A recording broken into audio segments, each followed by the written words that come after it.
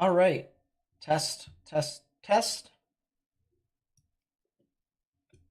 Seems to work to me.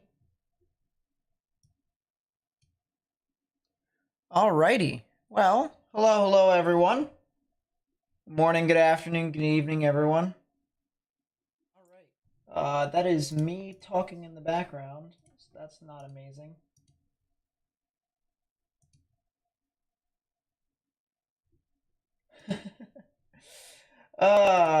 Hate when I can hear myself in the background. I'm gonna mute that for right now. Um, but welcome. Today is a nice little severe weather risk that we're going to watch out for. It's not going to be an extraordinarily long stream by any stretch of the imagination, especially since I'm going to want to at least try and get a little bit of rest before tomorrow. So we're going to watch for what has the potential to be a pretty interesting severe weather event here. Main hazard is going to be some extraordinarily large hail. All right, we're probably going to see hail larger than golf ball size, and we're probably going to see that in quite in a sporadic rate. But we also have, as you guys can see here in this gigantic, red box in between these two yellow boxes, we have a tornado watch as well, and this includes the metropolitan area of Kansas City and the surrounding areas. So we're also going to watch out for the potential of tornadoes. Now, this is a very conditional risk. This is going to be a risk that is kind of half and half. It can either be a storm that is both tornadoes and hail, or a storm that is just hail. And I'll explain a little bit more of what I mean by that here in a second. But before I do continue with the stuff that I'm going to say eventually, make sure that all the people who just joined in here to the stream, all y'all hit that thumbs up button down below. I guarantee you, if we had everyone hit the thumbs up button down below, we probably would knock the like button off of YouTube. We would probably have that disappear and glitch so much to the point to where YouTube would have to recommend our live stream to every single person in existence. You know what I mean? But we do have, with that being said, a pretty large spread. And that's kind of the reason why I wanted everyone to help me spread this information with as many people as possible. Everyone here in this yellow and orange outline here, we can see these contours. That's where the majority of the severe weather is going to be today. Now, just because the main area of severe weather is likely to be over in these areas doesn't mean that, say, these areas over here in the green that could stretch all the way down into Oklahoma or Texas will not form anything. There is a small chance for severe weather in the surrounding areas as well. But the main area to watch is going to be all the way from Hays, Kansas, going through Kansas City and Topeka, through Columbia, and then all the way over to St. Louis, Missouri. We do have a 3 out of 5 in the severe weather scale here, as you can see on this orange. This is an enhanced risk of severe weather, and this is mainly, as I said, for the large hail that is going to be throughout this environment. You can see here we have this big red area here, which indicates a 30% chance. That is blinding to everyone. My apologies. A 30% chance of seeing large hail within a 25-mile radius. And I'm actually going to make this a little bit easier for everyone to see if I move this map all the way over. And I'll show you what I kind of mean by this. So going over here, you can see we have our 30% chance of hail to the size of quarters within a 25-mile radius. All right, quarter-sized hail is about 1 inch in diameter. But we also have this big black line all the way around here with these little dotted line or dots in the middle. Guys can kind of see the little dots in there. Those dots indicate a hatched risk for severe weather, which basically means that hail could also be larger than the size of golf balls. And golf ball sized hail on its own is pretty impactful. So if you are in any of these areas, especially as we are expected to see some severe weather overnight, all the way up until at least 1 in the morning central, you guys need to make sure that all the stuff that you have outdoors need to be brought into some form of shelter. I'm talking plants, I'm talking cars, I'm talking pets, I'm talking anything. All right, anything that you think can break from a golf ball sized hailstone or have damage sustained to it needs to be brought into some form of shelter. So please be sure to do so if you haven't already. And then the other risk here that we're going to have is mainly going to be tornadoes. All right, the hail risk is the top of the line risk. That's something that is going to be pretty consistent. But the other thing that we really are going to want to watch out for is the potential for tornadoes. And we do have that risk mainly all the way from areas near Salina and Manhattan all the way in towards Columbia, Missouri. And that even goes as far down south near Emporia, Kansas. So a pretty widespread swath as to where tornadoes could exist. As time continues to progress and thunderstorms continue to sustain all the way through into the late evening hours, that is really when the time for tornadoes and the threat for tornadoes is going to start to diminish. So we're looking for storms as soon as they initiate to have the best chance of producing tornadoes before something that is called an inversion will come in and take place and kind of limit the overall atmosphere. So that's something that we're going to want to continue to pay attention to as this continues to move about. But for today, that's pretty much the majority of our risk. If you live in these areas or if you know anyone who lives within these areas, I recommend you let them know that this stuff is going to happen. And I also want to make sure that we do have a pretty decent platform here on YouTube. If you would like to help us spread our outreach to more and more people, please be sure to hit that thumbs up button down below. Let's get onto YouTube's algorithm. And of course, the quicker we can get onto the algorithm, the more we can continue to spread our information out to more and more people who could potentially need it.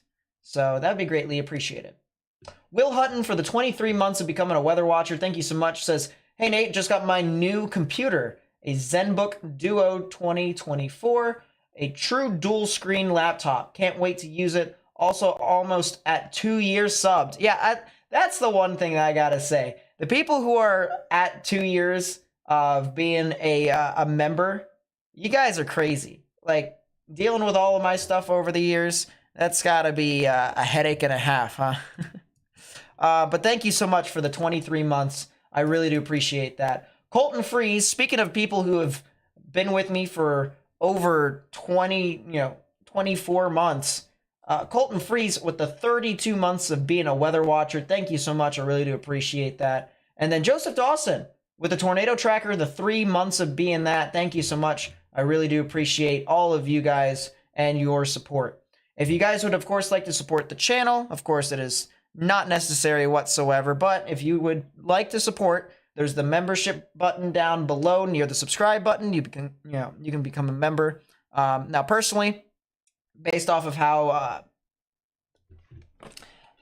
I'm not really that frequent with my uploads, so a membership type thing is more kind of like a if you can think of the usual phrasing for subscription when you have to pay a specific amount of money monthly, that's basically what a membership is on YouTube.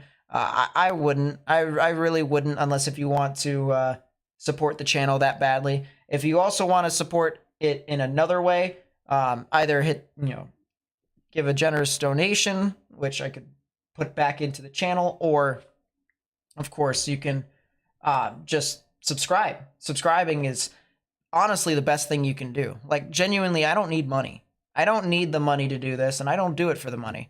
But I do want to increase my outreach as much as I possibly can. So that's kind of the general gist of it all. And speaking of general gist of it all, we might as well start getting into the actual coverage. It's been almost 10 minutes, and I've talked about the general area. Now let's talk about specific areas.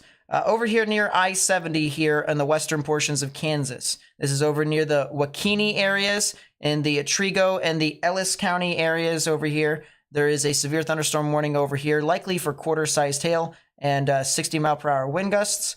If I pause the screen here, I might be able to see. There's actually 1.25, so that's what, $half sized hail. And yeah, there's not really that much more to that besides the $half sized hail and the 60-mile-per-hour wind gusts. So if you guys live over north of I-70, north and east of Wakini, north of Ogalla, you guys have the potential for some severe weather near your area. There's also another storm over here near Gove County. This is south and east of Gove City, and this is south of Quinter and Collier here in Kansas. If you know anyone who lives over here near the Gove and the Trigo County line, there more than likely could be a severe thunderstorm that is over near your area. Probably could see a severe thunderstorm warning in the near future. So watch out for that. There's also going to be more showers and thunderstorms that are going to be developing across the board along the I-70 corridor, especially as you go further and further to the east. I see on my side screen here, there might be the potential for some development over, yes, there is, over here in Morris County, south of Junction City. This is near White City and Dwight. There's a storm that is just initiated over here, and this more than likely could head off towards the general area of Alta Vista, Vollen, Alma, and then areas east of Junction City. So if you guys know anyone who lives over there and eventually areas near Manhattan or east of Manhattan, I would just kind of let them know, hey, there's the potential for maybe a storm that can roll on through.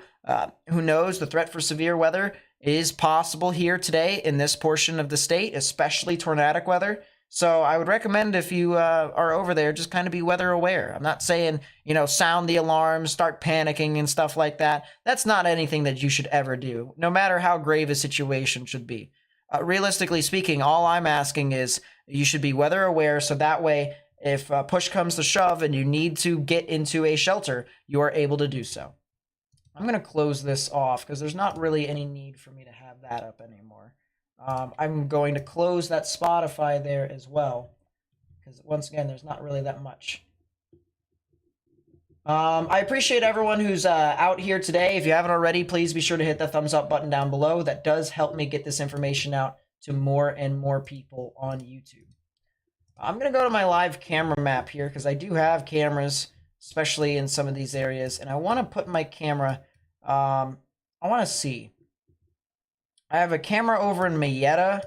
I have a camera over here on the west side of Topeka. And I have a camera over here in Emporia. Emporia is a little too far south. So it might be a good idea for me to just have this camera from West Topeka on. Have that on in the background. And believe it or not, actually, look at that. Let's actually go to the full screen here in Topeka. Go look at our camera. You guys see these billowing cloud tops over here? Some agitated cumulus? This right here is likely from our thunderstorm that is down over in Morris County. From our storm that just initiated. Either that, or there is likely to be another thunderstorm that could try to initiate here. Let's see if I can go a few tilts up. And I don't exactly see that to be the case. So I think that's just this cell that's over here near White City, Dwight, and Alta Vista here in Kansas.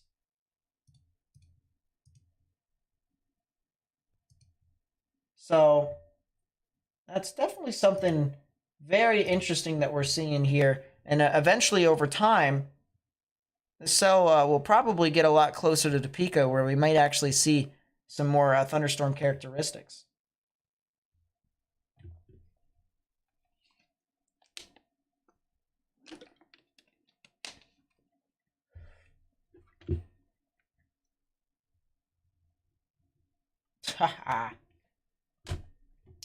North Texas guys, hello, what's up? Welcome to the stream.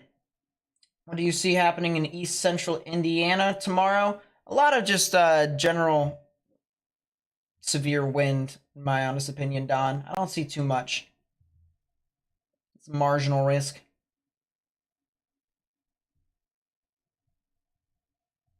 By the way, I try to communicate with chat, but if I skip over your area or if I skip over your comment, I do apologize, but do not be shy. Please feel free to ask any sort of questions in the chat. And if I don't answer it, then hopefully someone else will, because we have that type of community where we try to kind of help with each other.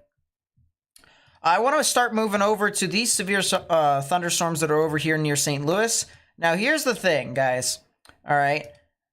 St. Louis is in a really interesting scenario, especially from today into tomorrow. Their main radar is down. It's broken. It's actually not entirely broken. It's not purposefully broken, I should say. It's undergoing scheduled maintenance. And maintenance is going to at least keep it alive, you know, keep the radar alive for another 20 years. That's what maintenance is supposed to do. The only problem with the maintenance is they're doing it in March. I'm not sure about you, but March is kind of around the time in which severe weather kind of starts. So I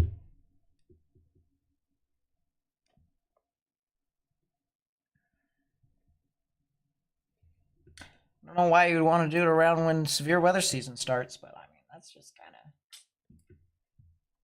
I guess. But we do have a couple severe thunderstorm warnings. All right, we do have a couple severe thunderstorm warnings. We have one that is over here in St. Clair and Monroe counties here in Illinois. This is due south of St. Louis. We're talking about $0.5 size hail over here, as well as minimal wind gusts. So it's just a lot of hail over here.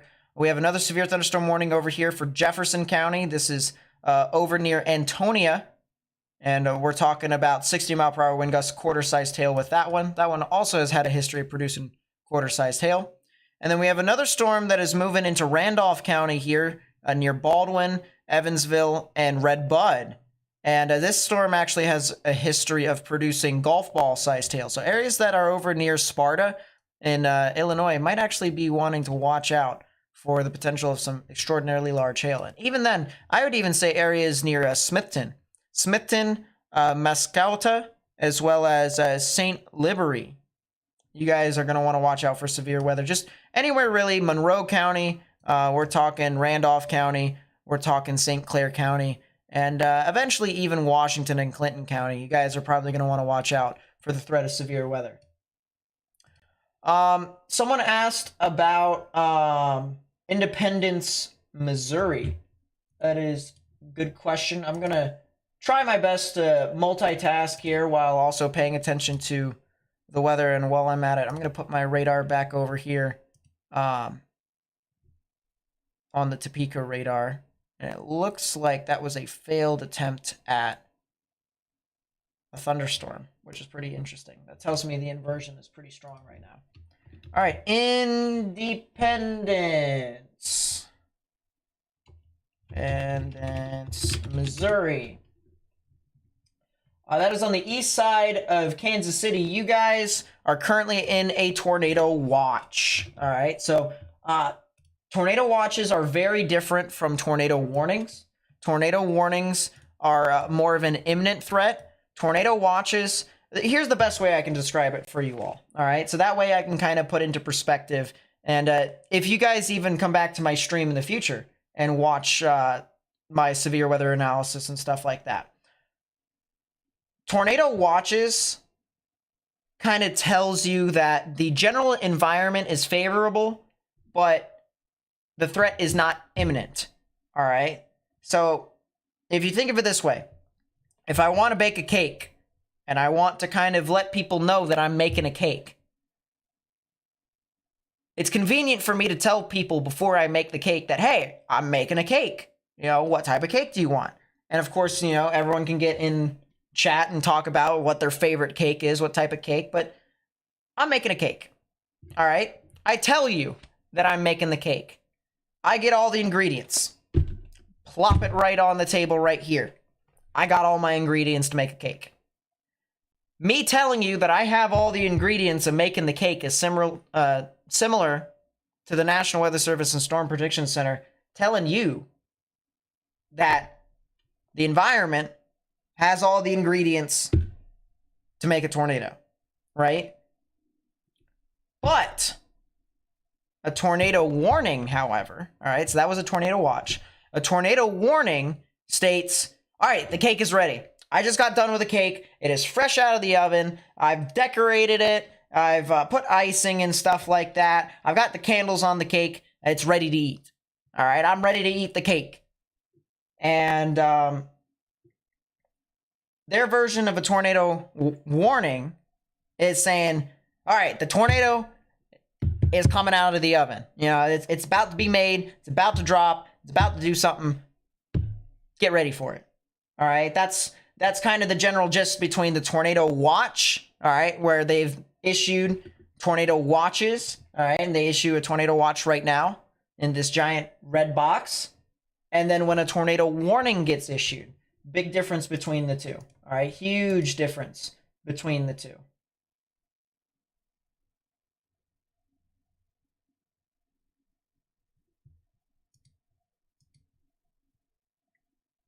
So that's a new severe thunderstorm warning for Rooks County and Graham County. We're talking quarter-sized hail over here as well. So watch out if you're over there. Hopefully that answered your question about Independence, Missouri. Once again, tornado watch. No tornado warnings quite yet.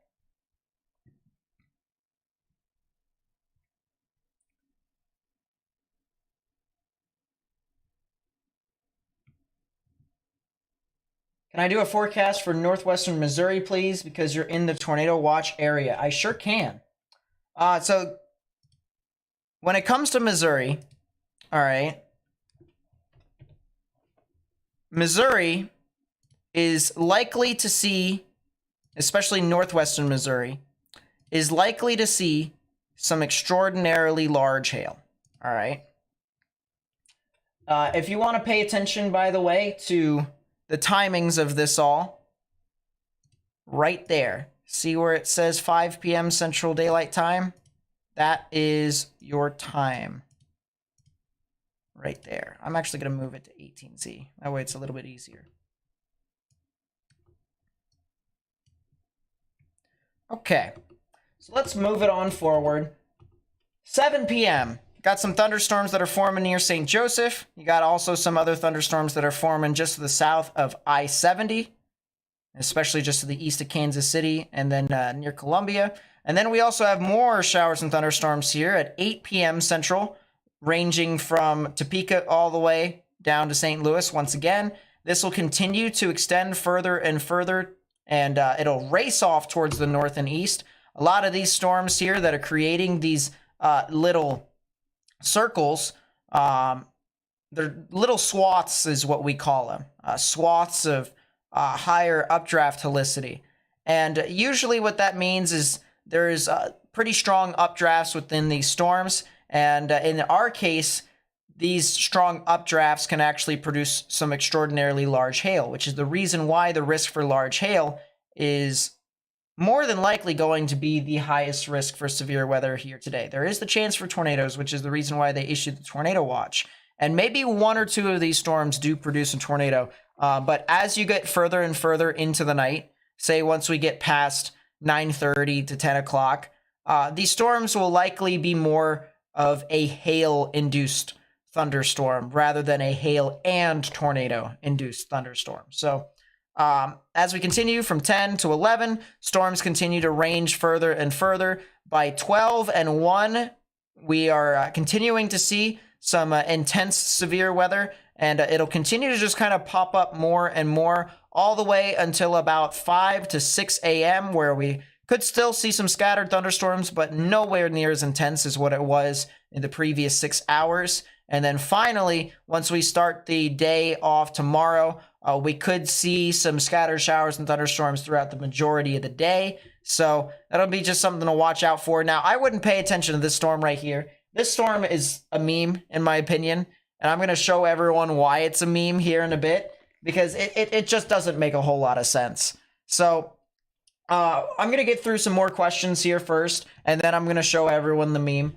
And then I might as well show everyone tomorrow, because tomorrow I do believe that I'm going to be right here in this very same chair again, talking to you guys about some more severe weather, and it more than likely will have a higher risk for tornadoes associated with it. So, yeah, that's going to be pretty gnarly.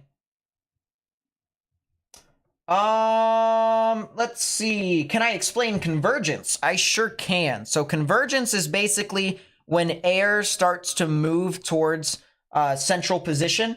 So let's say you have a gigantic low pressure system right here. Let's say we have a gigantic low right in this spot.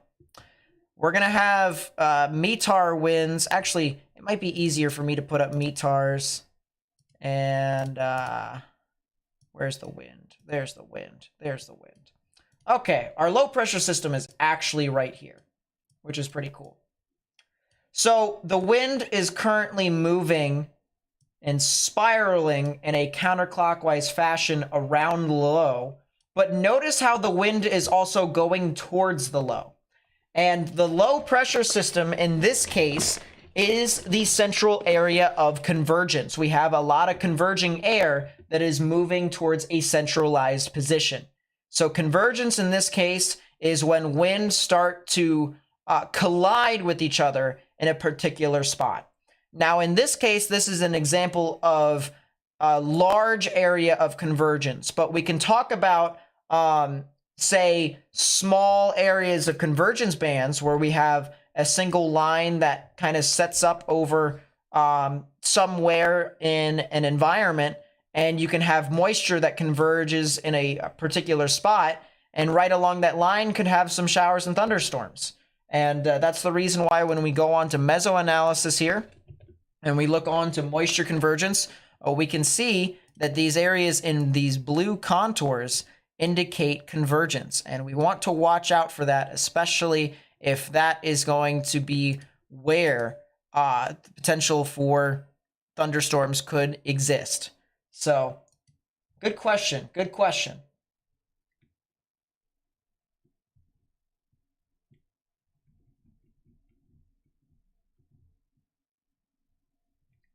Go back over here to the cell that is north of I-70 in western Kansas. I'll play this on loop while I look at chat here a little bit.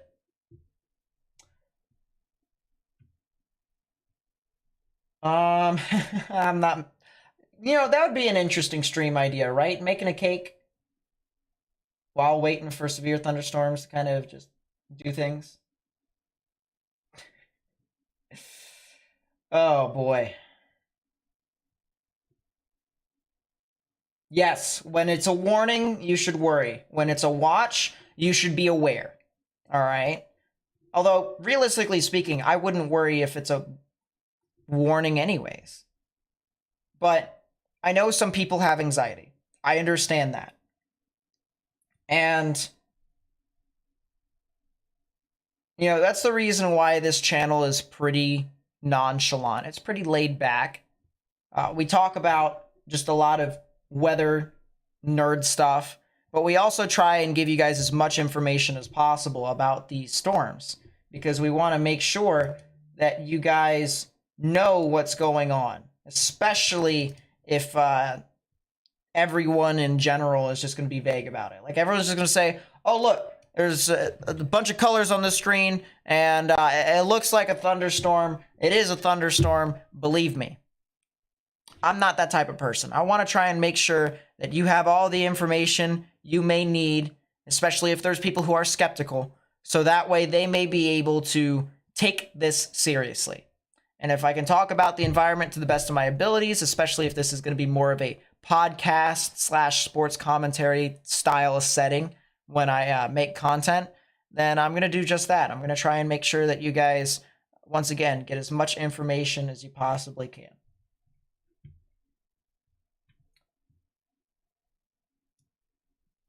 Sounds good, Toast.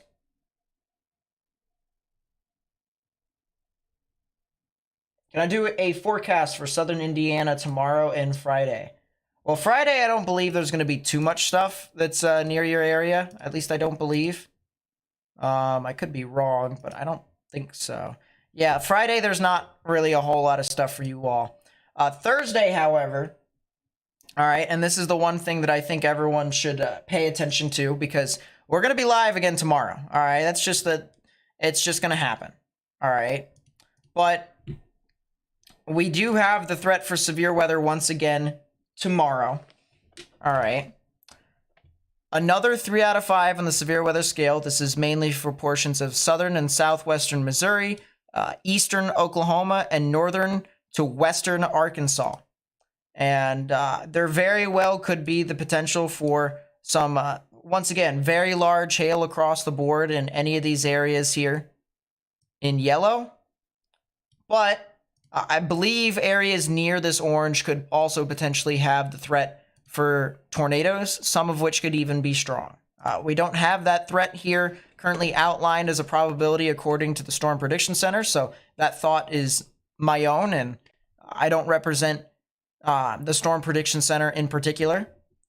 But I do believe that there is a conditional strong tornado threat within this environment right here in brown. So if you know anyone that lives in those areas, I would watch out. But otherwise, if you're in some of these green areas, just be weather aware, but I wouldn't have it impact your day too much. I think it'll be mainly just a lot of severe weather in general. And you can see what I mean by the significant hail, by the way. The significant hail and the hatched risk. It's pretty widespread.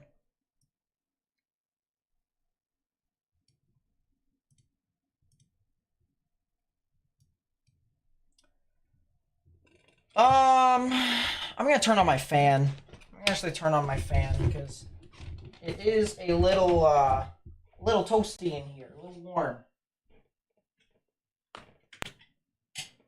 And also put up my my window. It doesn't help that I'm wearing dark.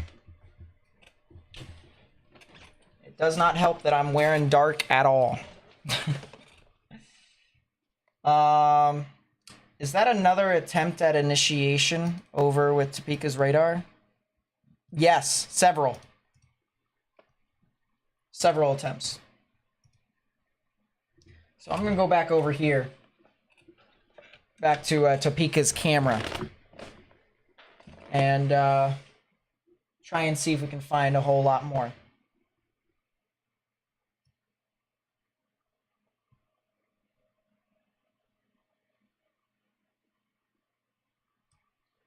Thoughts on the hail risk tomorrow? Possibly 45 worthy, or nah? I'd keep it 30. I'd keep it 30. It's possible for it to get to 45 if we start to see lapse rates get a little bit stronger, but I don't think so. I don't think so. If you haven't already, please be sure to hit that thumbs up button down below. That helps us spread the information with more and more people on YouTube. And it helps me too, because that way I can continue to grow my community. I want to, continue to expand my community. That way we can continue to rinse and repeat and continue to try and get information out to people.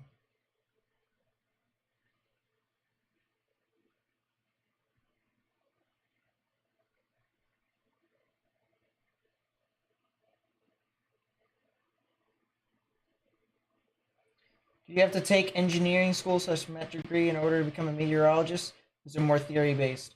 No, you have to actually, well, you just have to get a degree in meteorology. It could be from anywhere, but in order to be a part of governmental stuff like NOAA, you have to go to a college that accepts, or a college that is accepted by them.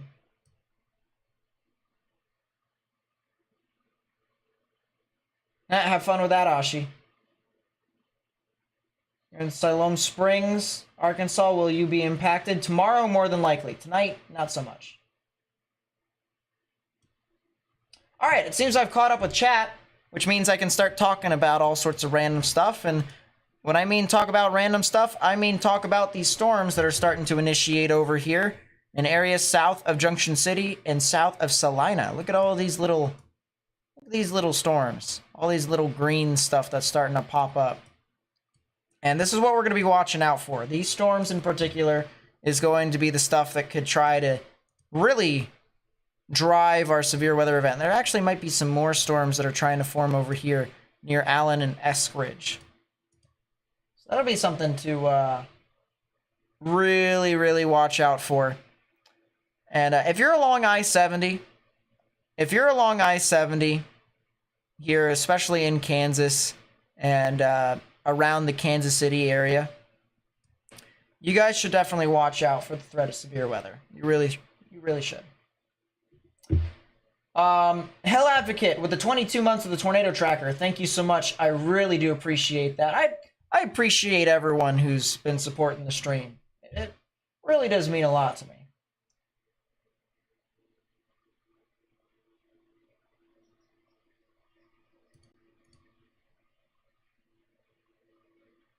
I also appreciate everyone who's subscribing, by the way. Thank you for helping me grow my community.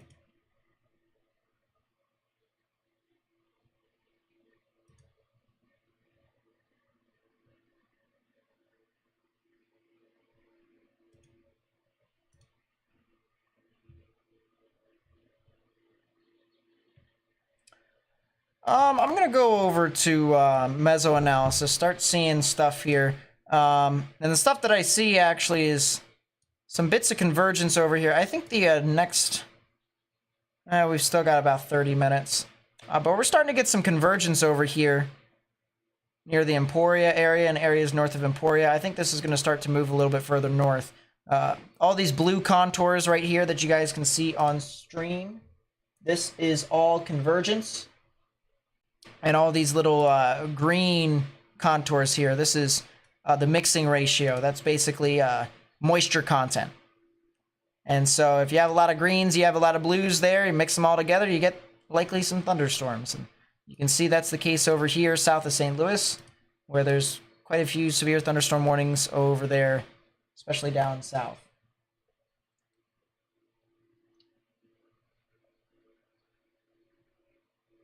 Yep, there is indeed a tornado risk for Springfield, Missouri tomorrow. So if you're over there, especially in southern Missouri, northern to western Arkansas, and eastern Oklahoma, you guys really are going to want to watch out for the threat of severe weather. This is really, of course, I'm going to be live again tomorrow, so if you guys want to continue to stick around for that, please be sure to do so. But the threat for severe weather will continue even into tomorrow.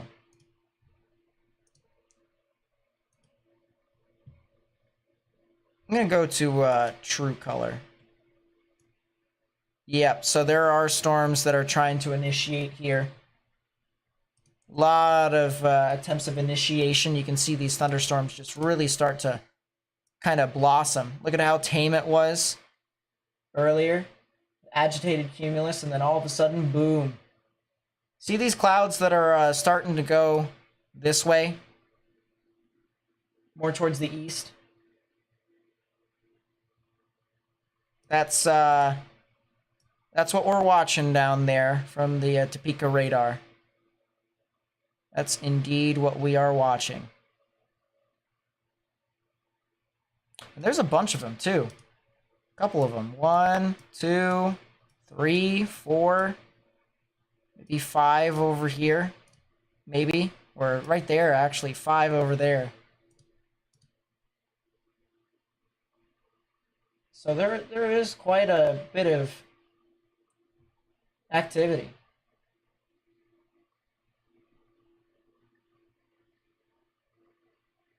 So I think it'll go moderate tomorrow. Unlikely.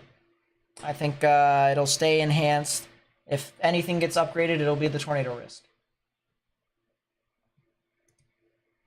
But if it goes moderate, then it goes moderate. But I just need to see higher lapse rates. That's what I need to see.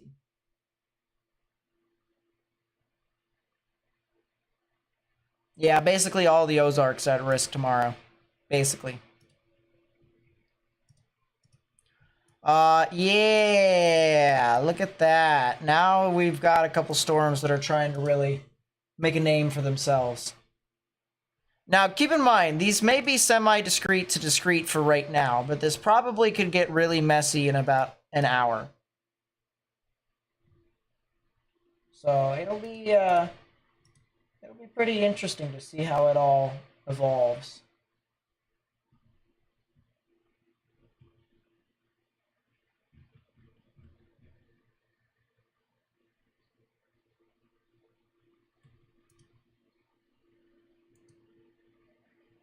One of these days, by the way, I'm going to figure out how to do closed captioning. I really am trying to figure out how to put closed captioning on my streams, so that way people who may be hard of hearing or did not pay attention a whole lot, I want to try and make sure that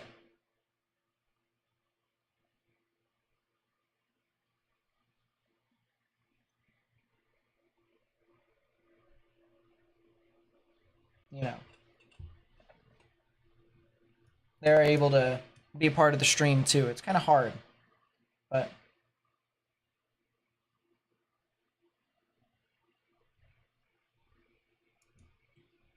yeah, that's kind of what we got there. I think now would be a great time for us to talk about the models. I'm going to talk about the models first, and then I'm going to talk about the meme.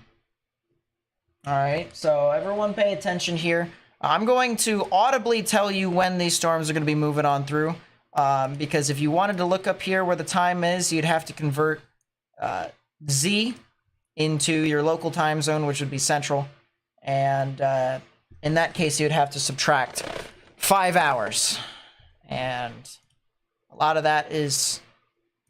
I'm going to be doing this pretty quickly, so I just might as well tell you, you know. So, looking at this here now, we got... well, it's actually not 3 anymore. Technically, it's 6:30. So, right now, we got 7 o'clock, 8 o'clock, 9 o'clock, and then moving on through 10 o'clock, 11 o'clock. Notice we have a lot of these storms that really start to fire off, supposedly within the next hour. Hour to hour and a half, we got this whole entire freight train of showers and thunderstorms that are going to be forming across the board. We got another thunderstorm back here over near Hayes. That'll continue to kind of be just quite sporadic, honestly. Very sporadic. And notice that once we get towards the late stages here, we're talking 10 o'clock, 11 o'clock, 12 o'clock, we got a lot of rain. A lot of rain across the northern portions of the state of Missouri and northeastern portions of Kansas. Do keep in mind the potential for flash flooding is definitely possible. So watch out for that. At least 1 or 2 of these storms that are over here in northeastern Kansas, especially if we're talking about the southernmost storm. The southernmost storm would likely have the best chance of producing a tornado. But other than that, a lot of these storms are going to just be producing some really large hail. Talking golf ball sized hail to even larger. And a golf ball sized hail does damage. So if you have any valuables that are outdoors, plants, pets, cars, or anything that could be of value to you, you're going to want to bring them inside. All right, so do keep in mind with that overnight. And then I'll talk about the meme here. So about 11Z, 12Z, 13Z, 14Z, 15Z. This is tomorrow morning at around 7 or 8. We got storm, or a singular storm. I was going to say storms, plural, but no. One storm that forms there in Kansas, and then it forms, and it moves, and it moves, and it keeps moving. It keeps moving, it keeps going, it keeps going, it keeps going. It goes all the way into Illinois. It tracks how many miles? That thing goes until Kingdom Come. And no thank you. No thank you at all. And of course, this kind of gave you a little sneak peek into what could potentially happen tomorrow. Keep in mind, this is a model, which means that models aren't exactly perfect. So this storm that's going through St. Louis here, that likely could be tornadic, I wouldn't get too concerned about that, because the placement of thunderstorms are usually very inaccurate. They give you a general idea. They don't give you a good placement. All right, but a lot of these storms over here, we're talking near noon, guys. We're talking near noon, 1 o'clock in the afternoon tomorrow. We got showers and thunderstorms that are forming over here in portions of eastern Oklahoma, northwestern Arkansas, and southwestern Missouri. All these storms could likely produce some strong strong winds, large hail, potential for a couple tornadoes. And then, of course, we have the cells that are over in central Missouri. Realistically speaking, if any of these can get discrete, if any of these can get by themselves, they will likely produce a tornado. Likely. So, we look at that. And then we also have, once again, more storms that are in northern Arkansas. So, if those can get by themselves, they could potentially produce a tornado. See a big storm over here in northeastern Texas. That could potentially try to produce a tornado. You know, a lot of these risks across the board here. And there's even another storm that forms over in northeastern Texas, too. Look at that. And another one in Arkansas. You know, all these storms will likely be supercellular in nature, which means they will be very strong, likely produce some large hail, some damaging winds, and then you might even see a tornado accompanied with them. So tomorrow, let's just say, it's going to get pretty crazy. And I'll be here for it as long as y'all are willing to, you know, as long as y'all are willing to tolerate me again.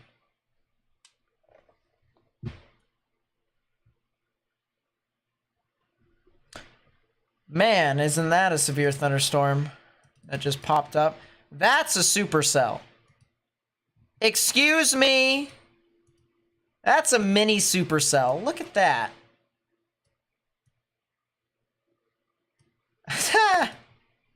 I can do my research here. Watch this.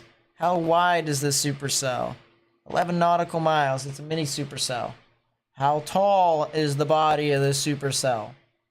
About 3.5 nautical miles. See, I've done my research already. But man, oh man, these storms are starting to form. They're starting to go.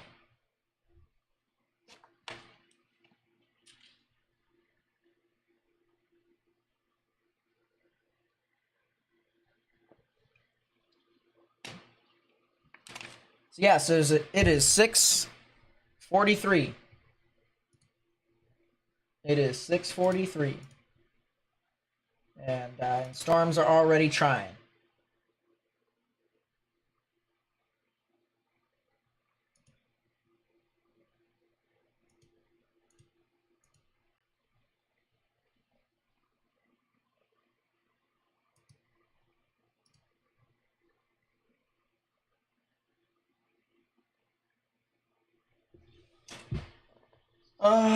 No, this is not lemonade. This is water. I haven't had lemonade in a while. The only lemonades I've really had have been spiked lemonades whenever I stay here at the house.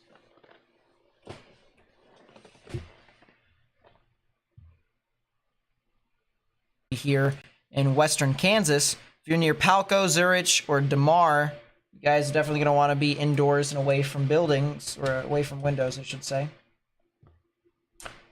I'm going to take a look. I want to see if I can find a decent camera, or a better camera. Lawrence is to the east, Pica's right there, Emporia is right there. I wonder if Emporia can give us a decent view. Oh, it can. I'm not sure how good of a view this is, but this is Emporia State University here. And we got some pretty ominous clouds out in the distance there. I mean, look at that. We also have some inversion that is visible here. You guys see that? We have a... notice right about here. Right below the clouds, you can see it's kind of misty. It's a little foggy. Right in here. A little dusty.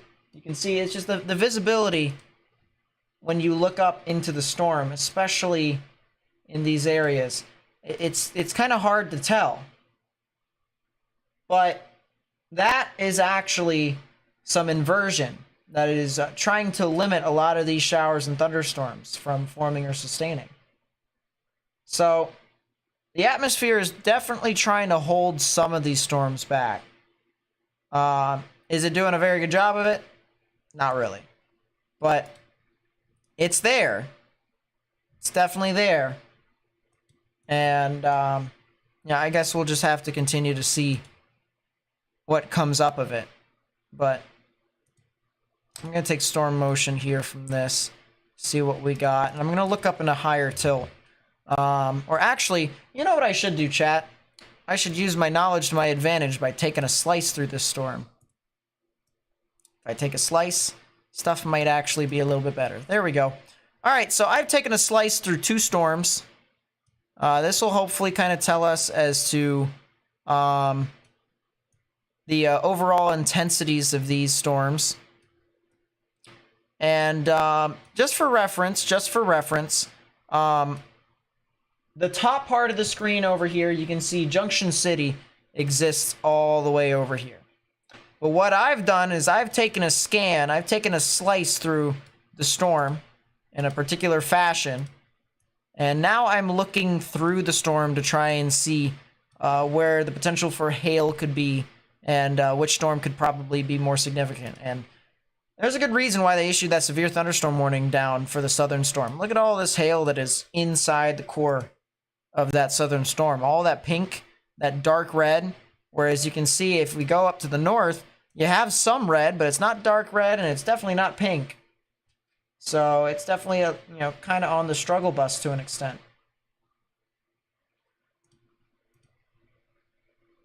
But man, oh man, there definitely is. Look at that. There's actually some. Actually got some pretty large hail in the upper levels here. We're talking, what, I believe that's the negative 10 degrees Celsius line right there. It got some really large hail forming.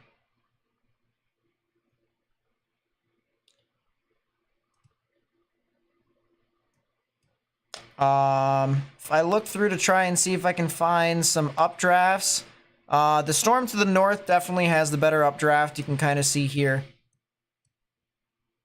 This red here in differential reflectivity indicates an updraft column or a ZDR column. This usually is indicative of storms being more organized if they do have one. So this one down here to the south, usually that one seems to be more of the hail producer. This one up here near White City seems to be the one that's trying to get stronger over time. It's trying to get to that stage.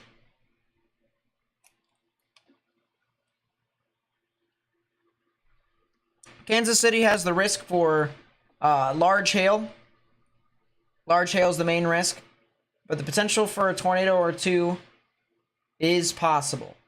But that's the main risk.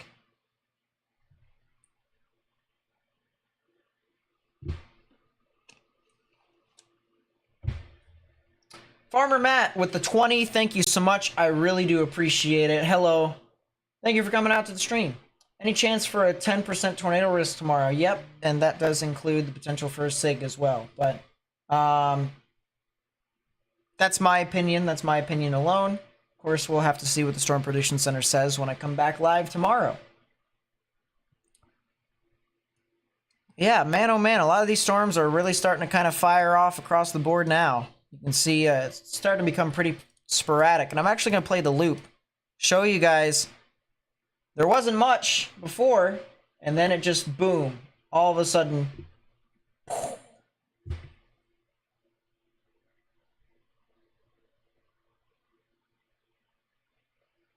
Huge wave.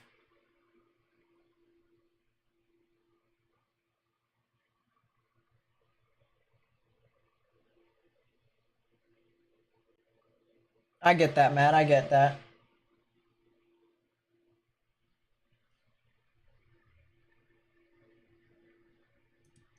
How strong will it be? Well, assuming storms actually are pretty consistent. Actually, storms are starting to form over near Lawrence as well. We could potentially be talking about some pretty large hail. Holton?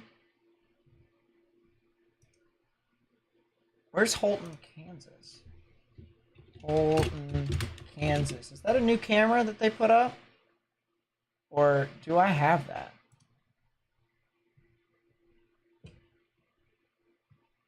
That is a new camera that they put up. It's looking west, too. I'm going to put that camera in. Holton, Kansas. Boom. Pardon me while I label. There we go. Cool. I'm gonna see if I can get Lawrence, the Lawrence camera. There we go. Yeah, there's a storm that's moving right by in Lawrence.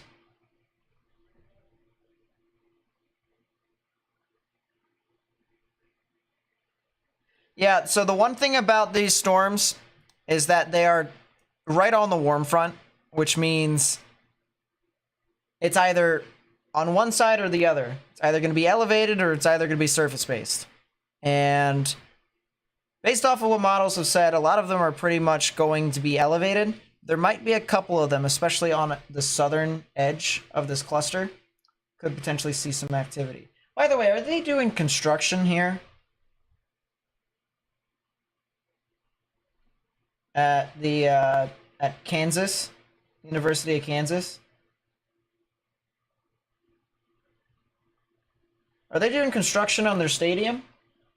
That looks kind of crazy.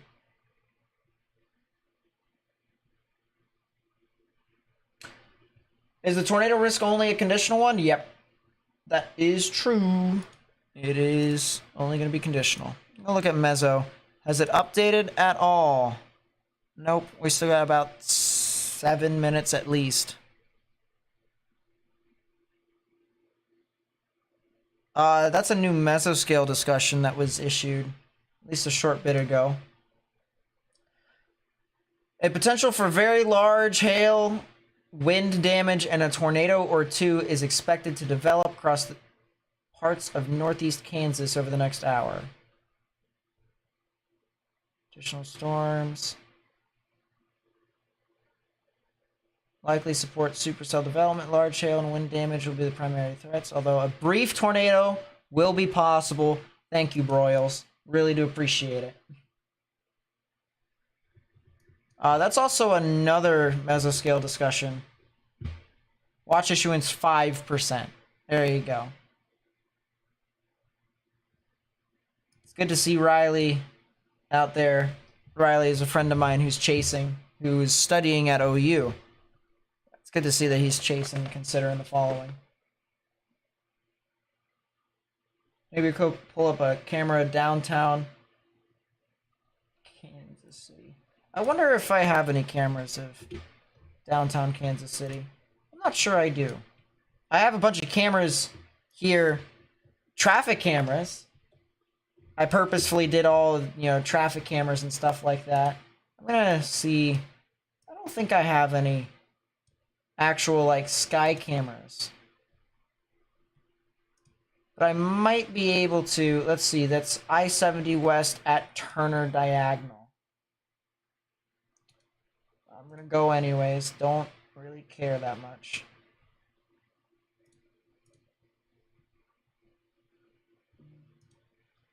Turner Diagonal.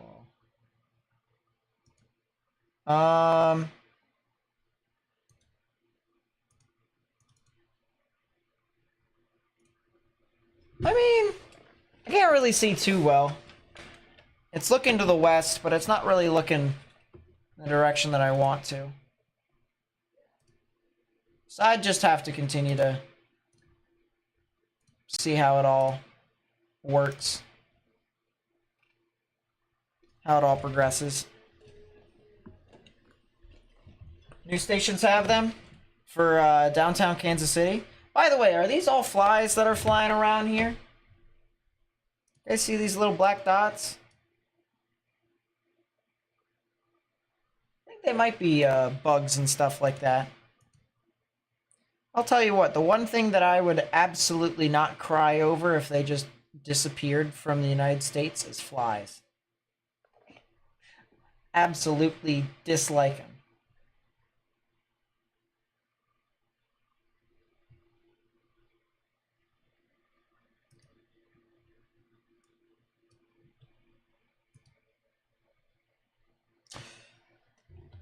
Well, satellite is definitely trying to speak volumes here. There's quite a few thunderstorms that are forming and building.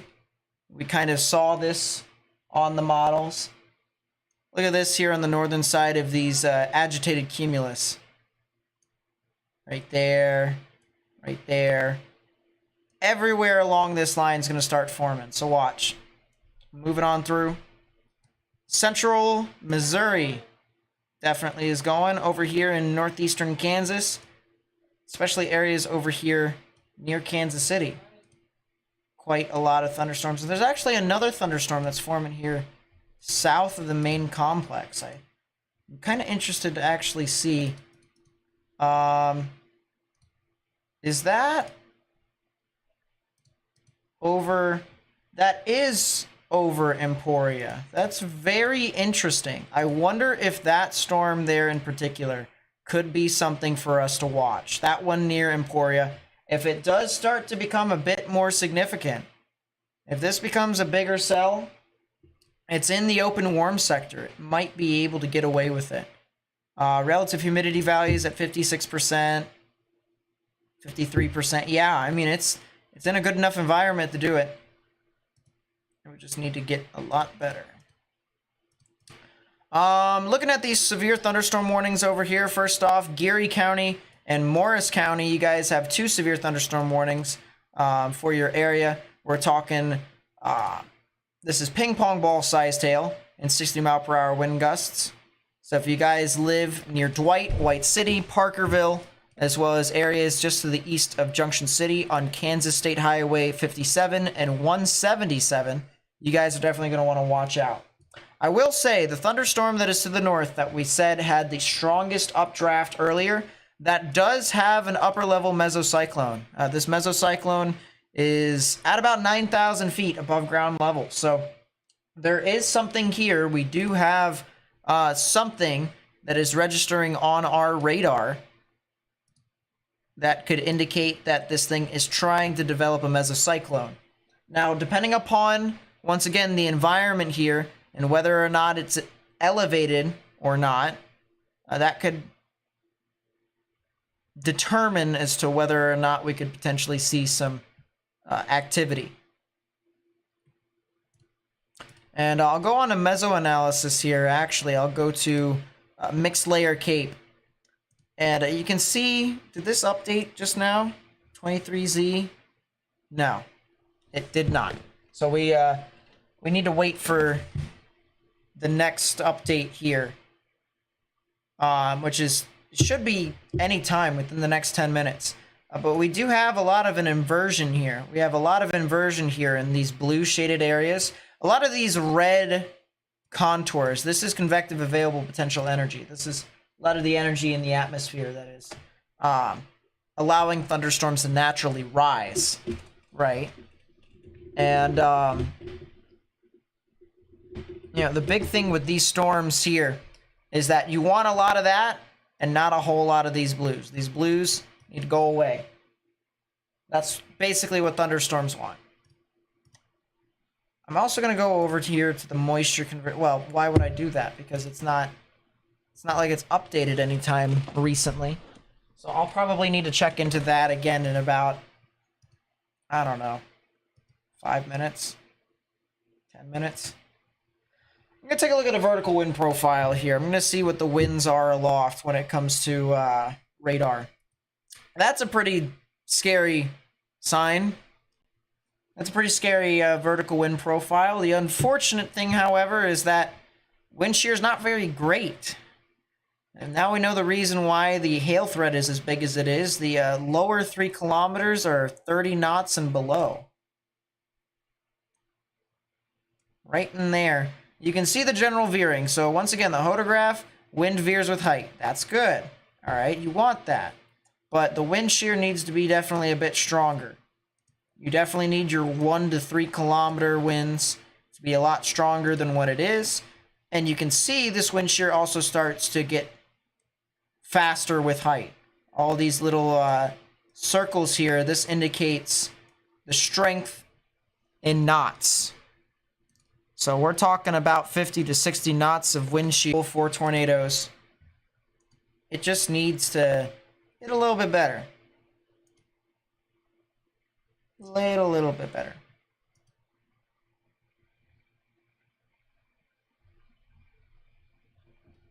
Let's go back to our live camera here. That is in Lawrence. This is in Lawrence, Kansas. This is near the university. We got some ominous clouds moving on through. That much is pretty much certain. Man, oh man, those storms that are over in Morris County and Geary County, they're definitely trying. Definitely trying to do stuff.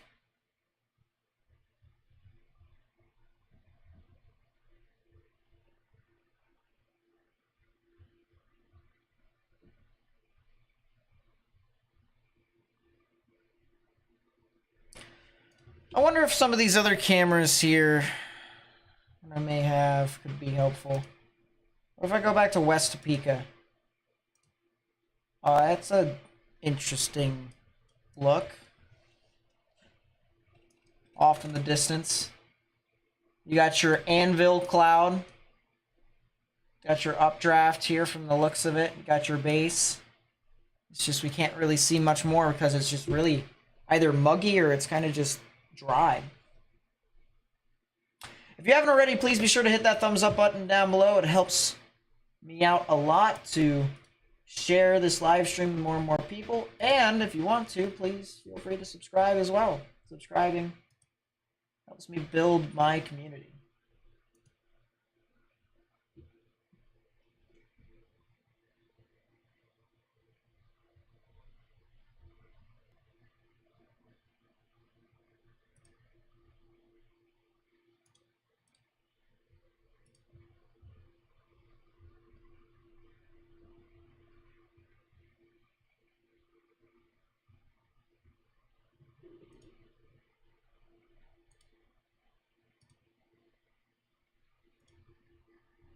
Yeah, it's pretty ominous, isn't it?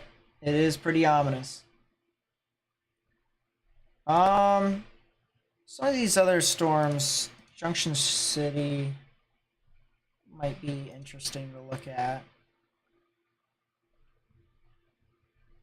Some of these other views. Mayetta. That's interesting, but it's also really far away. Emporia, Holton, Lawrence, Clay Center. I want to take a look at this just a little bit closer, because look at this. Where is, this is Mayetta. Mayetta's where? Mayetta's north of Topeka, that's right. And that's a heck of a look. Some weird looking clouds over here out in the distance. Definitely some form of thunderstorm, at least. Definitely. Dead getaway. Look at Denver, Colorado. Beginning of our snowstorm. Got dark clouds and lightning. Lightning in your snowstorm? That's pretty intense. Pretty intense. I'll tell you what.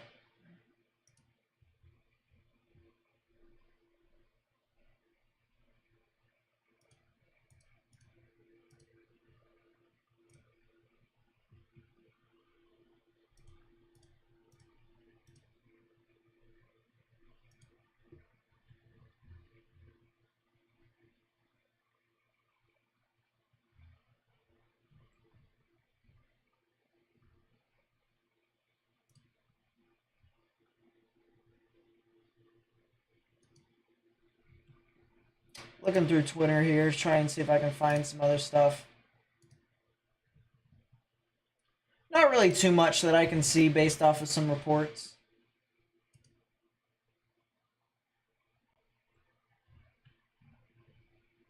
Which is not the worst thing in the world. Really isn't the worst thing in the world.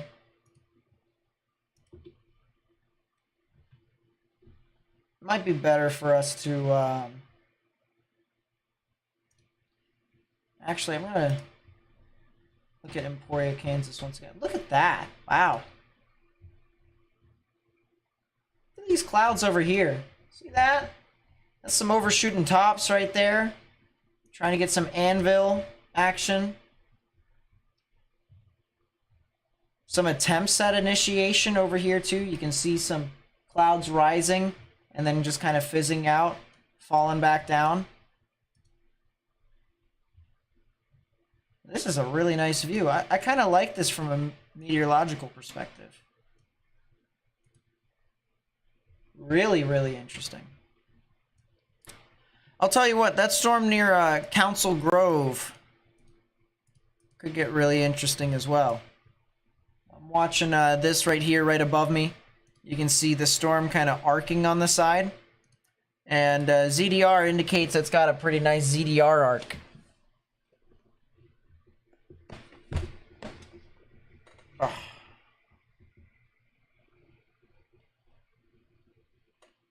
Oh. Kind of curious to see if it has any upper level rotation on this too. And it does. Only a little. White City definitely does. Alta Vista definitely does.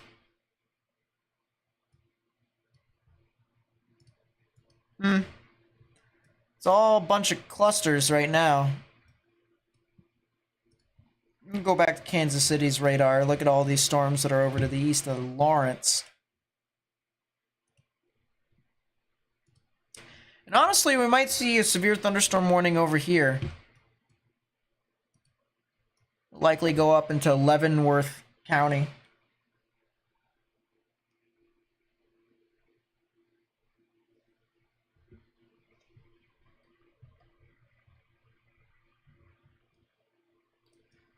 But I mean, already, even from the maximum expected hail size perspective, we could see some pretty large hail here in the greens. Talking about quarter-sized hail, maybe even larger than that to half-dollar sized hail.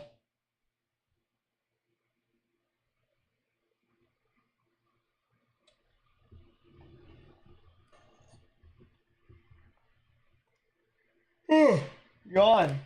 It's only 8:10.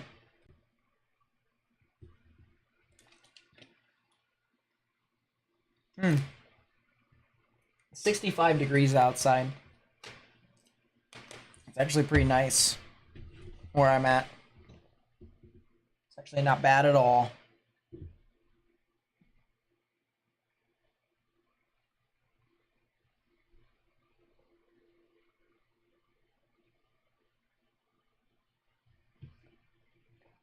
What is forming in Kansas City? It's these storms right here. This big cluster right here on this screen. So for right now, downtown and the Missouri side of Kansas City, you guys are pretty good. You guys don't really have a whole lot to worry about. These cells over here, they're likely to move north. So if anything, the north side of Kansas City, like say near the international airport, that's the area that you guys really got to watch out for.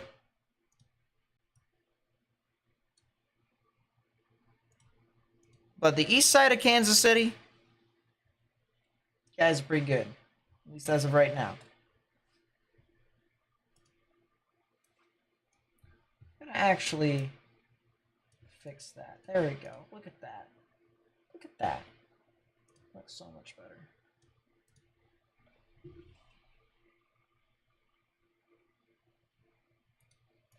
By the way, guys, I really do appreciate you all. I really do. I appreciate everyone subscribing, liking the stream and stuff. If you guys know anyone else that may enjoy this type of content, please be sure to let him know. Oh boy. Yeah, all of these storms are clustering together. Yep, goodbye. Messy mode now. Those storm on the southern side's got the best chance of producing a tornado. Other than that, it's just blech. Disgusting. Not exactly what you would like to, you know, call a great.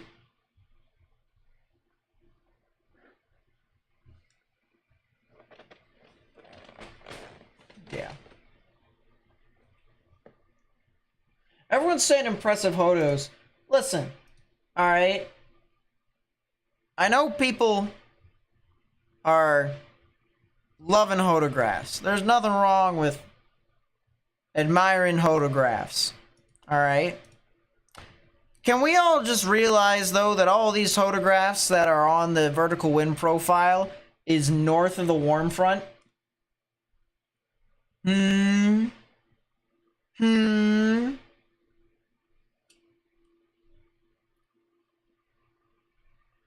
There's naturally going to be a crap ton of streamwise vorticity north of the warm front. But the problem with storms being north of the warm front is that they're elevated. So here, let me visualize this for y'all. All right, I'm gonna make a nice little setting for us. I'm gonna make a nice little house. And this isn't gonna be something that takes very long. So hold your horses. Cold air is more dense than warm air. So naturally, cold air is going to want to sit at the bottom. It's going to sink like a rock. All right, if the atmosphere was a fluid, cold air weighs more. It's more dense than hot air. So if hot air is going to try and meet with cold air, it's going to rise above it. Which means your thunderstorm won't actually start to get its act together until it's above the cold air. Whereas if there was no cold air and it formed down here, that's a lot closer to the ground, isn't it? And usually in those warm fronts, when there is cold air, the winds also turn because you have the cold air conveyor belt that is bringing in cold air across the northern portion. So all I gotta say is consider the following. That's all I gotta say.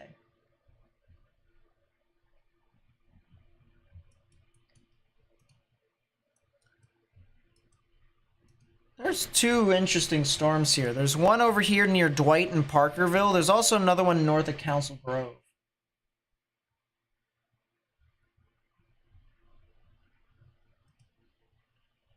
Which one probably would have the greatest chance of being tornado? Probably the one near Council Grove.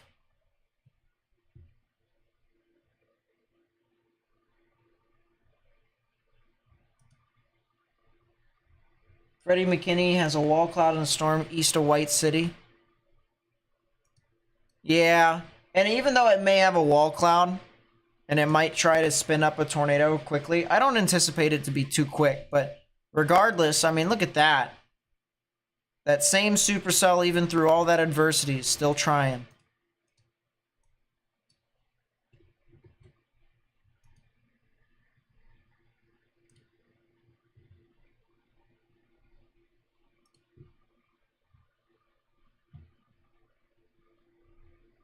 Listen, my friend, I know you really want Denver, Colorado to be a thing. All right, I'm going to pull it up.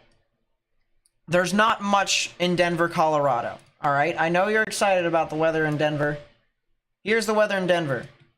It's a thunderstorm. Nowhere near as intense as the stuff that is over in... There's spectrum width. There's velocity. Yeah, Farmer Matt, thank you so much for the 50. I really do appreciate that. It really does mean a lot. Yeah, there's not a whole lot of wind. It's just a lot of lightning. It's okay. It's okay. Don't have to worry about it too much. We're good.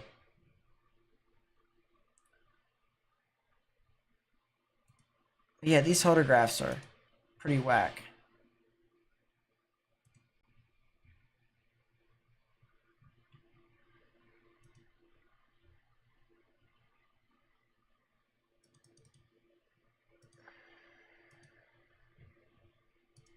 play the loop here again.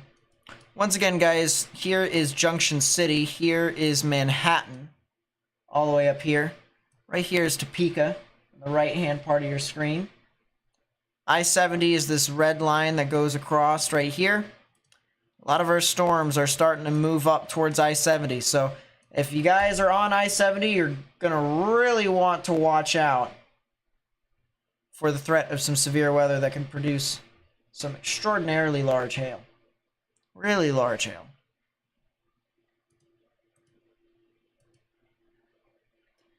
Is this not going to update?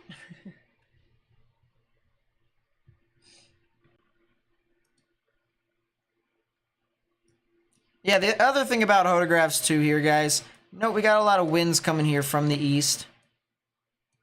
A lot of easterlies. And then once we go below the storms, like just to the south of them, if I can find a weather station that actually exists. There we go. We have one near Emporia. Got a lot of southeasterlies. So there is still a lot of vorticity there, but it's not like, it's not too much. Storms coming from the south, they are heading to I-70. Yes, that is correct. That is a severe thunderstorm warning, by the way, for Kansas City.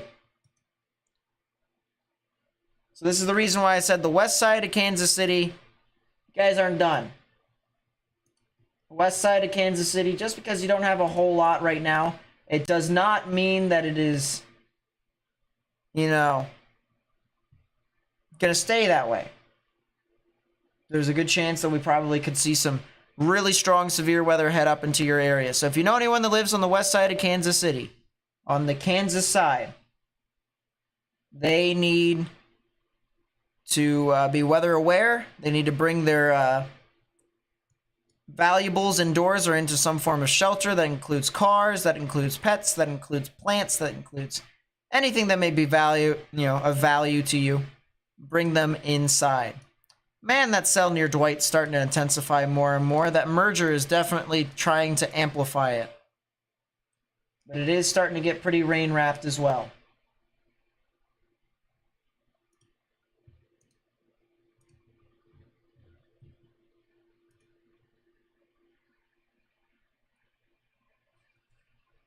Yeah, there is a little bit of rotation here near Dwight, just to the east of White City. I definitely don't doubt that. But I don't think they're going to issue the tornado warning quite yet. I think it's still struggling. It's also fighting off with some more thunderstorms.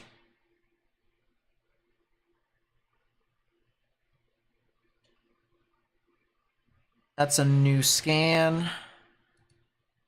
A lot of large hail.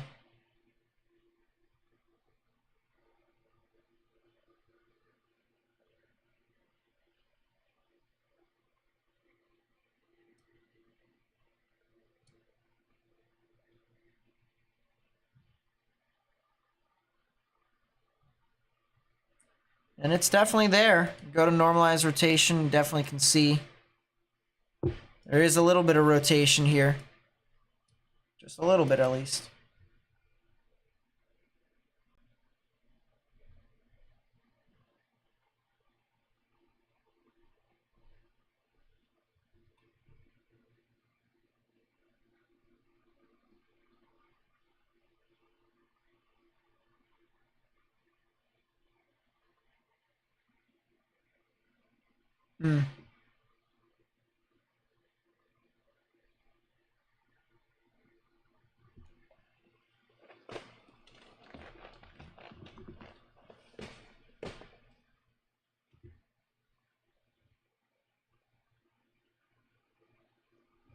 Interesting. I was just looking at something on the side here.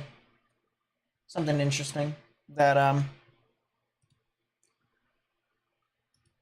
someone told me that unfortunately I cannot share with the chat. But the basic thing that I can summarize is people are not that bright when it comes to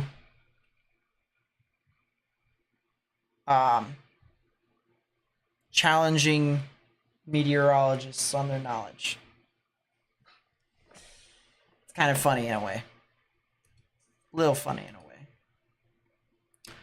Those storms that are over near St. Louis, by the way, they have started to change direction. They are also not really that significant anymore. So that's kind of the good news. I'm going to move over to the experimental radar in Mizzou, University of Missouri. And there's quite a few of them. Check Hunter's stream. I'm going to move over to the side and look at what Hunter's seeing. Ooh, that's pretty nasty.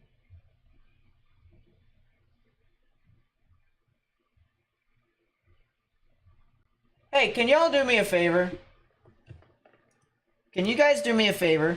In the chat, I'm going to send a link. All right? Now, I'm not going to share his footage.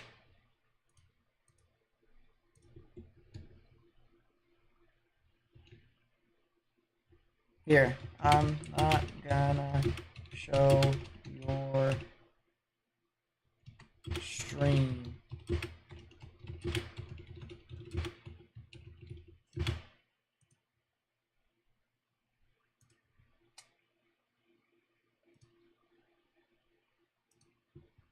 There we go. All right. Do me a favor here, chat. Go raid this friend of mine. He's a storm chaser. You may have seen him on some other YouTube platforms. He's chased for Ryan Hall, y'all. He chases for Severe Storm Studio. Stuff like that. Go raid his thing. Viewers' discretion is advised, of course, because storm chasers are allowed to kind of say a lot because it's in person, a lot of raw stuff that happens. But you know, just go say hi. Go watch his dope wall cloud. He's got a really nice wall cloud on his stream right now.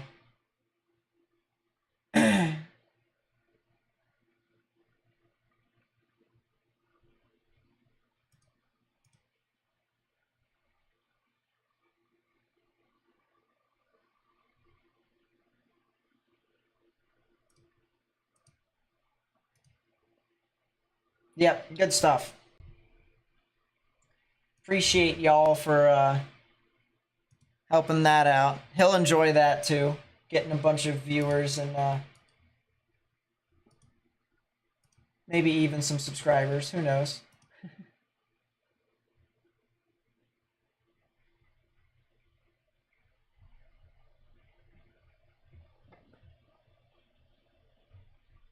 But yeah, he's got a really nice wall cloud on there. He's got a really nice wall cloud.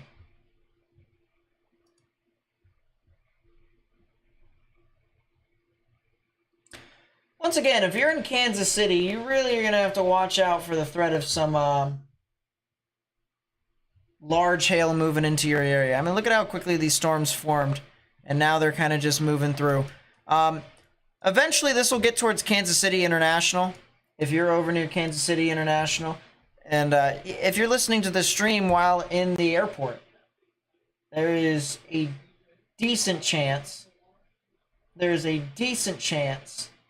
that your flight could be grounded. It's definitely possible. That cell that had rotation that was over near Dwight. Oh my goodness, why? What is happening in my house?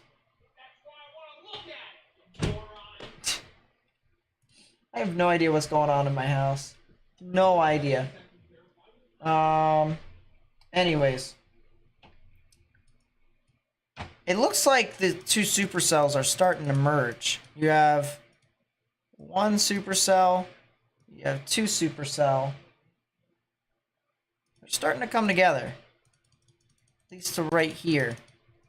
And yeah, there might be something new that's trying to form down here near Dwight and Alta Vista. Yeah. Has there been any tornado warnings, confirmed tornadoes? Nope, but there's probably going to be a cell that's going to try here. There had one storm that had some decent rotation, but then it had to merge with a bunch of other ones, so it didn't really last that long. But it's kind of interesting.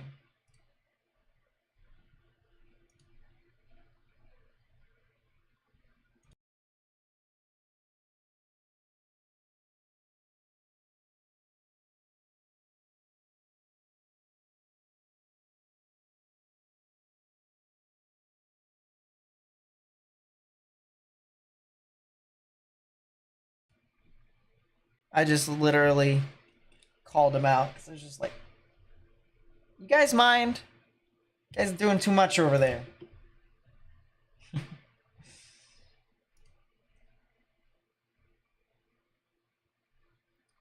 Lawrence, Holton, Emporia, Mayetta, Junction City, West Topeka. It might be a decent idea for us to stick with the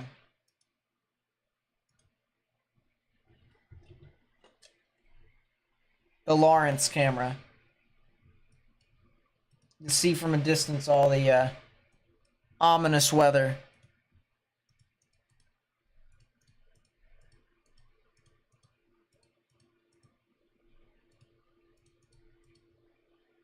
How high up is that? That's 9,000 feet, so this supercell that's going to be heading towards McFarland also has some rotation. It's not in the severe thunderstorm warning, but it definitely has some rotation. Yeah, there is a lot of turbulence at my house. Durant radar is going to come in handy tomorrow. You are absolutely right, and I'm going to have to figure out... Hold up. City of Durant radar. City of Durant. Weather app. Is it available on the computer?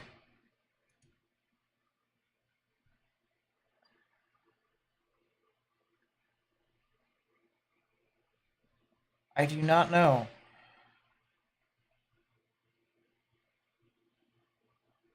Service. Business. Community. I don't know. It's on the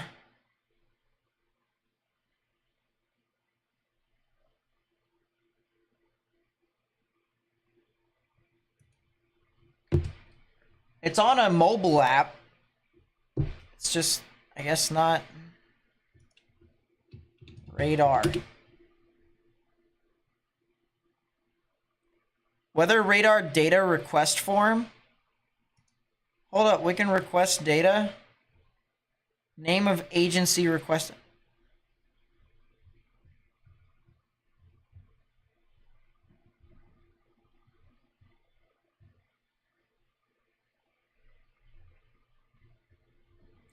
That's fun. That might be something I'll have to do another day.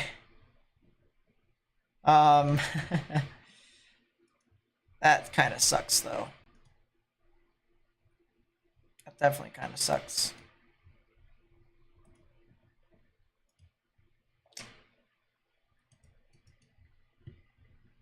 Can I check the wildfire risk? I'm going to even check. I'm going to do you one better. I'm going to check to see if there's any wildfires. We're going to go shortwave. We're going to go regions. There's a couple wildfires that's firing across. You have one over here in Oklahoma. Another one there. Another one right there.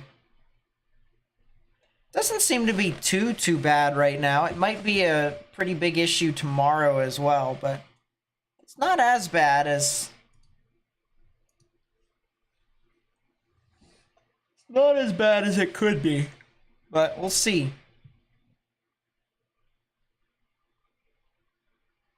But yeah, you'd have to look at shortwave infrared satellite. Here, I didn't do full screen. That was my bad. One right here. So like right there, you can see the dark spot pop up. Another one right there. And then another one right there. See, I can be smart when I want to. I also can be pretty forgetful. Trying to balance both.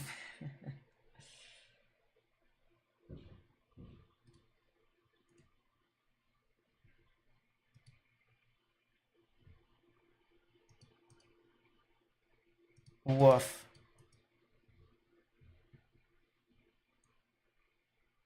That's a severe thunderstorm warning for St. Louis.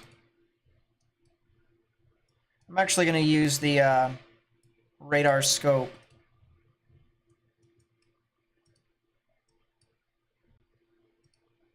Make it a little bit easier on us. There you go. So, severe thunderstorm warning over here for the northern side of St. Louis. 60-mile-per-hour wind gust, quarter-sized hail. So if you are over in, this is Madison, St. Louis, St. Charles, and St. Louis County again. Going to have to, going to have to get into a sturdy structure. Stay away from windows. Please do not be outside. Last thing you want to be doing is being pelted by hail. So chores to finish before I can kick back for the evening. Ranch work never ends. Yeah, I need to figure out how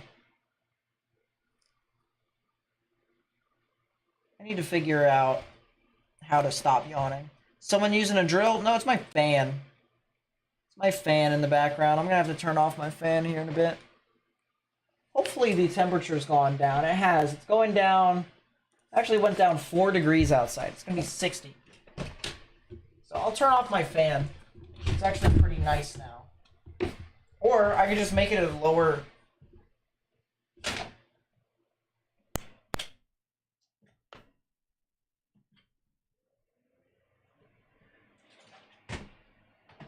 There we go. Made it a lower intensity. Yeah, my mic's going all funny because it's picking up my fan.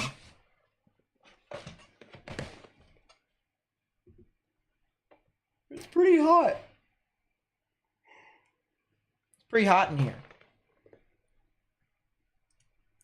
It's getting hot in here. I'm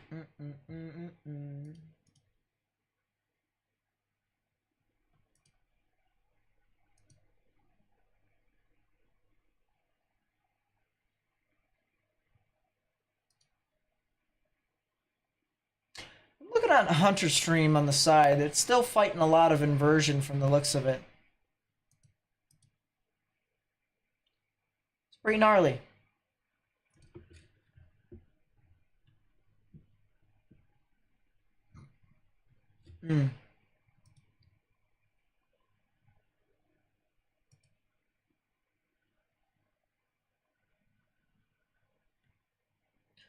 So this is more southwest.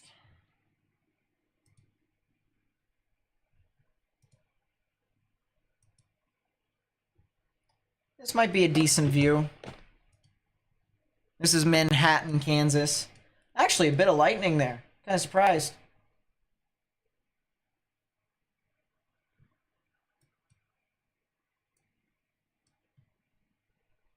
So as I said, this is Manhattan. Manhattan, Kansas. And right above us we have the main supercell that we are watching right here that could try to be tornadic. Oh my goodness, that thing just spun up. Oh.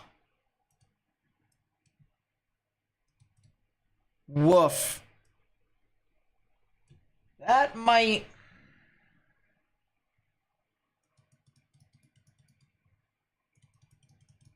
have a chance. That might put down a tornado. That might put down a tornado. It might. Alta Vista and Volland here in Kansas. Guys are gonna want to get indoors. This thing might produce a tornado. Got really good look on it.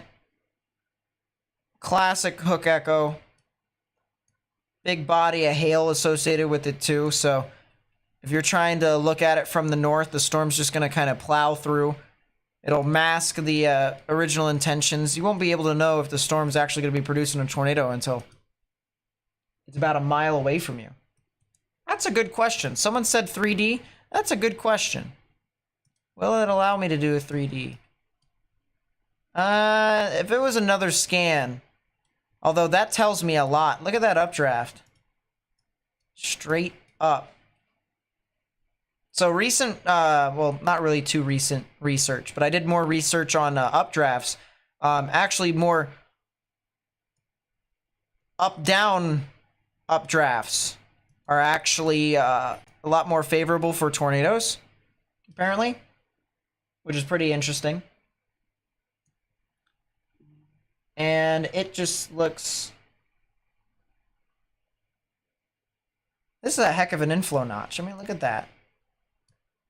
A lot of where the moisture of the atmosphere, the dew points, the high relative humidity values are starting to come in. And this is, if you can think of a thunderstorm like Pac-Man, all right? Pac-Man has a mouth, right? It tries to eat all the little dots in the sky. Well, the inflow notch of a supercell is basically Pac-Man's mouth. It goes waka, waka, waka, waka, and it eats all that moisture up. And that's a pretty crazy looking storm. Good rotational off, too. Yeah, this storm's gonna be cooking. Now that I will say, that is some contamination, all right? If you're gonna tell me that that right there is something that is on the ground right now, I don't exactly believe that that is the case. I don't think so.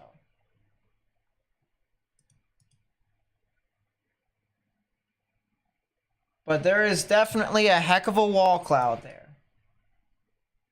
At least I would think that there's a heck of a wall cloud right there.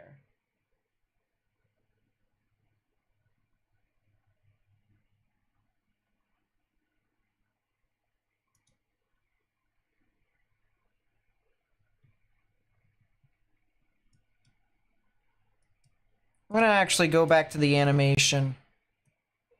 Hold, speed. Well, guess we just kind of have to go with it. But yeah, this supercell here, it might actually start tracking a little bit further towards the north and east. It might actually head kind of towards the radar. Which, if it starts to kind of deviate, if it deviates more towards the north and east, if it actually starts to become a right mover, we could probably talk about this moving towards Volland.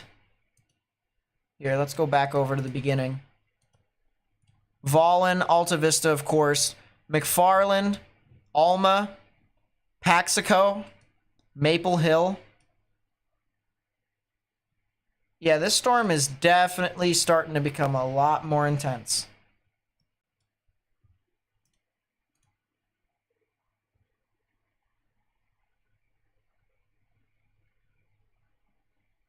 Man, it's just that wall cloud looks really elevated. Well, no, he just zoomed out.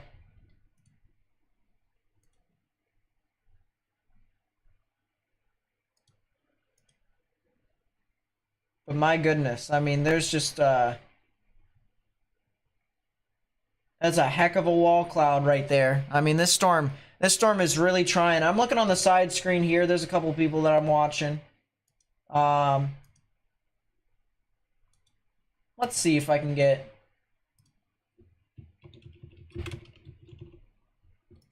Ah, that's wonderful.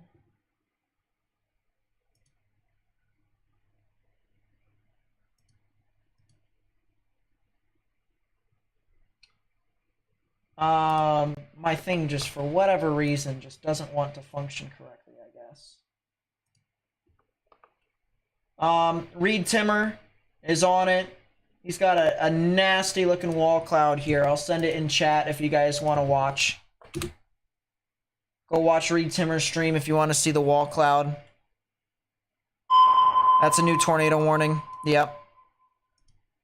Tornado warning for southeastern Geary County in east central Kansas, north central Morris County in east central Kansas, southwestern Waubonsee County in east central Kansas. That's not too surprising, is it? It's really not that surprising at all. So there's the new tornado warning. The scan might have been a brief touchdown. Well, you would... At that point, there's so many chasers that are on the ground. You can just watch the chasers. And they'd tell you if it was on the ground or not. But I mean, they haven't seen it on the ground yet. A lot of hail there, too. I'll tell you what. A lot of these chasers having a lot of struggles chasing this storm. And I'll tell you why here, folks. I'll tell you why all these chasers are having so much difficulty. Is because if you take a look here at this road, there's State Highway 4 right here that merges into State Highway 99. So 4 continues to go over to X Ridge or S Ridge. 99 goes north here. But 4 here in between Alta Vista and the intersection of 99 and 4, this is where there's going to be a crap ton of hail, especially golf ball sized hail. So, oh boy, that actually looks really...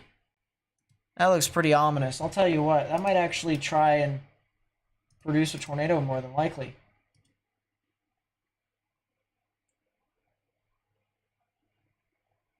Is Reed right below the tornado? Is Reed right below the tornado? Reed Timmer might be... There might be a tornado forming on top of his head. Reed Timmer might have a tornado forming on top of his head. He's going mental. He's screaming. He's got a PDHD and screaming. I'll tell you what. Reed Timmer is losing his mind. And it might actually produce a tornado right on top of him, too. It might be forcing its way down to the... Yeah, that's going to be a tornado. Yeah, that's going to be a tornado. Yeah, that's going to be a tornado on the ground. It's a funnel cloud right now, but it's going to start forcing its way down to the ground. It's doing it right in front of Reed Timmer. It's doing it right in front of Reed Timmer. I'm trying to look to see. There's all sorts of different people that I know that I'm watching. It's gonna form right on top of Reed Timmer.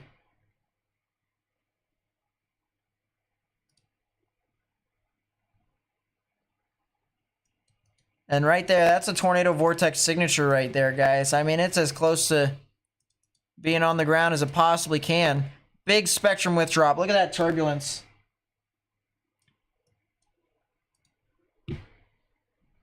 So once again, if you're just new to the stream here, we have a tornado warning that is for Geary, Morris, and Waubonsee County here in Kansas.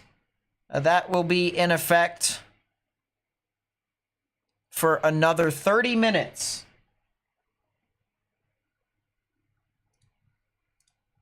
And I'm trying to give you guys information here as it's going about. But it looks like we are currently experiencing what looks like to be at least a brief tornado. The velocity signature looks really strong from the looks of it. Look at the normalized rotation. You can take a look and see. That just updated. How strong did that get? Oh, yeah. Oh, yeah. You got a whole left flank velocity enhancement with it. You got some tight pixels, pixel to pixel. Normalized rotation is pretty strong here. Oh, that might be... Oh, wow. Reed's got the whole kitchen sink on his stream. He's, my goodness.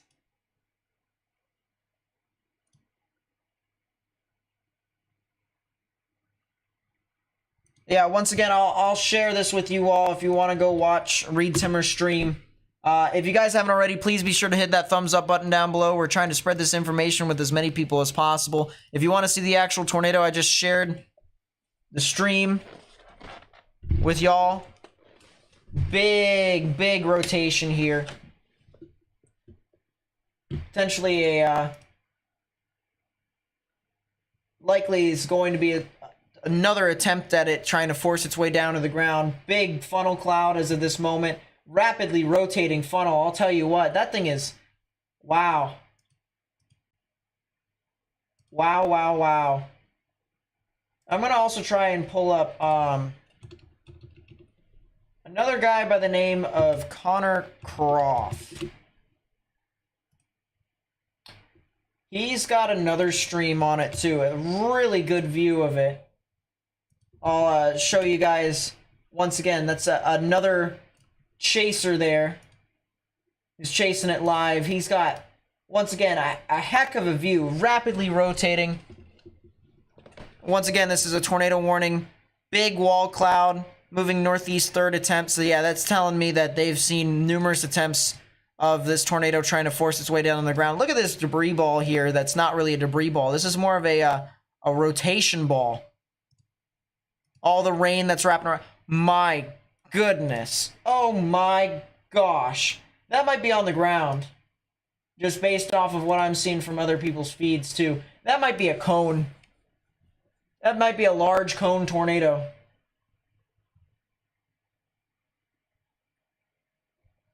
Yeah, that's a large cone tornado right there. It's definitely on the ground now. It is on the ground. It is cooking. That's a large tornado. So once again, guys, if you know anyone who lives here, near Volland, near Alma, near McFarland here in Kansas, need to get into your safe space right now. Underground, lowest, innermost part of your building.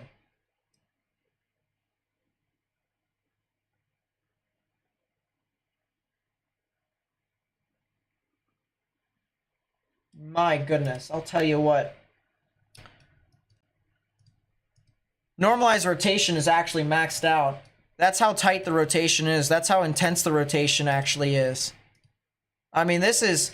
Let's actually start taking some actual velocity data here. That's what, 85 mile per hour inbound velocities. 80 mile per hour outbound velocities.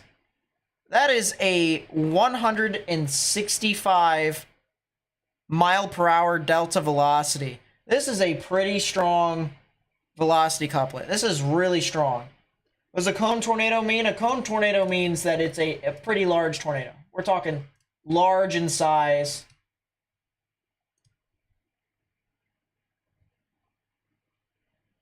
Reed Timmer, of course, is going mental right now. Is it wedging out now? No, it lifted temporarily. But that wall cloud is extraordinarily low. I'll send you guys another view here. This is a Reed Timmer stream. Go watch Reed Timmer's stream there.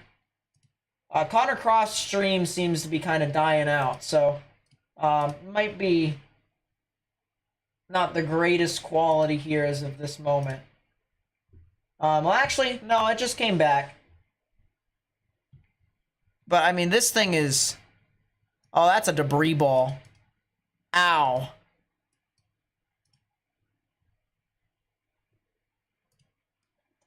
Ow.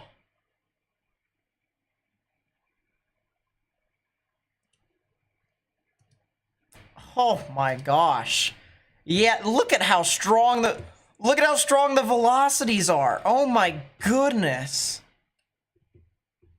Oh, big tornado. This is huge.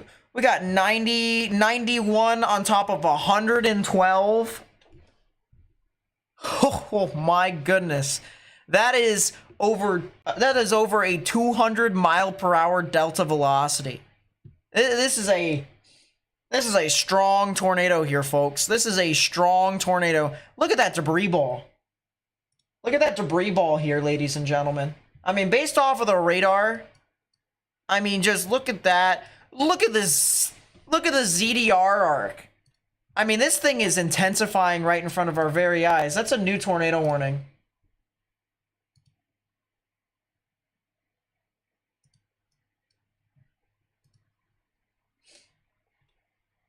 So that's a new tornado warning. You didn't hear that because my audio was muted. I was having a couple things in the background. You know, it might actually be a good idea for me to try this. Try put that on in the background, see if that might be interesting. I also want to see, do I have any cameras that are on the east side of Topeka? That might be interesting to look at.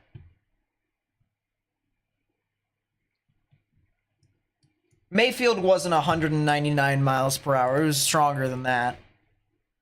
Mayfield was stronger than a 199 mile per hour delta velocity. Once again, ladies and gentlemen, this is a strong tornado ongoing as of right now. If you know anyone who lives over here west of Topeka, we have a strong tornado. ZDR shows that this thing is not going to stop anytime soon. Very strong ZDR arc. I mean, we're talking, this is a very healthy supercell. KDP is filtering down to the backside. So a lot of the lesser precipitation is moving about, leaving the heavy precipitation out in the forward flank. I mean, this thing is just cooking. This thing is just churning and churning and churning and churning again. Man, oh man. That might be a... Is it on the ground again? Is that on the ground again? Read stream is... Well, that's as close to the ground as you possibly can get it there, folks. I'm going to show you guys. Go back to Reed Timmer's stream if you want to go watch, because he's a live storm chaser out there with a PhD in this stuff. That might be... Oh my goodness. Velocities are starting to... They're starting to mess up here now. Holy, my goodness. Oh, it's starting to occlude. The wobble, occlude, it's moving north. Either that or it's attempting to occlude. The wobble is starting now. It's starting to wobble. Yeah, look at this. Look at this due northerly trajectory. Look at this northerly trajectory here of that rotation. I wonder if it will try, if this fails, if this occlusion fails, that's a PDS. That's a PDS. At 7:54 p.m. Central Daylight Time, a confirmed large and extremely dangerous tornado was located near Vollen, moving north at 30 miles per hour. This is a particularly dangerous situation. Take cover now. You are in a life-threatening situation. Flying debris may be deadly to those caught without shelter. Mobile homes will be destroyed and complete destruction is possible. A particularly dangerous situation tornado warning has been issued. This is for Waubonsee and Geary counties. That'll be in effect until 8:15 p.m. Central Daylight Time. Oh my goodness. This thing is absolutely massive.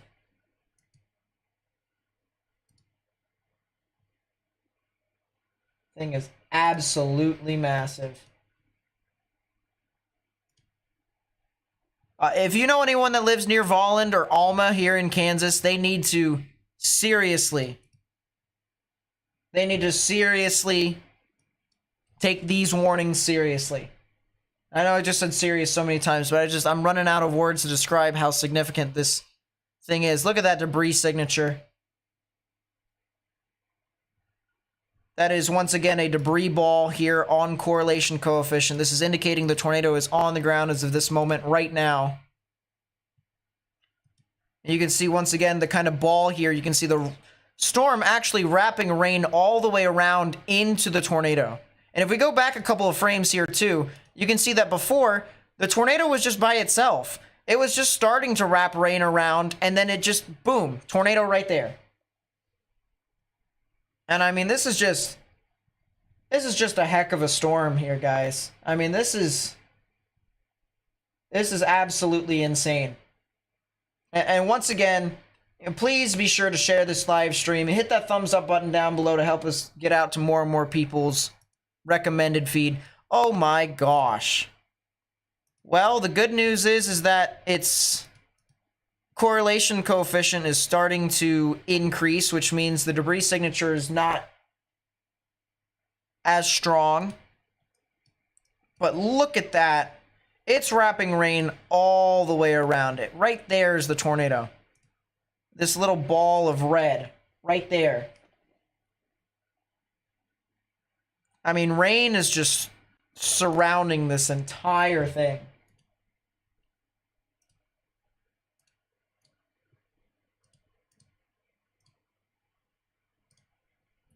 I'll tell you what here, guys. This is once again a very strong tornado. This is a strong tornado. I'm very fortunate that it's been over farmland up until this point. But if you're in Volland, and there's a few people that live in Volland, you need to get into your safe space. I mean, this is 100% a significant storm. There's also another chaser who has a good view on it. This is, once again, my friend, Hunter Hurley. Hunter Hurley has a really good view on this storm. Go check out his stream right there. We can't show his stream, or we can't show anyone's live streams on our channel, unfortunately, because our budget is not exactly that high, and we can't afford them. But I can send you guys to their stream, so that way you may be able to watch them unfold. And I mean, this is just an intense, very intense tornado. We're talking 83 on top of 97. That's a 170 mile per hour delta velocity, give or take. Actually, it's going to be more than that, actually. We're talking 180 mile per hour delta velocity. I'm going to see if I can take a 3D of this. I'm going to see if I can dissect it 3D wise. Give you guys a better... Oh, look at that. That's the tornado. Right there. Woof. That's your tornado.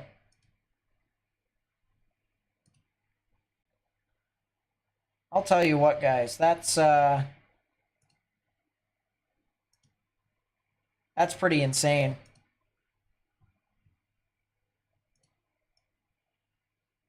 So once again, if you're just tuning in here right now, actually your tornado's inside that. It's shrouded in rain.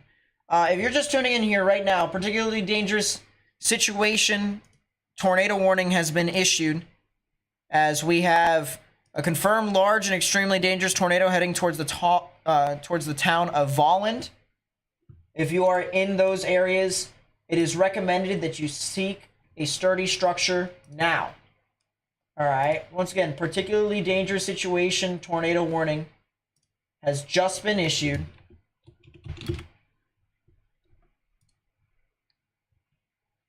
And this is for a large and extremely dangerous tornado. Large and extremely dangerous tornado.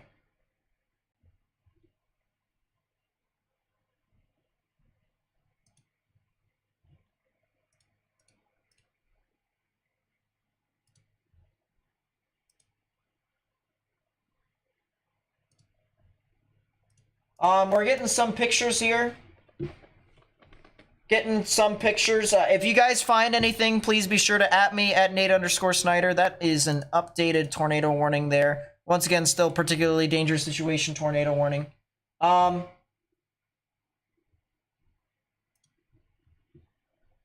Yeah, once again here, guys.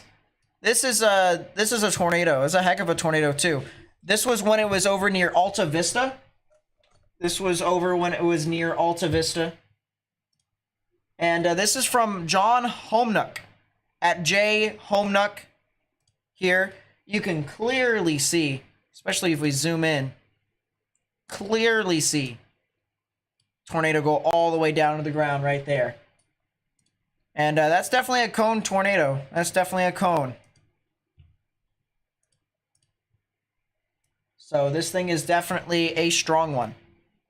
We're going to come back to the big tornado here in a second, because once again, that is starting to get very, very close to I-70. And if you're over near Almna and McFarland, you need to get into your safe space right now. Though you are not in a tornado warning as of this moment, there is a very good chance. Oh, that is a heck of a video from Aaron J. Jack. I just retweeted that on my on my Twitter. But oh my goodness, I'm not sure I can show that. But what a wow. Aaron J. Jack was on that. So many good views of that tornado from Aaron J. Jack. We're going to come back to the storm here in a second, although it is definitely trying to continue to be super tornadic, and it is heading towards I-70. But the storms over here near Junction City and Manhattan do have some large hail associated with it. I don't believe anything tornadic is really that likely with it as of right now, so that's the good news. But still, you're going to want to be aware of that. Over here near St. Mary's, Louisville, Wamego, St. George, Wabaunsee, Maple Hill, and Rossville, you guys are also going to want to watch out. I'm going to go over here to Kansas City and show you guys the big severe storm over here. Damage threat considerable for you guys over there as well. So please be sure, if you haven't already, stay indoors, stay away from windows, bring your pets inside. All right, we have a lot of large hail here. You don't want to be outside. Don't want to get, pelted in the head by hail. And of course, one other thing that I want to mention is if you have any cars outside, bring them into some form of carport. I'm gonna actually show you here. I'm gonna show you Aaron J. Jack's video. I'm gonna bring it up for all y'all to see. That's a new tornado warning, so listen in. Tornado warning for southeastern Riley County in northeastern Kansas, northwestern Wabaunsee County in east central Kansas. So once again, new tornado warning for all of you guys over there. Here's the video from Aaron J. Jack. Look at that. Look at how large that tornado is. Look at how quickly the clouds are spinning around it. It's spinning like a top.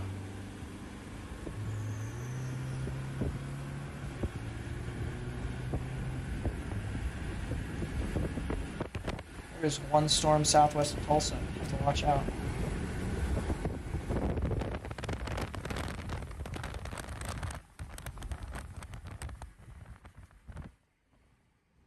But, I mean, just look at how intense that was.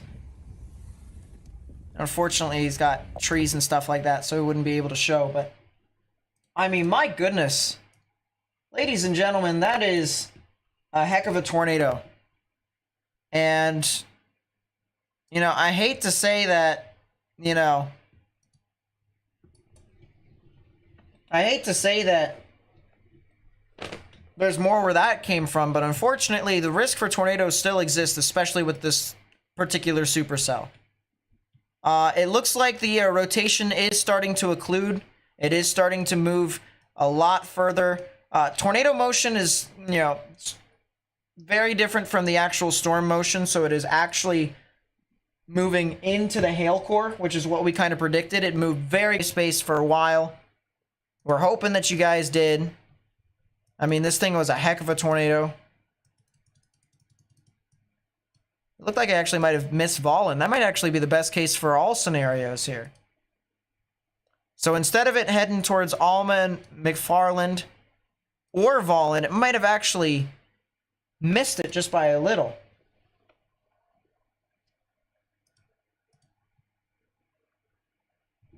I'll get to Oklahoma eventually here, guys. We got a strong tornado that's ongoing here. So, I don't want to, go to smaller stuff just because, other stuff is happening. Like, we got a tornado here right now.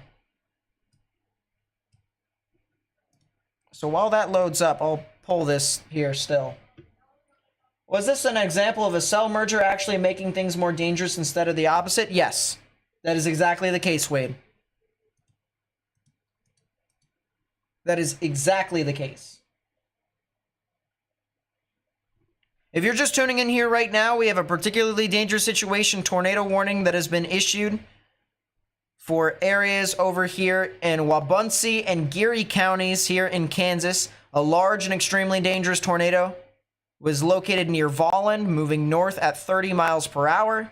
This is a particularly dangerous situation. Take cover now. If you're in a mobile home, you shouldn't be.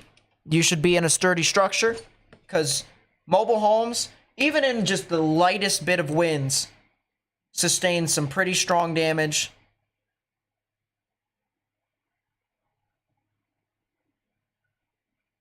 And for the fact that this to be a large and extremely dangerous tornado as it is, I mean, it's just,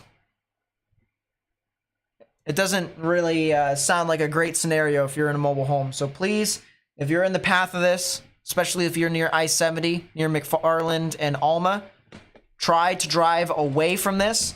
Either head north or head east. If you can head east, preferably, you may be in a better position. Hunter said it was a mile wide. I wouldn't be surprised. He's right there. He's chasing the storm. I would not be surprised at all if it actually was a mile wide. Yeah, it does look like it is occluding. It does look like it is trying to occlude. Once again, the tornado in itself is heading a bit further towards the north against the track. And the actual storm is heading more towards the north and east here. So eventually this tornado will detach from the overall mesocyclone. It likely will.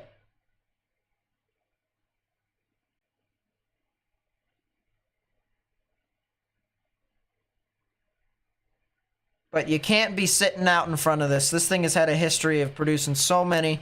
Yeah, this report here, large wedge tornado on the ground, lasted for 10 minutes, still ongoing. That was how long ago? 10 minutes ago. What was that in the background? That was my little brother probably screaming his head off. What does occlude fully mean? Occlusion means that it detaches from the storm and it moves a different direction from everything else. Likely back into the storm. Alright. I'll be back here in a second. I know, bad.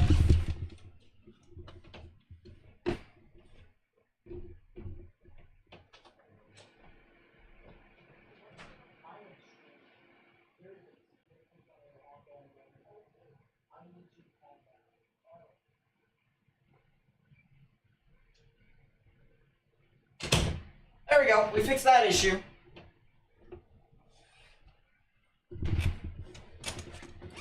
We fixed it. Fixed that issue.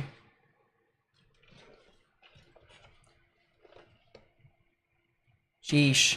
That is actually a donut hole here, chat. That is a Banawik ecoregion. The tornado is actually in the middle of this area of lesser reflectivity values.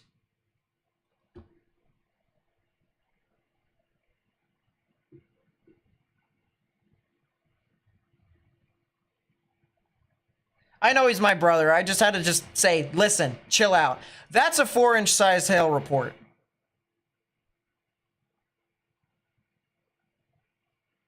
That's softball-sized hail.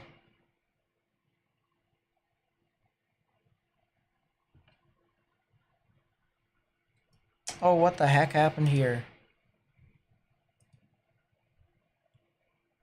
Well, it's still trying to be a tornado.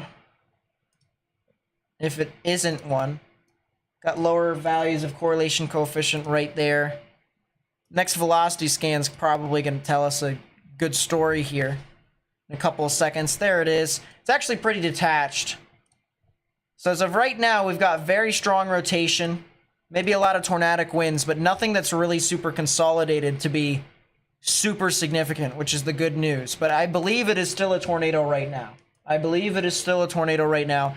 And you add the fact that this thing is producing 4-inch sized hail. If you can imagine softballs falling from the sky at a pretty constant rate, especially large, you know, my goodness, it's just large hail, extraordinarily large hail. Ooh. Thanks, Farmer Matt, for sending me that. I'm gonna take a look and see.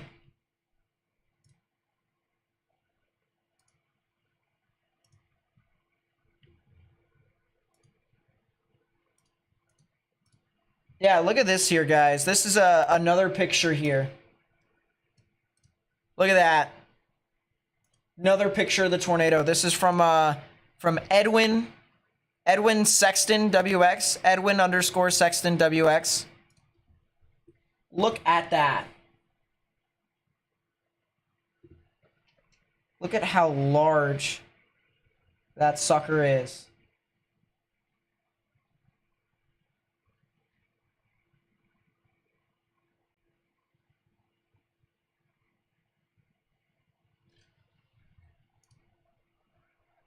Man, oh man. Go back over here. Once again, still a tornado warning here for portions of Riley and Wabaunsee counties. Riley and Wabaunsee counties. If you live over there, it's recommended that you guys do watch out.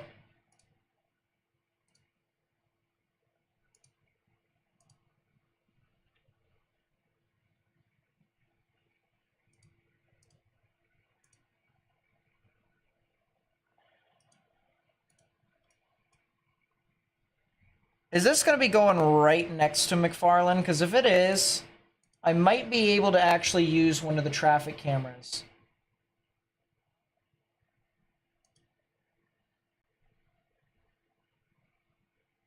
Go away, electronic sign. So here's one of the traffic cameras that we have. That is on the intersection of I-70 and State Highway 99 at Alma. It looks like the tornado has occluded. It looks like the tornado has occluded. It is moving north and into the storm. You can see there is a boundary that is developing, or a new hook that's trying to develop here on the southeastern side. So there's the tornado where it would be, right there.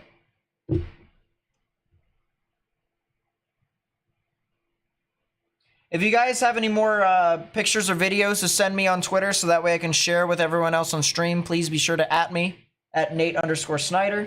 If you're just tuning in here right now, we have a tornado warning with a storm that's had a history of producing a very large tornado. Very large tornado. So please be sure, if you haven't already, try to share the stream with as many people as you possibly can. You can hit that thumbs up button down below. The more likes we have, the more we're able to get onto more people's recommended feeds on YouTube. So hit that thumbs up button down below. Really do appreciate that. As for the folks that are in Alma and McFarland, as well as Paxico here in Kansas, I recommend you guys continue to stay in your safe spaces, especially if the storm is going to try and recycle. It's a little hard to tell, but there is a new mesocyclone. It's an entirely new one that is starting to develop. Look at this. Looking up about 10,500 feet above ground level. There's the old mesocyclone right there. So that was with the old tornado. This is the new mesocyclone right here, and that's the one that we're going to be watching, especially as that tracks a little bit further, closer and closer to the radar.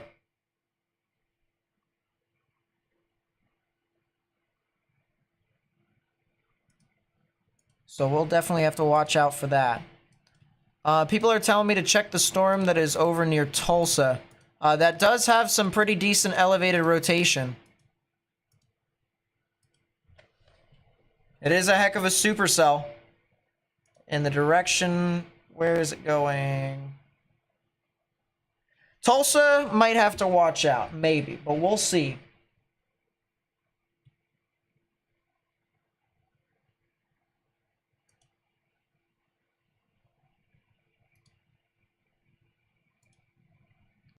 But yeah, there's a new mesocyclone developing with this supercell.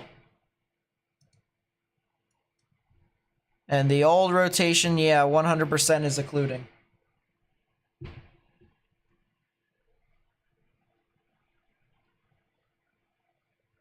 If you're in McFarland, I recommend at this stage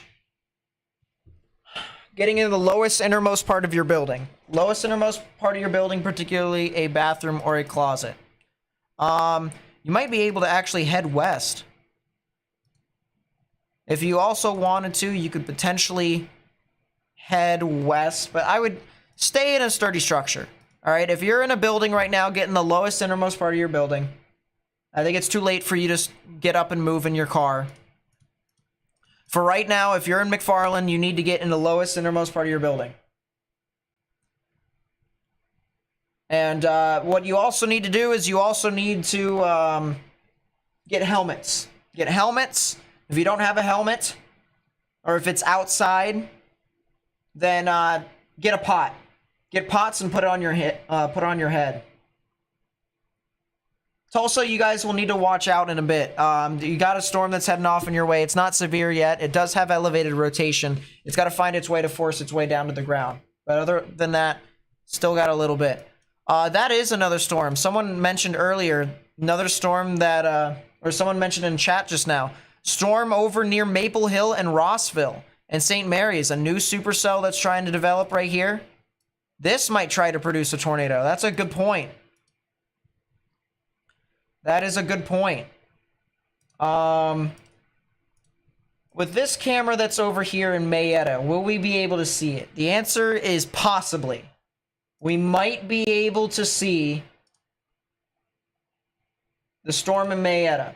Doodle Darko with the 5. Thank you so much. I really do appreciate the donation, the super chat. It really does mean a lot. That's a new tornado warning that just got issued, and then I'll read your message. Tornado warning for northwestern Shawnee County in east central Kansas, northeastern Waubonsee County in east central Kansas, southeastern Pottawatomie County in northeastern Kansas, southwestern Jackson County in northeastern Kansas.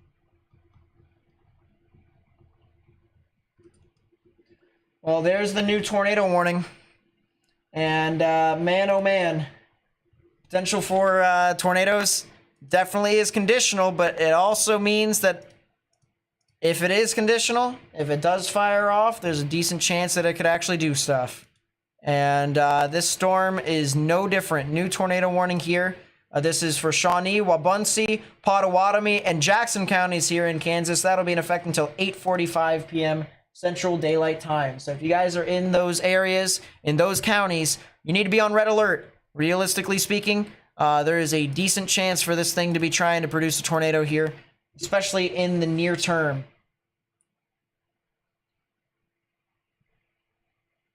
It says the storms are all around, but do you think Lawrence should be in the clear? You got family there. Good question. Lawrence, as of right now, should be fine. There's not really any thunderstorms that are in that area, so right now it should be good. If you're on US Highway 24 near St. Mary's and Rossville, there's a good chance that that might actually produce a tornado within the next 5 minutes. Within the next 5 minutes, we might be talking about a tornado on the ground. I also want to mention, someone said earlier, damage, threat, destructive, severe thunderstorm warning. That is 100% the case. If you're in Kansas City here right now, if you know anyone that lives in Kansas City and the northern parts of Kansas City, north of I-70, as I just smacked the side of my head on the microphone, we're talking some significant hail. We're talking some significant hail in your area. Baseball-sized hail, maybe even hail larger than baseballs falling from the sky. It may not be softball-sized hail, but we're talking about some significant hail that has fallen in a major metropolitan area If you live in central Kansas City or northern Kansas City, all right, this is honestly as significant as a tornado warning. All right, this type of warning here, the damage threat destructive tag, is as significant as a tornado warning. All right, so if you live here in Kansas City, or if you have folks that are in Kansas City right now, you need to just let them know. Lowest, innermost part of your building, stay away from windows. All right, if you have any pets outside, quickly and hurriedly bring them indoors. All right, they need to come inside. They need to get some form of shelter. They need to get some form of protection. All right, this is just a massive damage threat destructive severe thunderstorm warning. I'll tell you what, golf ball sized hail on its own, that does significant damage. So if you can imagine what baseball sized hail does, especially in a major metropolitan area like Kansas City, I mean, we're talking some widespread structural damage here. Sidings, roofs. That's, you know, there's going to be some significant amount of hail over here. So please, please, please, if you are in the northern portions of Kansas City, if you're north of I-70, you need to get into a sturdy structure now. Please help me also, as I am trying to tell you all what's going on. I also want to tell more people what's going on.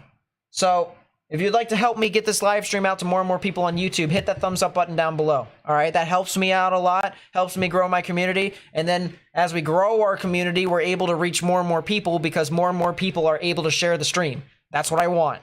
All right, so if we can be able to do that, that would be greatly appreciated. But once again, significant storm over here near central and northern Kansas City on both the Kansas and the Missouri side. We're talking up to baseball-sized hail possible. Baseball-sized hail possible. Let's go back to the storm that's over near Maple Hill in Rossville, Kansas. This is just to the west of Topeka. It's actually moving just to the north. It's moving off to the north of Topeka. For reference, Topeka is right there. And here, this red box is the new tornado warning that just got issued. This old tornado warning down here that was near the McFarland and the Alma area, the rotation has since significantly weakened, so I'm not anticipating a tornado as of this moment, but that could definitely change, especially if you're over near the Paxico areas. If you're near Alma and McFarland, that doesn't mean that you guys can get out quite yet. You're still getting some significant hail, and the storm has had a history of producing softball-sized hail. So if you can think of the baseball-sized hail that was over in Kansas City, well, that doesn't exactly sound as bad as softball-sized hail because that is 4-inch sized hail in diameter. Significant, significant sized hail with that storm in particular. So do not go outside. If you get hit by softball-sized hail, I cannot guarantee your safety. I cannot guarantee anything with softball-sized hail. All right. But as of right now, it doesn't seem as if any tornadoes are on the ground as of this moment. That could definitely change with both of these storms. And I think definitely in the near term, this one over here near Rossville and Maple Hill, I think could definitely try to be that one exception of being a new storm that could try and produce a tornado.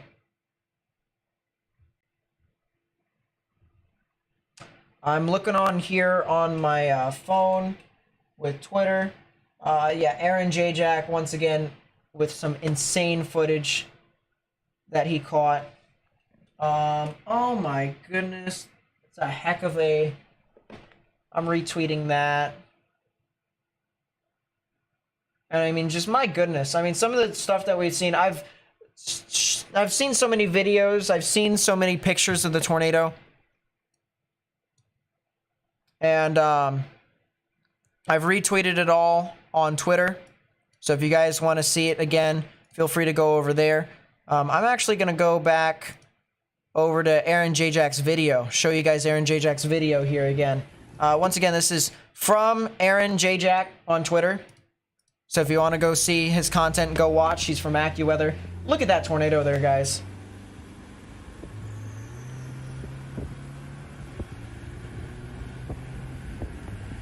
I mean, that's just a heck of a tornado.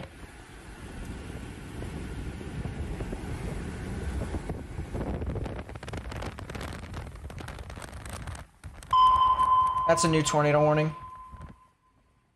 Tornado warning for Central Waubonsee County in east central Kansas. So that's an extension of the southwestern warning, likely. And for good reason. For good reason, actually, because I believe the new rotation that is forming is being hidden by the cone of silence from the radar. The radar can't exactly see what's going on. So it's kind of struggling to an extent. It's kind of struggling to mask itself, or to unmask itself, I should say.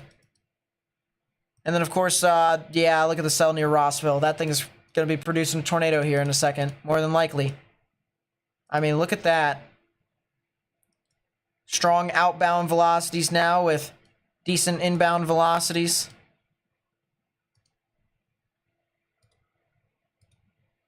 And damage threat, destructive, severe thunderstorm warning on top of it.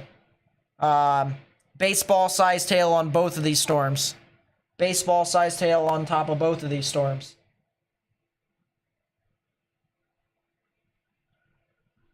People are telling me Maple Hill Tilt 3. I'd likely be looking up at Tilt 4 degrees here, because I'm looking at GR2 Analyst.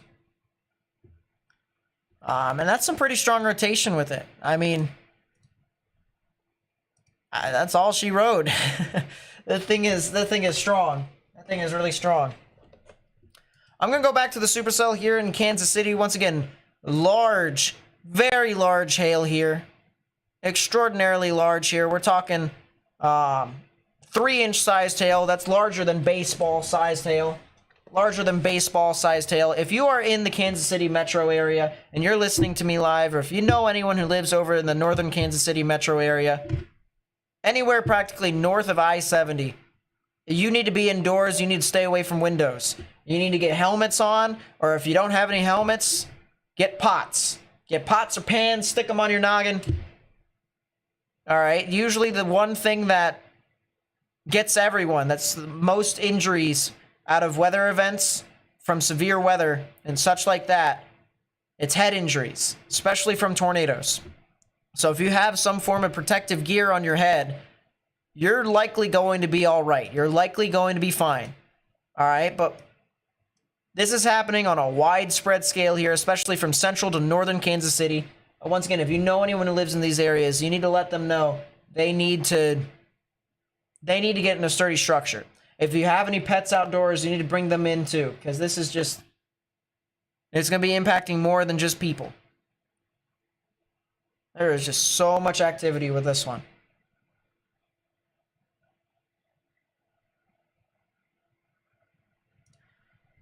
What would also be a great help, ladies and gentlemen, is if you were to be able to help me share this information with as many people as possible by either just sending a text to your friend, sharing the stream that way, or by hitting that thumbs up button down below. You hit the thumbs up button down below, you help me share this out with more and more people. And eventually we can continue to grow our community as well. And if we get a larger and larger community, then of course we can get a larger and larger outreach. And we will be continuing this tomorrow as well. Obviously, this event is not anywhere near done, so we're going to be here for a while. But there is the threat for severe weather tomorrow, including tornadoes, such as these ones. And we want to be able to continue to make sure everyone gets coverage that they may need. Still a pretty strong ZDR arc here. This is basically telling me this storm is not dying anytime soon. It's still going to try to intensify more and more. This other supercell here is still being obscured by radar being a little finicky. So we'll have to wait and see what that actually can be done about it. That supercell, in about an hour, the supercell is going to get very close to Mayetta. And there's a camera right here. This camera that we're looking at right now, folks, this is in Mayetta, Kansas. All right. And this storm, all right, although it may not look too interesting right now on this camera, this storm is still approximately 17 miles away. This storm that is tornado warned over near Rossville is moving northeast at 15 miles per hour. All right. So it's still got a ways away to get to Mayetta, but it is heading directly towards Mayetta. And this camera, hopefully, will be able to give us a pretty good idea as to what's going on. I also want to take a look at this camera over here in West Topeka. I want to see if they've moved this camera here at all. I don't think they have. I don't think they will. Which kind of sucks to an extent, but it is what it is. We'll keep it back in Mayetta. But just keep paying attention to that camera. We'll come back to that frequently. So that way, as the storm gets closer and closer, and of course the lightning starts to get more and more intense, we'll be able to see the base of the storm and see if there's maybe a tornado that is embedded within it. And that's a confirmed tornado warning. That's a tornado on the ground as of this moment right now. Weather spotters confirmed tornado just north of Rossville. So the tornado is on the ground right now near Rossville. It is moving near Grove. It is moving near Delia. And it is moving just to the west of Hoyt. So if you know anyone that lives over there, they need to take their proper precautions now. If you're in Topeka, right now, Topeka, you guys are all right. All right, you guys may not even get a whole lot of showers and thunderstorms. It's possible. But for right now, just kind of be on alert. Just be on alert. And just watch how these thunderstorms can navigate. I appreciate all who has been sending me stuff on Twitter. I really do appreciate that. If you guys continue to find more stuff, then continue to send me it at me in the comments at Nate_Snyder. And if you're just tuning in here right now, I'd say an hour ago, I think. Not an hour ago, I guess. Let's see, what time is it? Yeah, it's about 50 minutes ago. About 50 minutes to 45 minutes ago, we had a large and extremely dangerous tornado that was over near Alta Vista and Volland in Kansas. Those storms, yes, I said storms, as in more than one, are now moving over I-70 now, Interstate 70, just to the west of Topeka, and are moving over the Maple Hill and Rossville area. So Rossville's currently getting wave number 1, storm number 1 that's moving over. And storm number 2 is going to be moving over there very shortly as well. We also have, in addition to the risk of tornadoes, we also have the risk of baseball-sized hail that's going to be falling with these storms as well. So you don't want to be outside. You don't want to have any sort of valuables outside, such as pets, cars, plants, or any sort of valuables, as they will more than likely be damaged. So if you are out in front of these storms, you need to take into consideration that. If you are in these storms right now, and you just heard of this starting to move off over your area, and you're pretty concerned about what's happening outdoors, if you have any pets, quickly go out to open the door, help them get in, as it's likely to be pretty uncomfortable for animals outside. If it's cars that you left outside during this hailstorm, unfortunately, you just kind of have to be out of luck in this instance.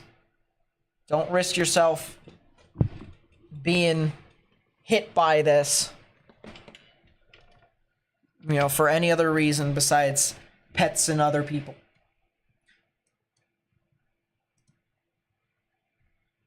What about Olathe? Olathe right now is all right. Although I'm not sure if I pronounced that correctly. It's been a long time since I pronounced that. I think it's Olathe.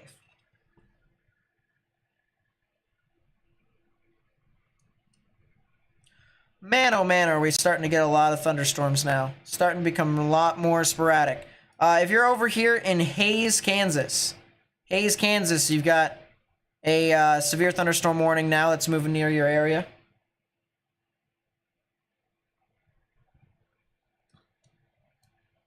And we also have some other showers and thunderstorms that are severe. heading off into Osborne County in Kansas. Still, damage, threat, destructive, severe thunderstorm warning now moving off into the northeastern metro portions of Kansas City. Liberty, Gladstone, Missouri City. I want to actually see.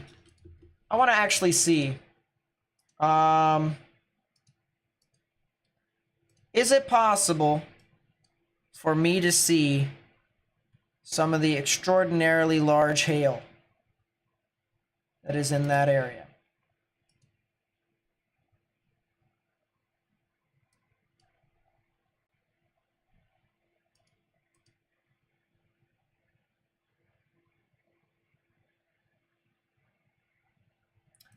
Holy goodness. A lot of lightning there, I'll tell you what. Is this a better view of the camera at the ground? Nah, let's go back to this one. Or actually, let's see what this camera view is, and then we might be able to see if there's significant hail falling on the ground right now.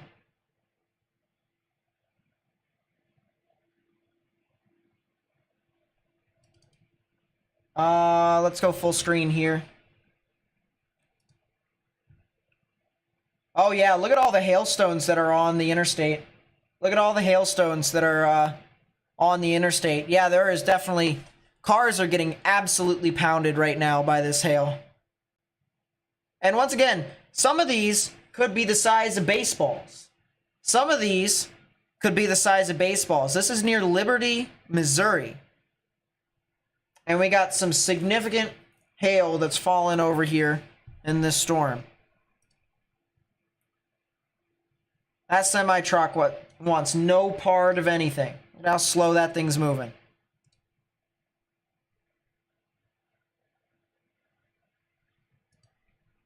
Can you explain why it looks like that? Really curious. The storm in Kansas City,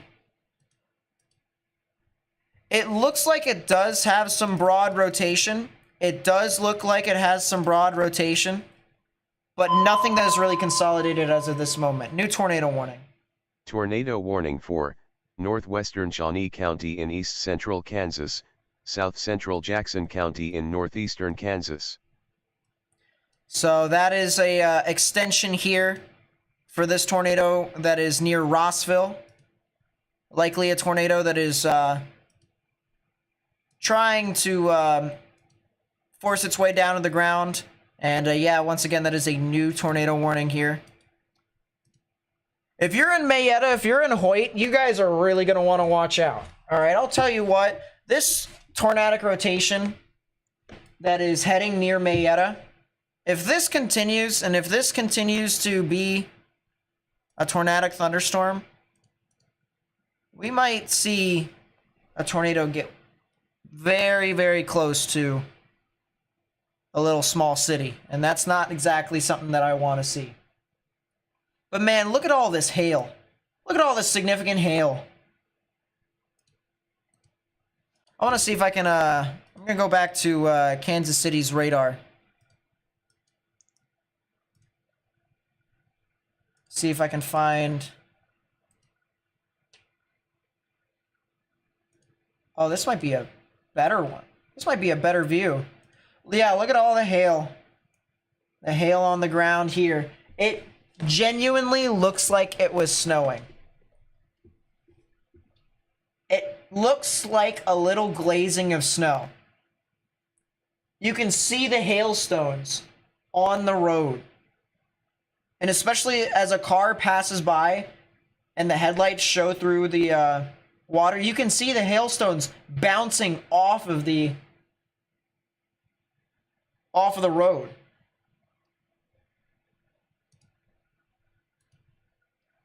We got a CC drop. Listen, it's the stuff over here in Kansas City that doesn't have a tornado on the ground right now. If correlation coefficient is going to drop, it's going to be because of all the significant hail. But I mean, it's covering the road. It's covering the road. Like, look at that. You see that? It's covering the road. Let's go back over here to, once again, confirm tornado warning here. These storms have had a history of producing tornadoes, including the one back here, which had a large and extremely dangerous tornado. We'll go over here, show you guys the radar view. This storm has had a history of producing a large and extremely dangerous tornado over near Alta Vista. You can see, look at this. It actually produced a very, very circular debris ball. I mean, just look at that. And then it just really took off. And look at the velocities. We had just north of a 200 mile per hour delta velocity with this one.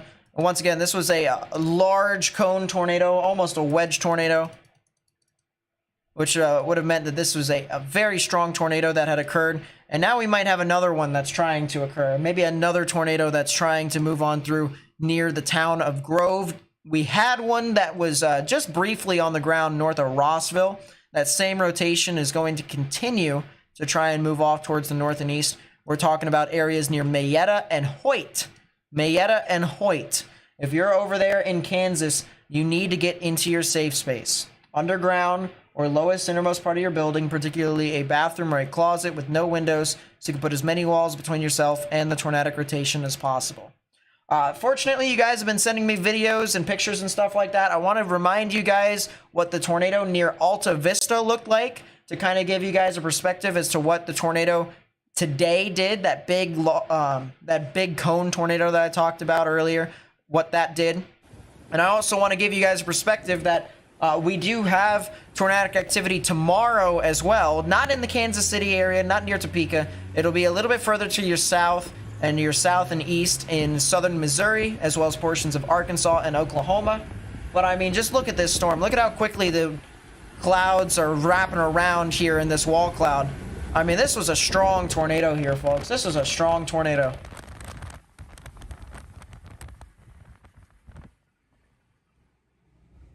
Yeah, I mean, it definitely was churning.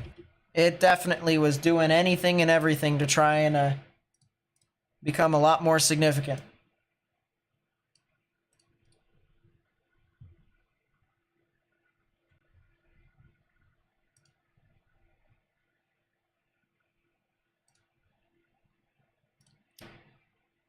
But yeah, if you guys would like to help me spread this information with more and more people, especially here on YouTube, please consider hitting that thumbs up button down below. That's how we get onto the YouTube algorithm. That's how we continue to spread the information with more and more people. All right, so do that if you haven't already. If you see any new people in chat, make sure they do that too, because these storms, at least for tonight, are pretty insane.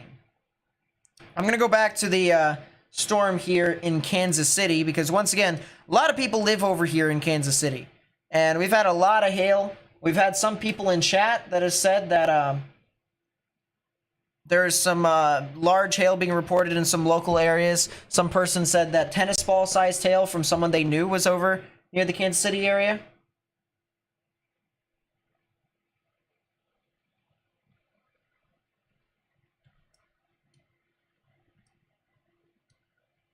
I mean, man, oh man, just go back to the live view here near Liberty. Liberty Bibbity. I stuttered there, and I was just like, ugh.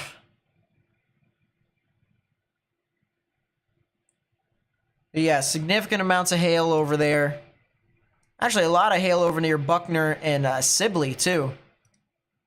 Significant amounts of hail. Look at that. Look at the reflectivity returns on that.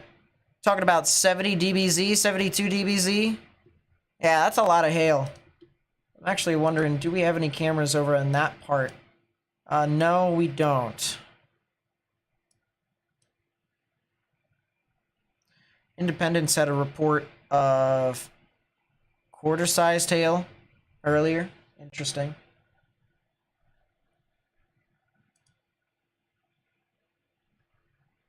I'll try and see if I can find another decent camera here for everyone.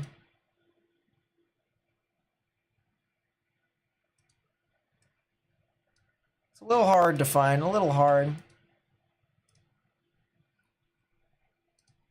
But just so you guys kind of see the general motion of this storm. I mean, it's moving from southwest to northeast.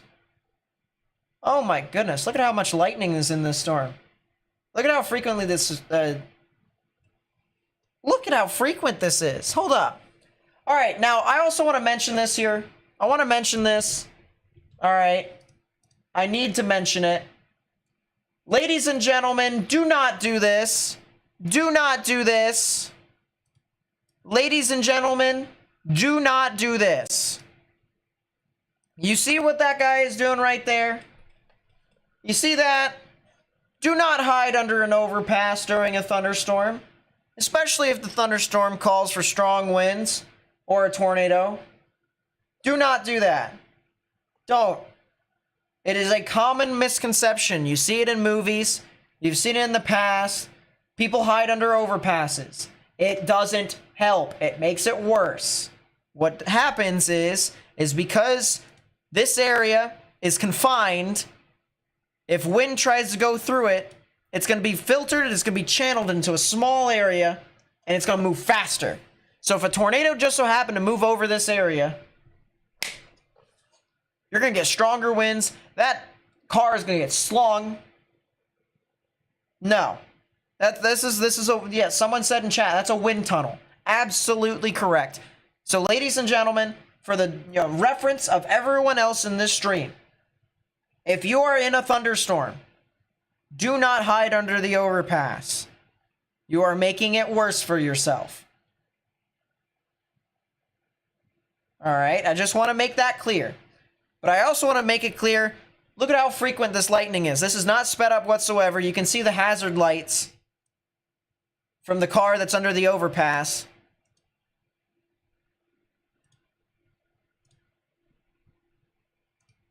I mean, that thing is just going and going. Just an update on the storm that's over near Grove, Kansas. It looks like it's still trying to produce a tornado, and heck, still might be doing so. It's just maybe pretty weak at this time, which is the good news. Normalized rotation is nowhere near where it was, especially if we are comparing it to the other storm that we saw. But if you're in Mayetta, if you're in Hoyt, you still need to watch out for this. Look, another person joined. Another person joined. He's not even under the overpass. Look at this dude. He's not even under the overpass. What's the point of stopping? It doesn't make any sense, especially if you're not even under the overpass. You're just making it worse and worse for yourself. Like, just ladies and gentlemen, if you're watching this here live right now, never hide under an overpass or under an overpass during a thunderstorm. That's a big lightning strike that just occurred. Just don't.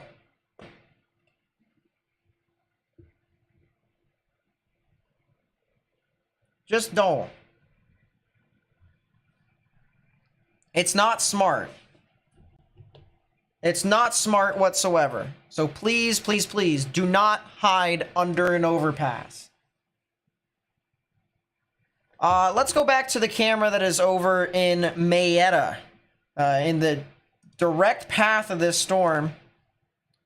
And they have moved the camera, actually, and they've... Look at how frequent the lightning is on this storm, too. They're trying to actively see if they can find anything. Oh, wow, look at that. Hold up, they might see something. Is that the wall cloud? That might be a wall cloud right there, ladies and gentlemen. Look at that. That might 100% be it. Oh, yeah. Oh, yeah. It's possible. It definitely is possible. This might be the best view of the entire thing. If you're just tuning in here right now, there's a current, or there's actually two tornado warnings, but there's a current storm here with a tornado warning that has had a history of producing tornadoes in the short term. They believe that it likely could be on the ground right now. but we are actively trying to search it out here with our live cameras. Actually, I'm not doing so. Someone else is doing it for us, but we fortunately are able to see it here live. And there is definitely a powerful thunderstorm here. Likely is trying to produce a tornado, but we've got our wall cloud right there. See that right there, chat? We got a big light that's kind of in the way a little bit, but our wall cloud's going to be backlit here by some lightning. And you guys are going to be able to see the outline of the wall cloud here in a second. You see that? There you go. Saw that. It was right there. Now they're going to try and zoom out, try and see if things are going to get a little better. Yeah, look at that. They're zooming out. This light needs to just be turned off. Turn it off. Off. It's in the path of the wall cloud. How convenient. How convenient. Look at how this lightning is absolutely insane here, though. Like, I'll tell you right now, that's a lot of lightning.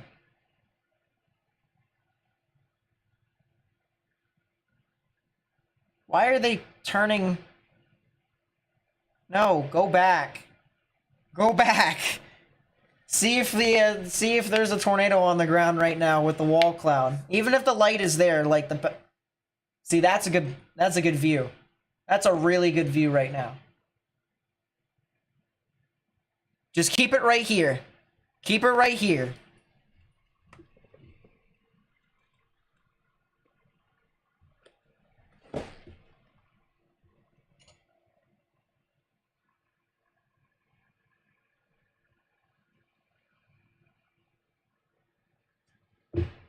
Man, oh man.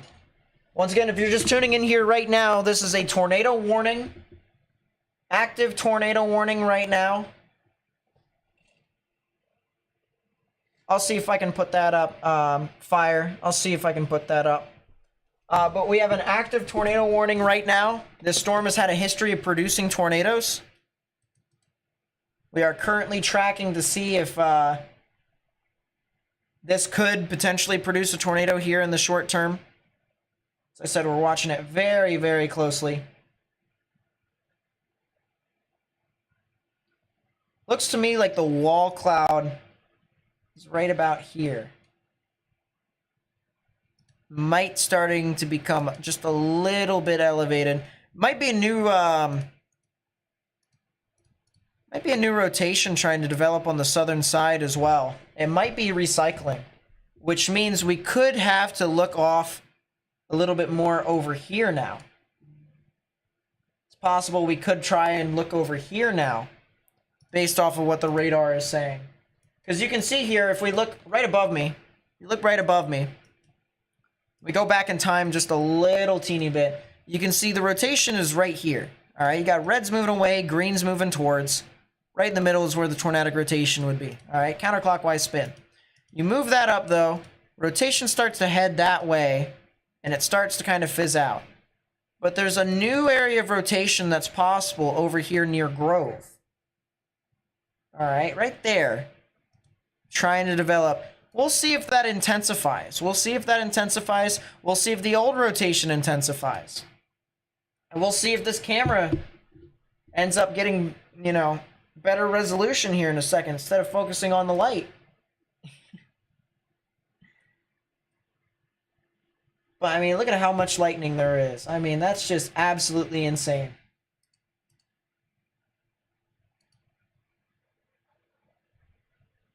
Now they're fixing it. Let's go back to the storm that's over here in Kansas City. Kansas City.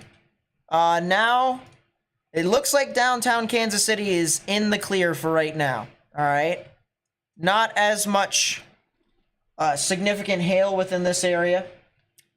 However, areas that are northeast of that, near Kearney and Orick and Wood Heights, if you're over in those areas, need to watch out.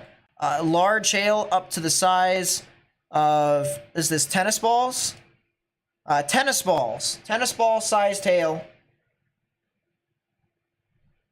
within those storms. And then I also want to mention over here, St. Joseph is also getting likely some golf ball sized hail. Yeah, golf ball sized hail here in St. Joseph. If you're in St. Joseph here right now, you guys should be indoors. Stay away from windows as well. Please, please, please, please be sure to do that. If you haven't already, please be sure to hit that thumbs up button down below. It helps us spread our outreach to more and more people on YouTube, and we want to do that because we want to continue to try and get information out to more and more people.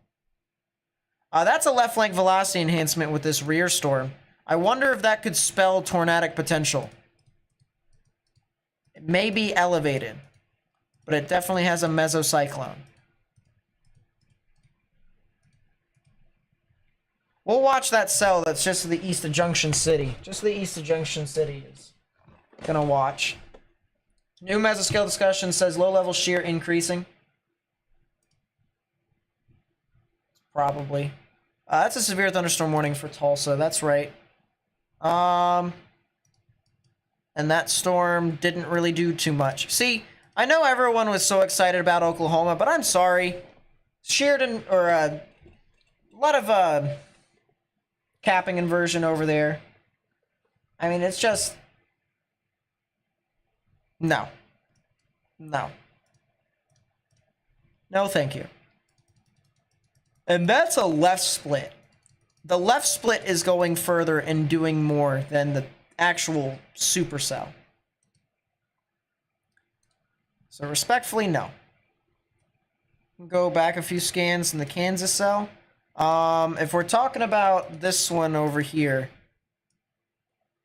near Grove, we can.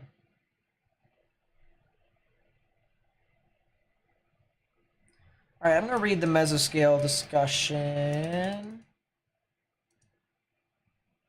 So there's the new mesoscale discussion over the area. Severe storms associated with large hail and wind damage and perhaps a tornado or two will continue across parts of northeastern Kansas.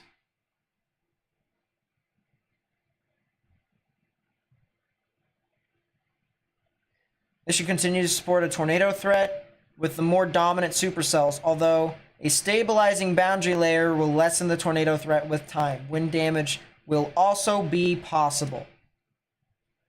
That's what they said.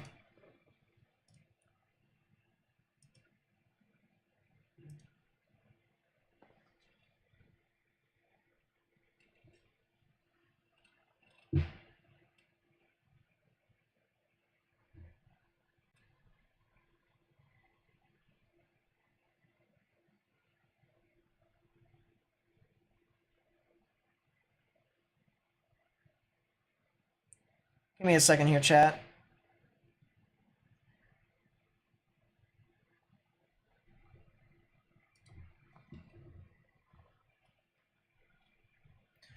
Looks like that storm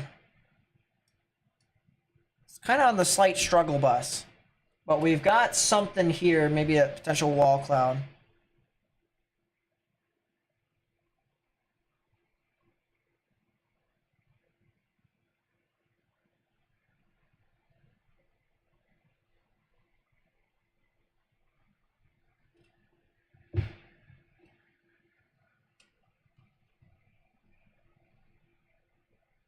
Saw Drobit wrote on Timmer's feed. Maybe. Could be Scud as well. Oh, someone in chat said Scud as well. Could be. It's possible. Yeah, I mean, there's definitely some... potentially some wall cloud action here. New rotation forming up on the front side. Just the west of Hoyt. So it might be this right here. That might be the wall cloud. Guys see the little dip right in that area? That might be the wall cloud. And it looks to me like it's a little elevated. Might be a little too far north.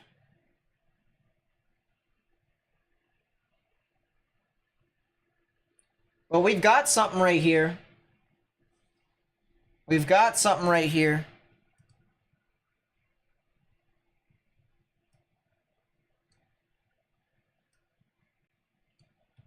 Is that power flash? I couldn't tell. Is Oklahoma City going to be good? Yeah, okay. OKC is fine. OKC is good.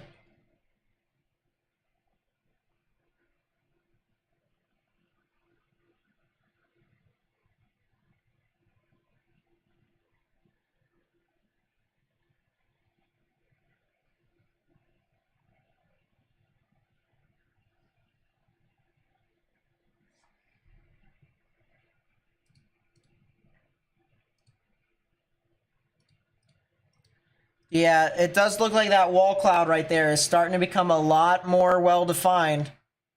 Oh, look at that there, chat. Was that Scud? Right there. Look at that, chat. Look at that. Is that a funnel or is that Scud?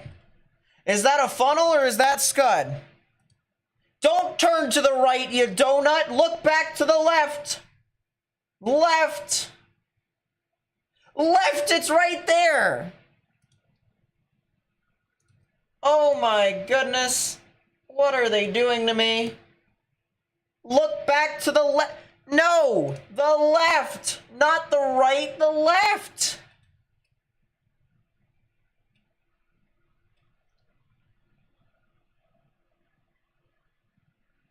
Look at that there, chat.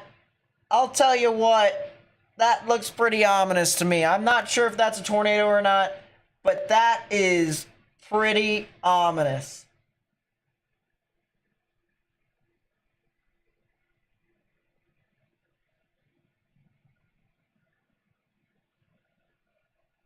This is definitely a wall cloud of some sort.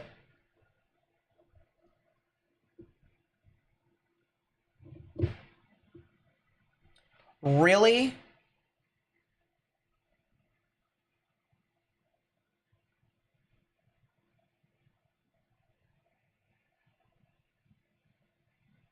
My internet is just terrible, I guess.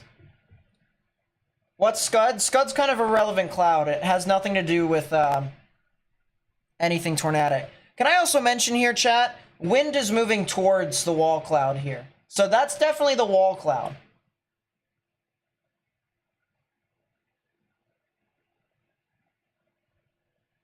You can definitely see the flow of wind moving in that direction. That's a Cheetos truck. What is the Cheetos truck doing?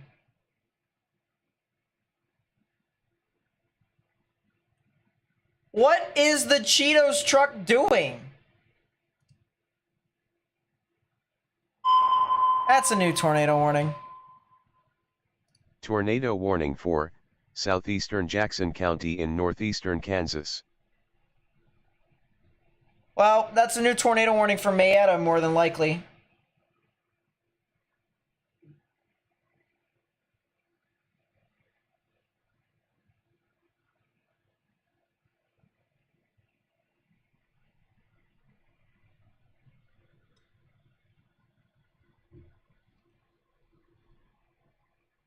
Yep, there's the new tornado warning.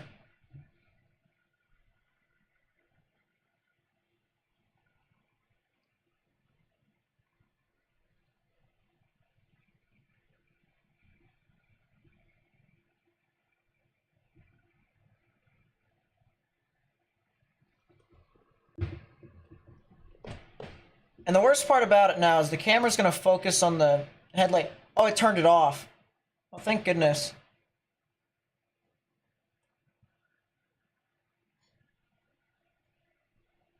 So new tornado warning once again here for Jackson County. This includes Hoyt and Mayetta.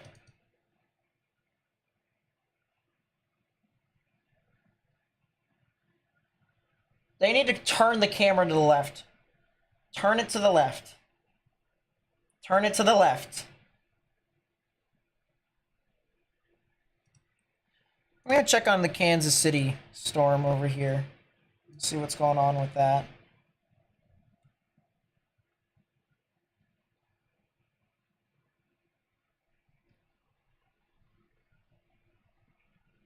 Oh, that dude's running across. Run, dude, run! Run!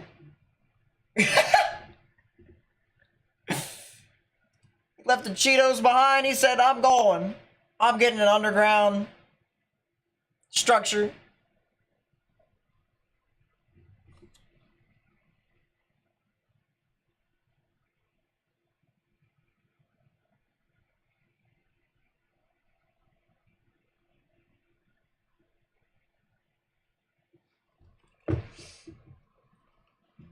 He's trucking it.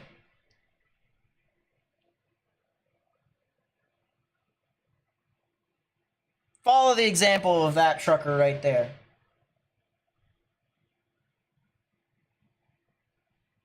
Yeah, this camera needs to move to the left, just like more.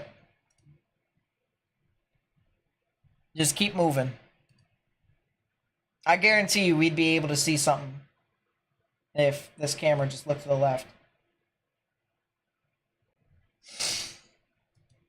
Unlike the overpass guy, yeah, 100%. At least he didn't hide under an overpass. See, chat? Now you guys are learning. Now you guys are learning.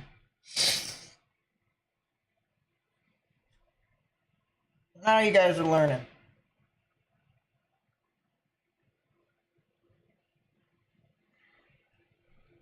Are they gonna move? Oh! They finally did it.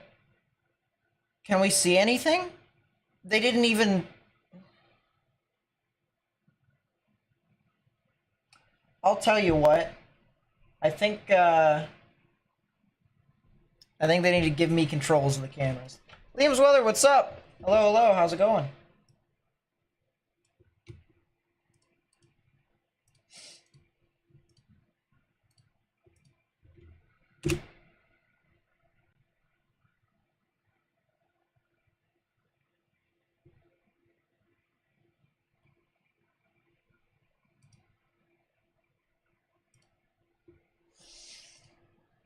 Yeah, they just gave up. We could literally be seeing a wall cloud by now, and they just decided to just say, nope. Well, once again, we have a tornado warning right now. This is now a confirmed tornado northwest of Hoyt.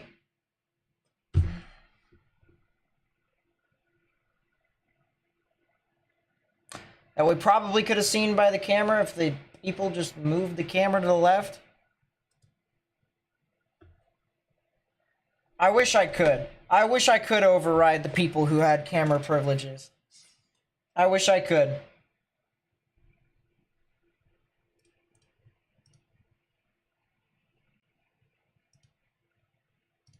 But this is a live view here inside the tornado warning. This is the town of Mayetta.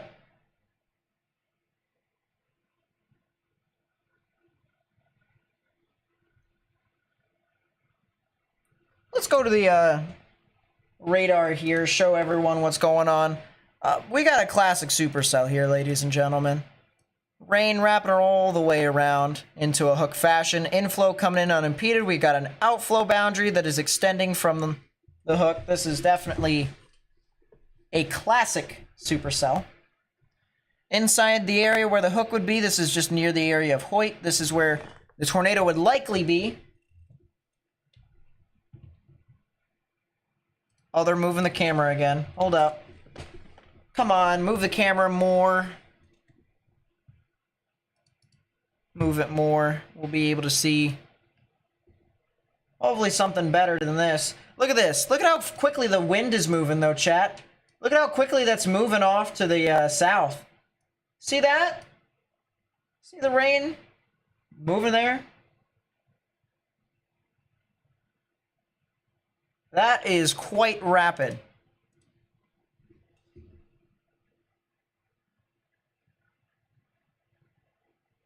So something tells me off the screen just to the left, that's where we would need to watch out for. So above me you can see nothing is really consolidated quite yet, but it is definitely there. There's definitely something there. There's definitely rotation. So Hoyt, Mayetta, US Highway 75, you guys are definitely going to want to watch. In the future, we're also going to want areas near Denison and Valley Falls. Denison and Valley Falls. You guys are going to want to watch out for the potential of something tornadic.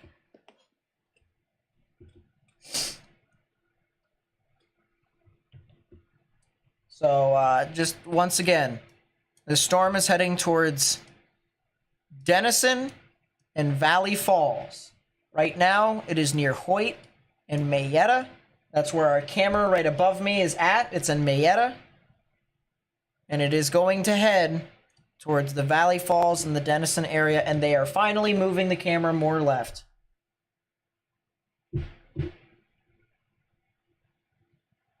Move it more. Actually, it might be too late.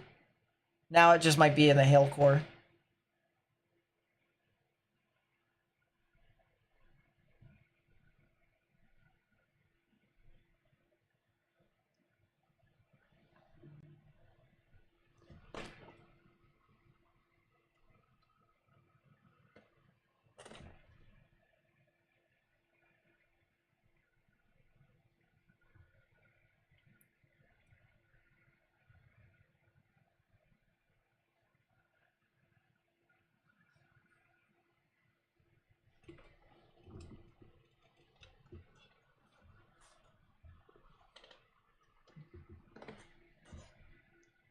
Really?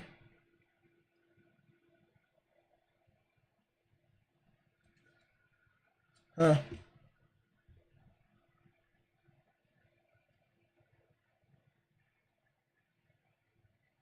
I'm trying to look at the camera here. I don't see too much. Let's go back to the radar. If you're in St. Joseph, by the way, St. Joseph, Missouri, the storm is now past you. It's now areas north of St. Joseph that really has to watch out for golf ball sized hail. And once again, golf ball sized hail can do damage, so watch out for that. There's also another storm here. Now, it might be elevated. And the radar might be having some difficulties trying to figure out what's going on with this storm. But there is a supercell over here near Wabaunsee, near the McFarland area. Might be something that we're going to have to watch out for. And actually, I might want to take a look and see. That's a damage threat destructive severe thunderstorm warning now. 3-inch sized hail. That makes sense.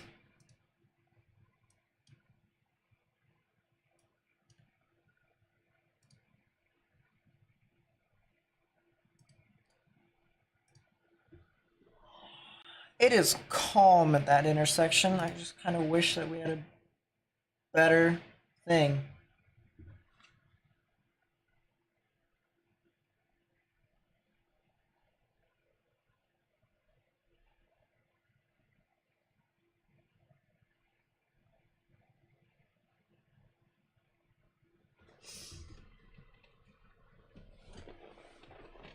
Brandon has a tornado? Where at? Did it just go observed again? Is it 9:07? That's what? 8 minutes ago.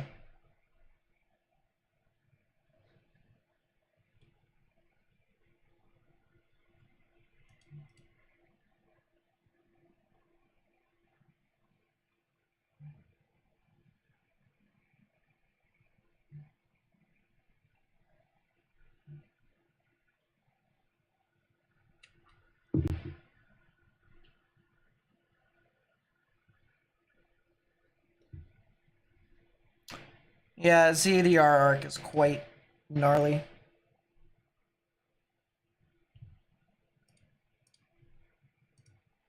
I'm gonna look on my Twitter on the side here.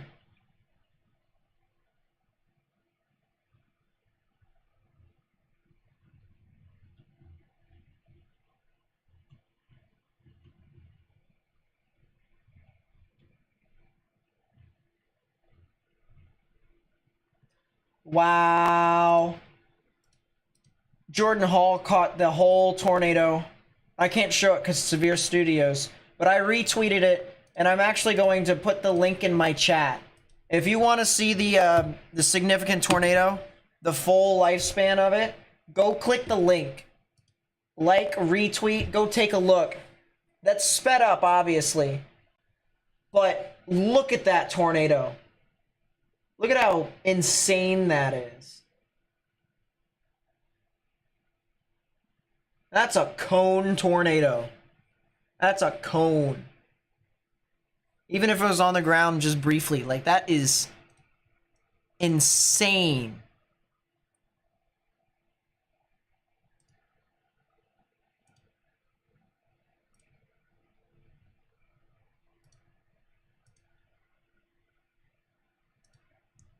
Funnel cloud. Hold up. Located to the northwest of Silver Lake by 2 miles. 14. This is 4 minutes ago. Appears to be rotating, but night is inhibiting me from seeing rotate. Thank you. Thank you.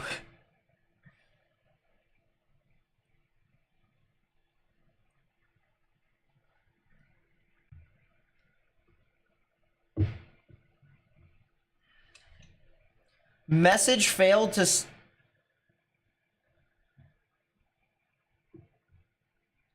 Yeah, thanks.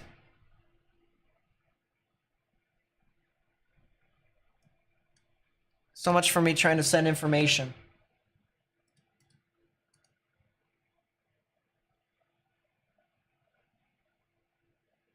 Yeah, once again, this is a confirmed tornado warning.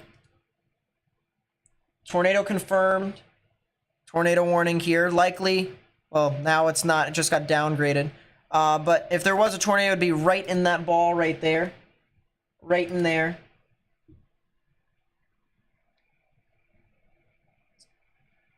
It would be north of Hoyt, south of Mayetta. If you know anyone who lives near those areas,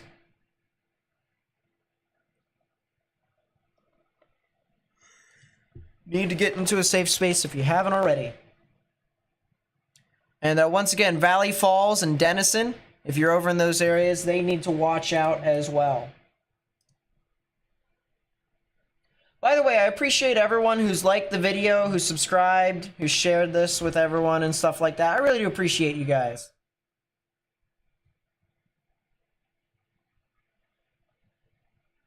I know there's a lot of people who,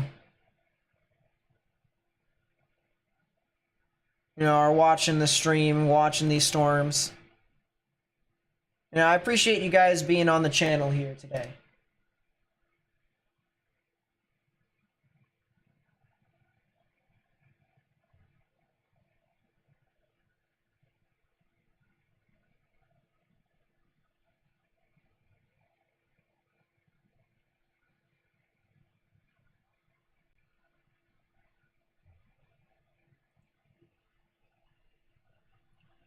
Yeah, luckily not in a populated area, at least not too populated. It just went to the north of Topeka by how far?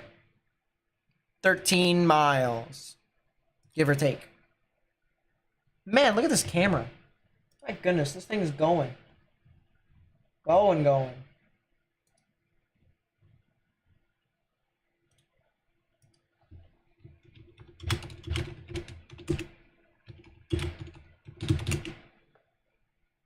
Did I just... Oh, crap.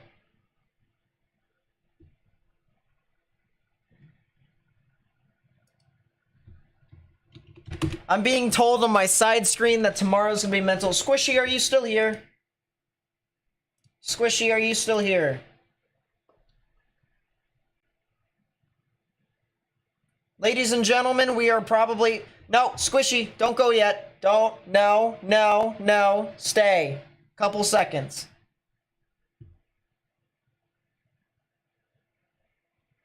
Stay for a couple seconds. Oh my gosh, tomorrow's insane. Alright, ladies and gentlemen, I have been convinced.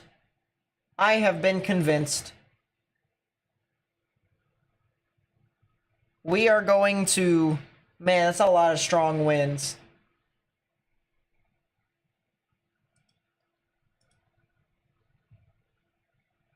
I have been convinced, ladies and gentlemen.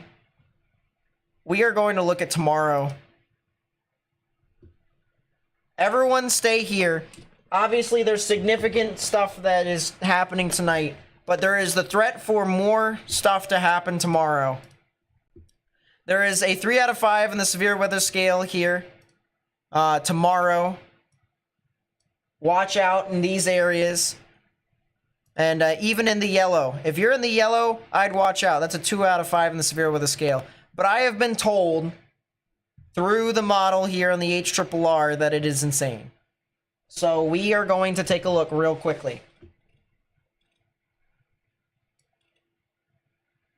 Alright, so that pushes... Oh my god! supercell over near Jonesboro. Look at all these supercells out in front of the line. And then it just becomes linear. What? There's supercells within the line. This keeps going all the way. What? Why? There's so many storms. Hold up. I gotta cherry pick. I'm sorry, I am committing a sin. What are these cells in central Missouri? Oh, that's not bad at all. I mean, the photograph is, but modified environment. Okay, that's okay. This cell near Jonesboro. Okay, that's okay. That could be better.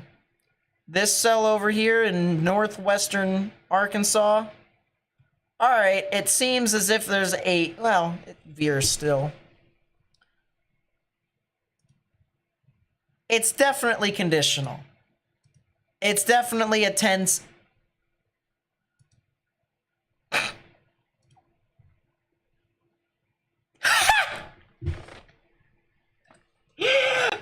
Oh my gosh. Enough. It gets worse at night.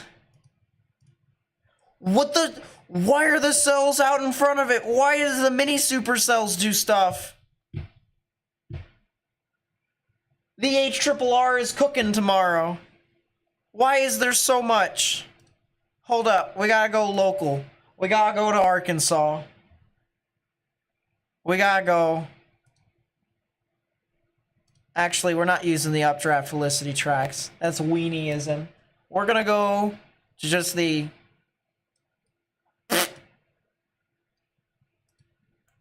That's nice. That's nice. That's nice. Because that just turns into a supercell that's in between Little Rock and Jonesboro. That's nice. So there's a supercell in the line. There's a supercell near Fort Smith. There's a supercell right there.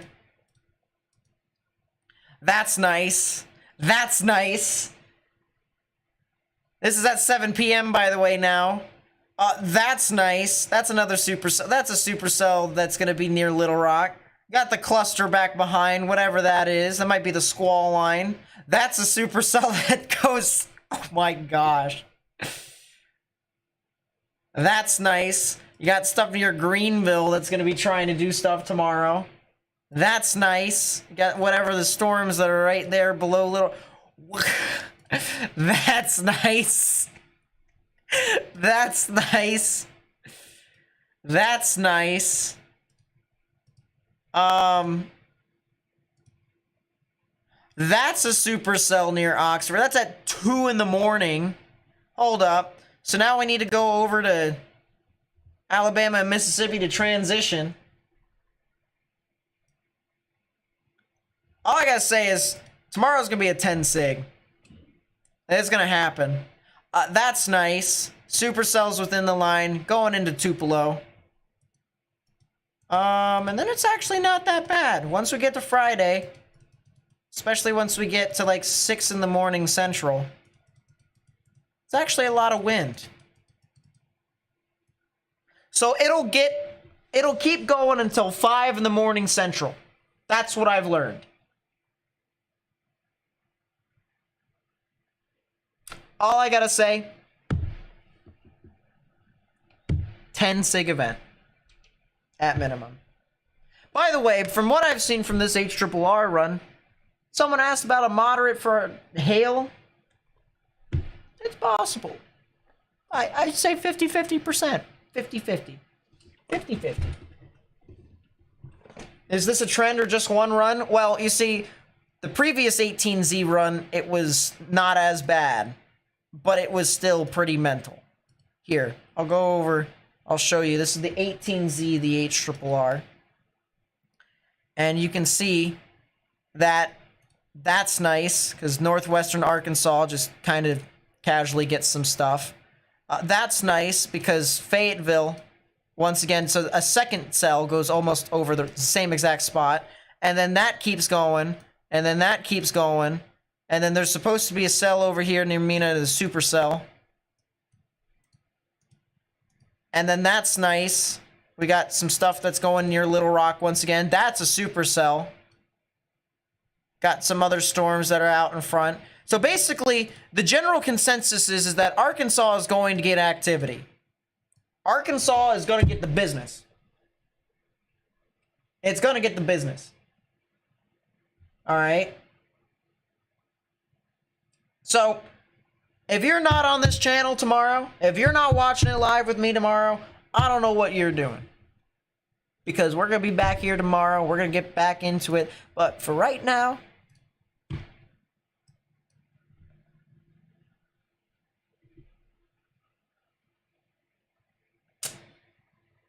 you know, tomorrow looks pretty, tomorrow looks exciting. All right, Squishy, you can go to sleep now. Good night. I'll text you. Actually, text me first, and then I'll text you.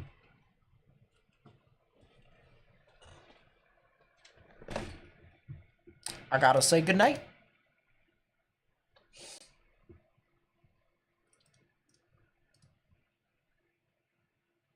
But yeah, tomorrow looks absolutely insane.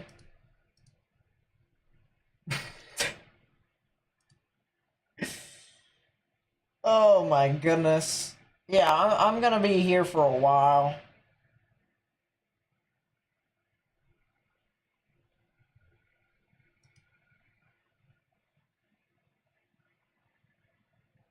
What time Z do I think I'll start tomorrow? 18. Around 18 Z, maybe later or earlier, give or take.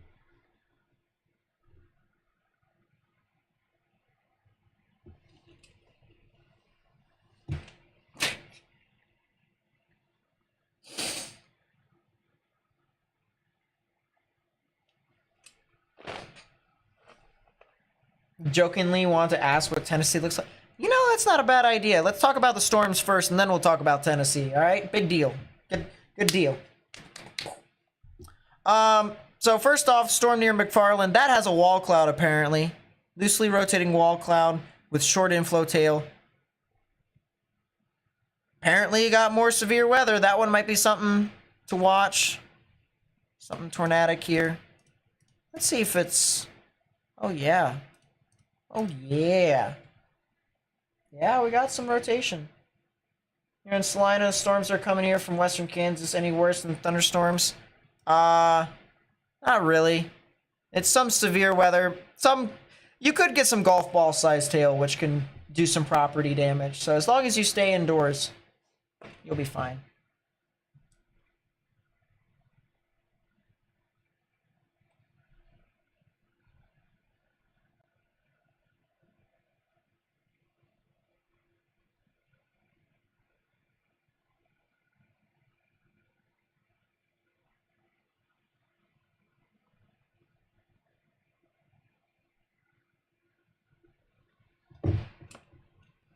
Okay, cool. I said goodnight to Miss Wonderful. The stream is now buffering on that, so I'm going to have to restart it. But yeah, Salina should be fine. This storm over here near McFarland definitely could be something that we'll need to watch. So we'll see. We'll see. This other storm near Mayetta is definitely producing some pretty large hail. And some flash flooding conditions is also definitely possible. Some localized flooding. So watch out for that. I'm going to go over here to Kansas City. Take a look at the storm that's over here near Richmond, where we could potentially see some more golf ball sized hail. And it actually might even be more than that. We might actually see some hail size in upwards of tennis ball. So if you're out in the middle of nowhere over here near Bramer and Bogard, you guys are going to need to watch out. But otherwise, I mean, it's pretty rural. So it's pretty good. Pretty good.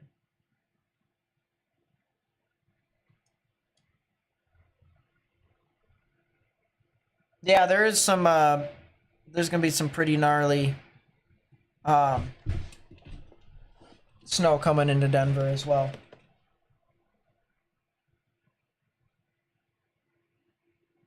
What time does Little Rock need to be on alert tomorrow? Afternoon, evening, overnight. Basically all day. It's gonna be multiple rounds, more than likely. Or at least it's possible.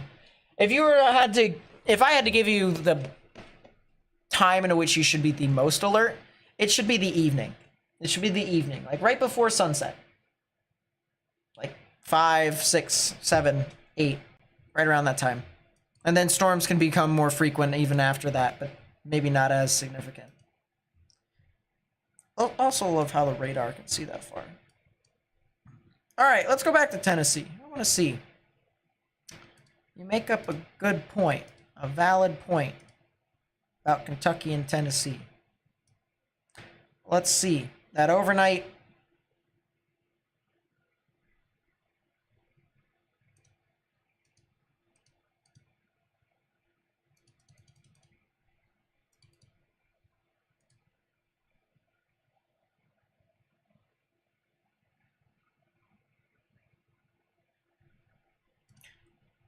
You know, it's not bad. I'd extend the 5 tour out further east. I'd put the 5 tour further east. It's not bad. It could be better. It's not bad. Wait a second, wait a second, wait a second, wait a second. Did I just see a supercell pop up right next to Memphis? Since when did that happen? Why is that actually decent?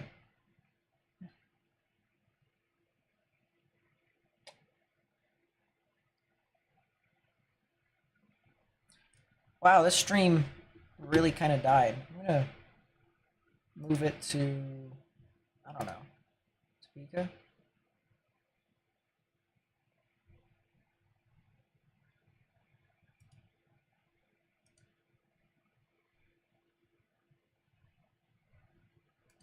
Manhattan might be a good idea.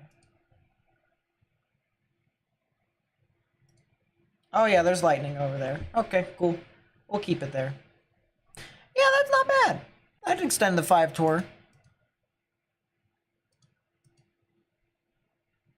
That's not bad. It's not terrible.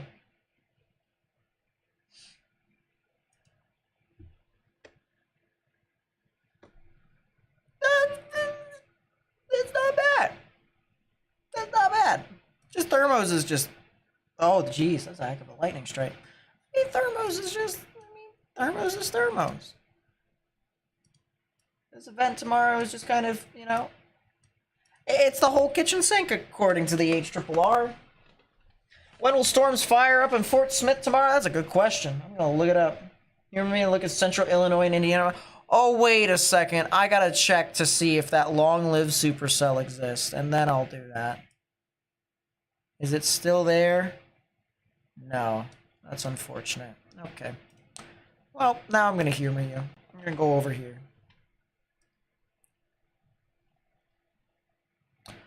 That's... Whoa.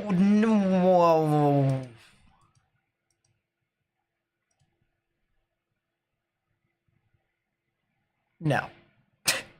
That's hail. Hail and wind. No. No.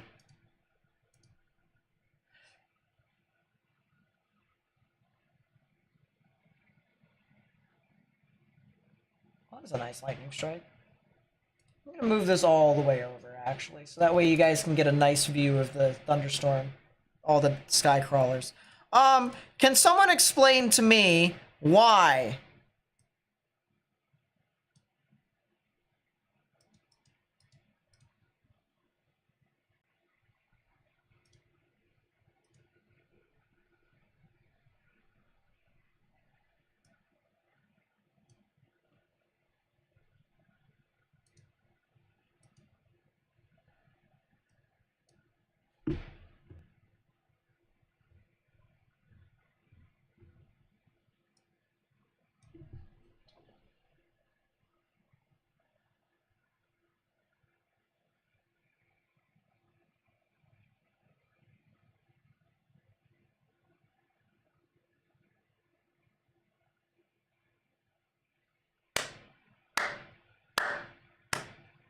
That's almost as bad as... No, that actually might be worse than the previous run that it had supposedly with St. Louis.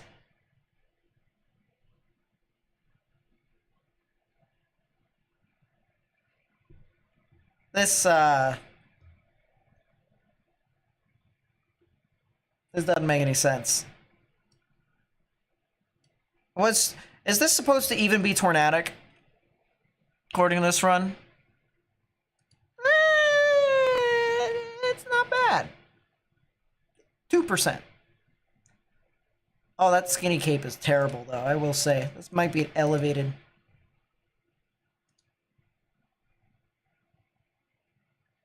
It's not bad. We might have a widespread tornado event. Might have a okay, that's not nice. But I mean, it's not bad. Why does that go through Indianapolis? Why are all these storms going through major populous cities according to these model runs? Explain that to me. That's a heck of a lightning strike right above me. If you don't, look at that lightning up there. If you don't want to look at what's happening over here, look at that lightning up there. That lightning up there looks pretty good. I'm not gonna lie. But why? Why? It's at 3 p.m. goes through Peoria. It's pretty sheared. Not a whole lot of cape there. I mean, it could work. It's a small chance. Small chance. It's a small chance. It's possible. It's possible. It's a small chance. Alright. I gotta go back to the 21Z wrap. Eventually I'm gonna stay up tonight to the 3Z wrap, because yes, the 3Z... Listen, the wrap is my father. I like the wrap. I gotta look at the mixed layer cape, though.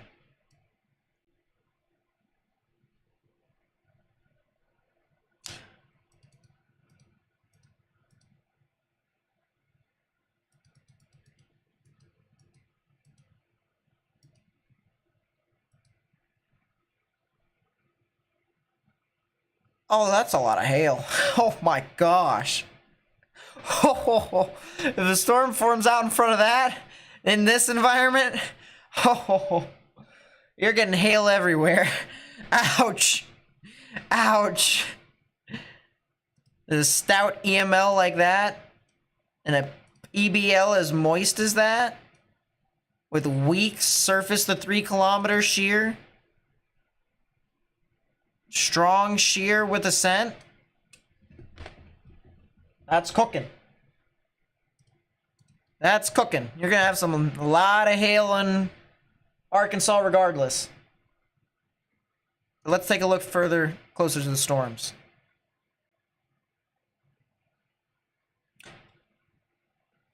Now that's ouch. What happened to the 850 millibar wind shear? I thought the jet streak was supposed to maintain everything. Why did it die?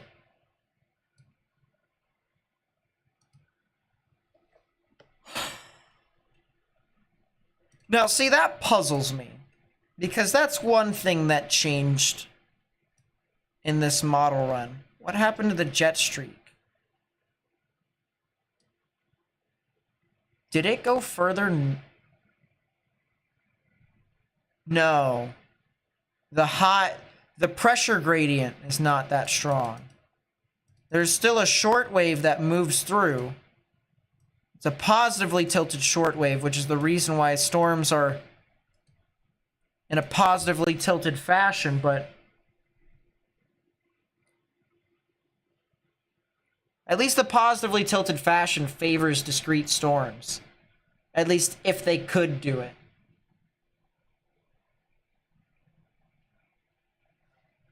Because you guys see this, these little dips in the isobars right there. Dip, dip, dip. So storms are forming on that axis right there. Based off of the, that's even 300. What about 500 millibars? What does the 500 millibar wind shear say? Yeah, so that axis is still there. Boom, boom, boom. But how come... Why is it like that? Let's frame 23. And we need to do a model trend loop.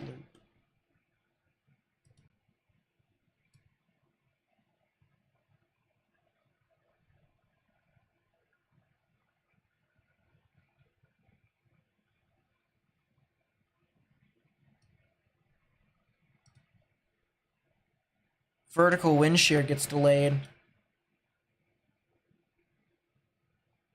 Vertical wind shear gets delayed. It's slower. Oh.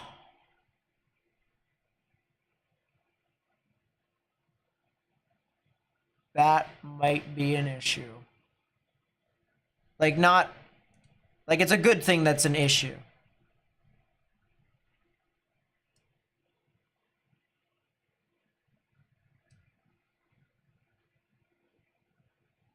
Oh.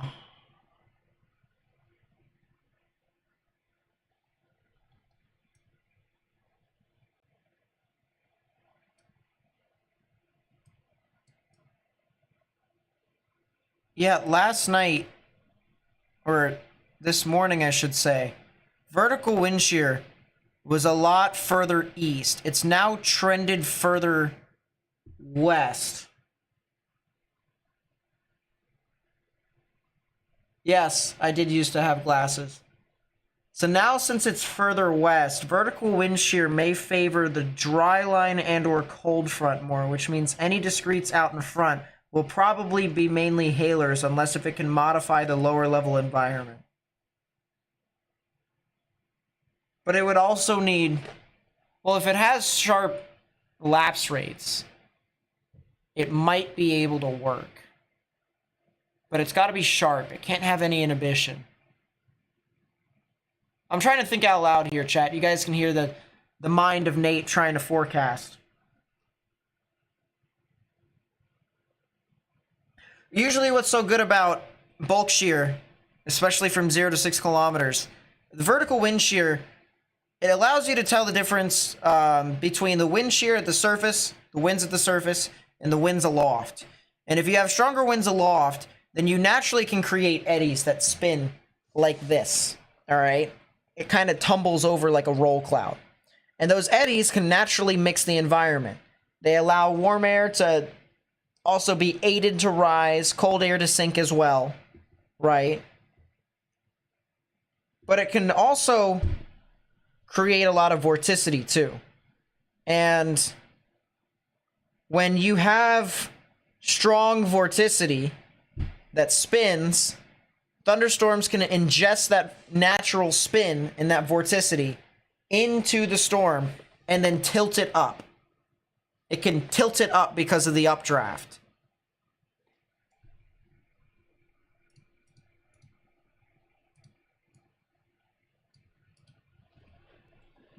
But vertical wind shear is now delayed. So that way the rear of the storms are getting it.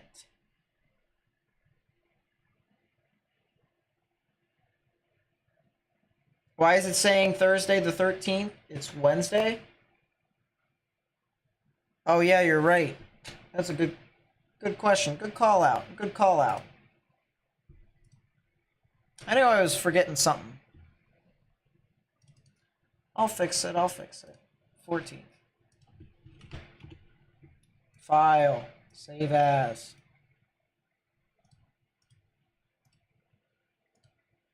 Oh, I'm an idiot.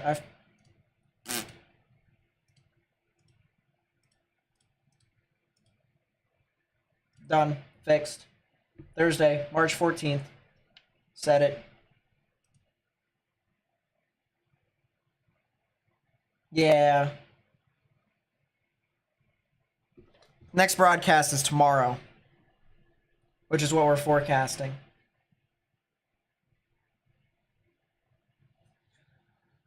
If I'm a chaser, if I'm chasing this,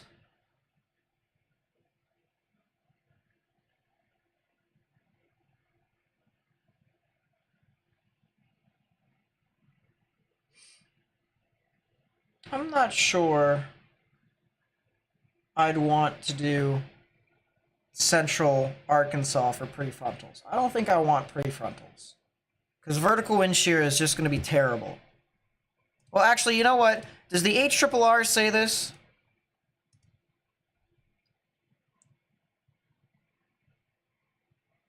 Let's say 20Z.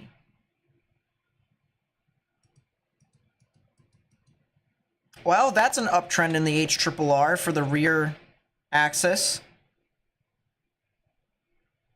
I think the HRRR actually has always said that vertical wind shear. No, the RAP said it was a little bit further. Okay. Okay. Okay. We're going to compare models. So that's there.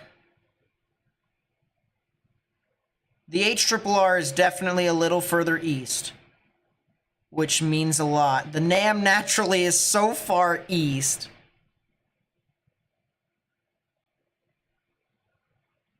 Two out of the three NSSL M passes are a bit further east. That does not help anything.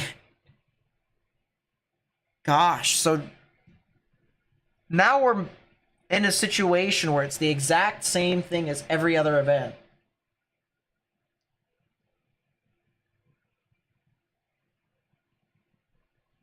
Springfield, Missouri right now, in my opinion, 5% tornado chance. 5%. I think it's a little too far northwest to be in the main significant tornado risk. I think the main significant tornado risk is going to be in Arkansas.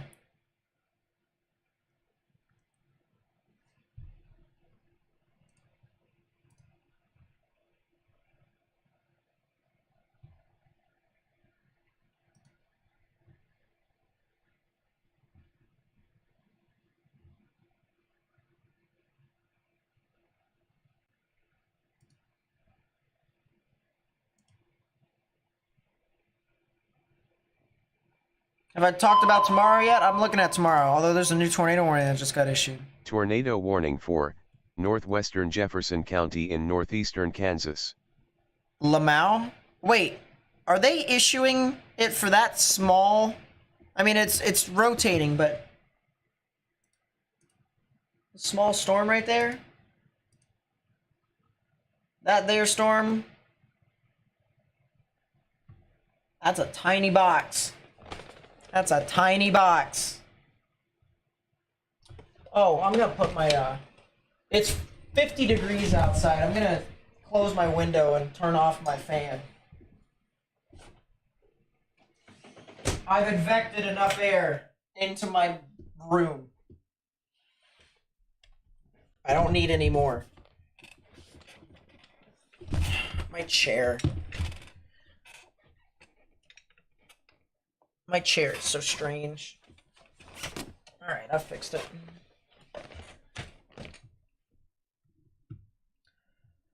But yeah, tornado warning here near Valley Falls. We mentioned Valley Falls earlier, didn't we? Didn't we say that Valley Falls is in a tornado warning? Or not tornado warning. It's going to be in the path of the storm that was in the tornado warning. Holy crap. Alright, can we just talk about this view here from Manhattan? This is looking off to the east behind the big supercell here. Look at all this lightning here, chat.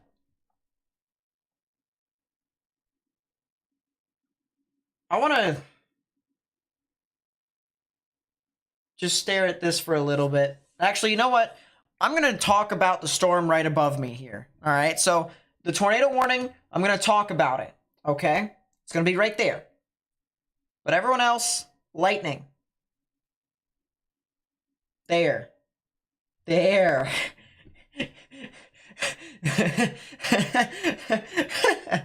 I just, don't look at me. I have no idea. It's right there. All right. But look, this storm, the tornado warning in itself, it does have rotation. All right. Red's moving away, green's moving towards. So it does have rotation, but it's still very broad. You guys see these little grays in the middle? That is the type button. See these grays? If these were like greens or reds, That would tell me that it's consolidating and that we probably would have had a tornado on the ground. Look at that. You see that? That lightning strike was crazy. But that would have told me that we would have had a tornado on the ground. I don't think we do. I think we have a high precipitation storm, and we have a storm that's creating a lot of strong damaging winds. So, in 21 minutes, this warning will expire, and we'll likely just see a strong, severe thunderstorm warning associated with this. But for right now, because it's a tornado warning, if you're...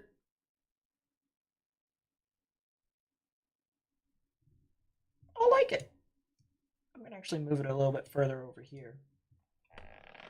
But for right now, the folks in Valley Falls, you need to stay in your safe space. Everyone near Valley Falls, everyone near State Highway 4, north of Valley Falls, up towards Nortonville. Nortonville, by the way, you guys are going to have to watch out. That storm's going to be heading off towards you. And then State Highway 16. You're going to have to watch out. Yeah, we're going to be getting some really nice lightning here. I want another lightning strike in the clouds again. Like Skycrawler.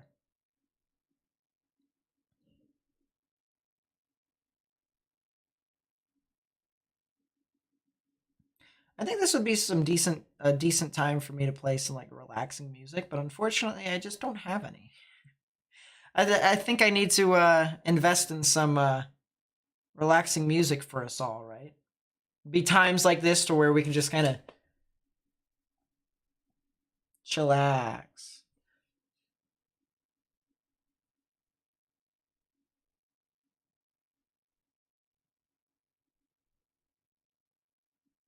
The mood can be... Oh my goodness. You see this, the mammatus clouds that are within it as well? The little bubble clouds that are hanging from the ceiling? By the way, can I just say, this view from the camera is the exact way of how I see through LASIK. Like, besides... Like, it's a little over-exaggerated with, like, these little spikes. But the halos, oh yeah, this is basically LASIK simulator. Except the quality of seeing is way better than this camera.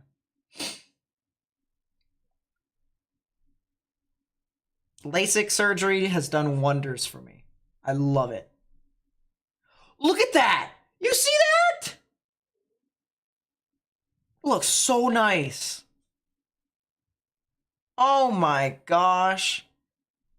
Chat, all right, listen. Listen. Would you guys fault me if we just chilled out and watched lightning, and then I just answered questions that chat may have?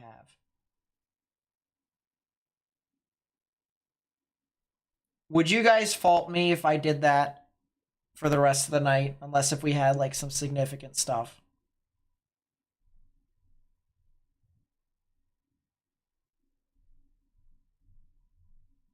No, because the glare is natural. The eyes will naturally glare.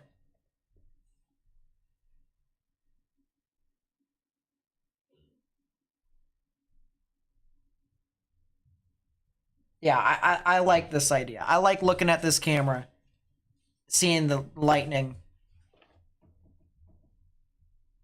Because the lightning looks really nice. Oh, trust me, I recommend LASIK. LASIK surgery has done wonders for me.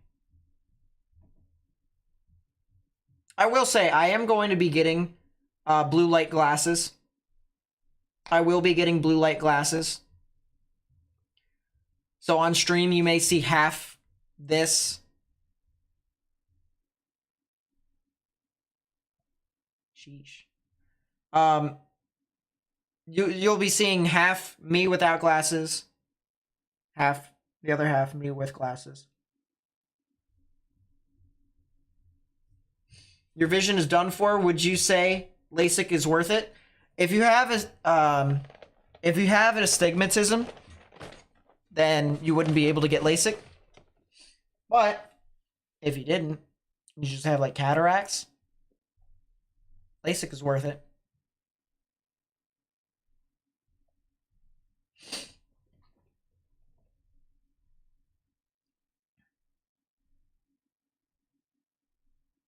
Any chance for severe weather in southern Ohio? Tomorrow, yes.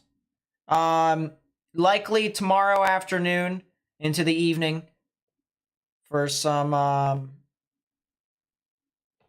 hail, wind, stuff like that. Small chance for a tornado, but I don't really see a tornado. What are blue light glasses? Good question. So, a computer screen will naturally emit blue light more than anything. And if you stare at blue light for too long, stare at it. That was a heck of a side lightning strike, by the way.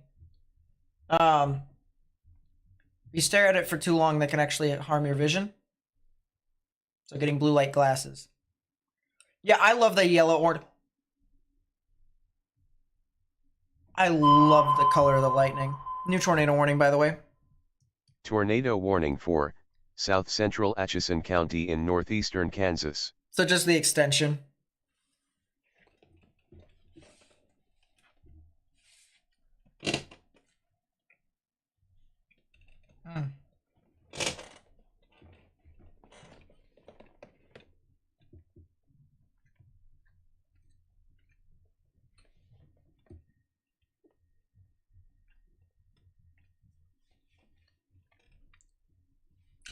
It's not a bad burger.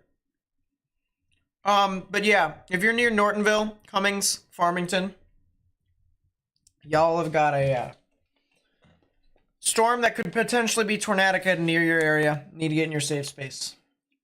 Is this going to be hitting Macon, Georgia area tomorrow night or Friday? Friday. But it won't be that bad at all. Big cone in Kansas? That was earlier.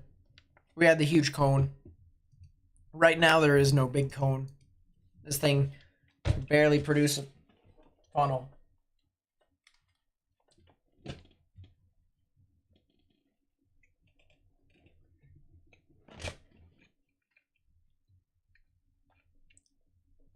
Respectfully, chat, I'm going to eat my dinner.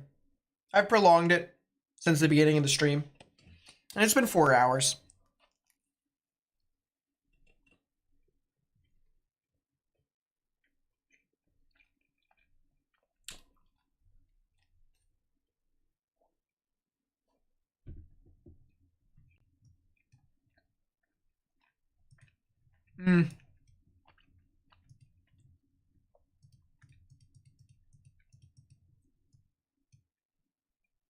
Do I think Tornado Alley... Ooh, that's a nice lightning strike. Do I think Tornado Alley will actually wake up this year? Yes. I think it'll be a little bit more active than Dixie. Excuse me.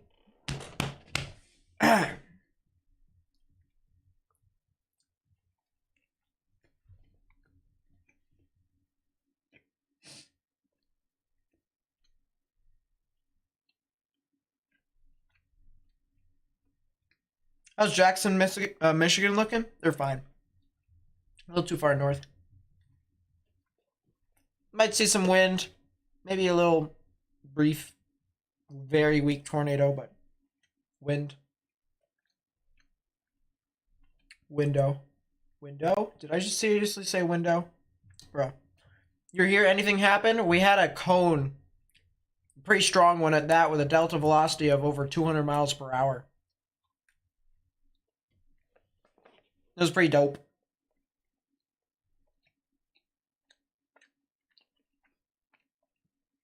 That was about 2.5 hours ago.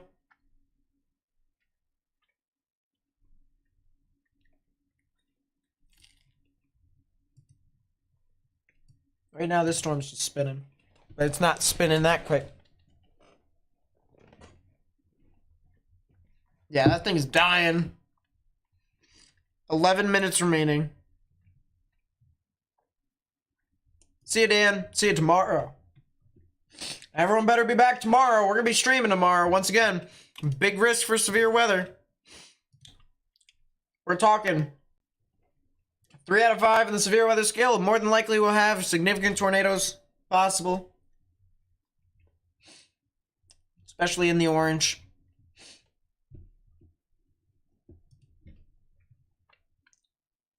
Southern Indiana, general severe weather. Oh, that's a nice lightning strike.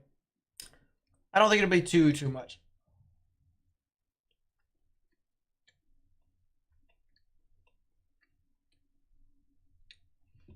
It was below the warm front. What happened was we had a merger, but the tornado didn't form because of the merger. The tornado formed because the other storm didn't kill it. So it took like 15, 20 minutes before the storm recycled, and then it just put down a massive... It was huge. Let's see. Do I have the data? No, I don't. Unfortunate. It's been too long. It's been 2 hours and 15 minutes. But no, we had a huge cone. If you go to my Twitter, you can see my retweeted stuff. You're fading interesting night. Tomorrow will be something. Great job. Thank you for chat for being nice. Thank you, Highlander, for being here. I appreciate you. I appreciate everyone who's going to sleep now, by the way. Everyone who's stayed up.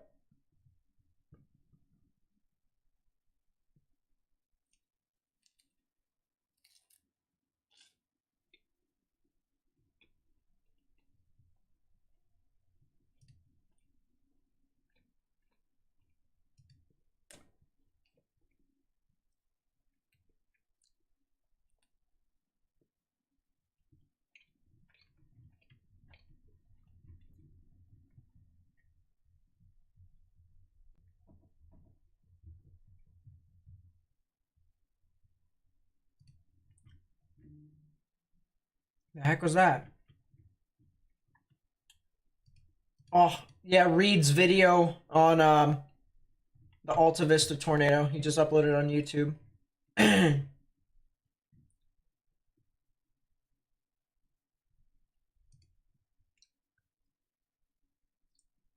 How's Springfield, Illinois looking for tomorrow? Severe weather is likely. But it's conditional. I think it'll be more of a hail and wind threat. Small chance for tornadoes, but it's not going to be super high. Wish the camera had an audio stream. I wish I had an audio for like nice and calm and music. Because this lightning is really nice. I mean, it's so much better than the uptick significant tornado that we saw just a little over 2 hours ago. So, you know, we're kind of just, we're relaxing. I need to figure out what type of music I can.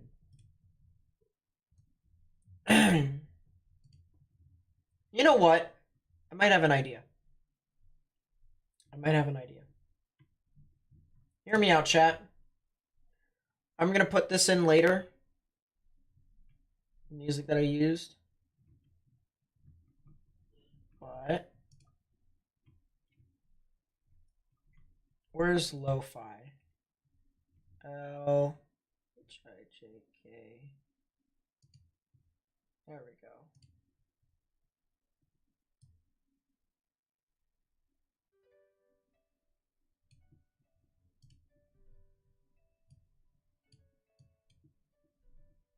You can barely hear that.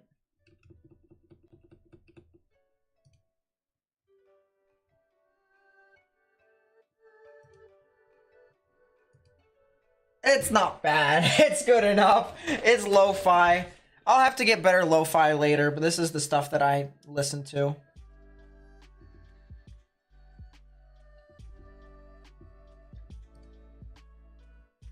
Actually, I may not like this particular song, but oh well.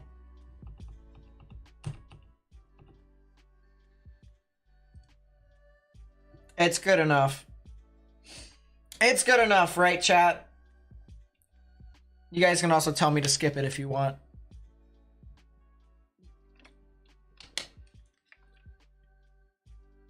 See ya, SBC Franklin. Single small cone likely occluded in a large multi-meso wedge type thing. Kind of. Yeah. Nina with the 10, thank you so much. I really do appreciate that. It definitely occluded though. Tornado motion was more due north rather than storm motion, which was northeast. So, look at the RFS.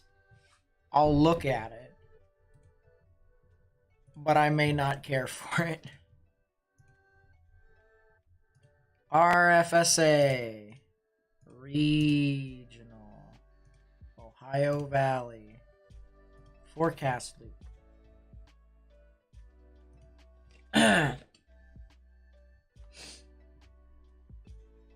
21 Pilots coming out with a new album? I had no idea, honestly.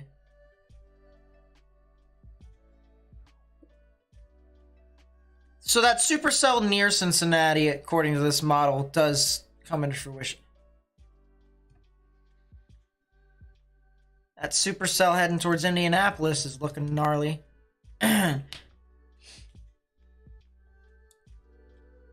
Okay. I'm sorry. That is insane. That was insane.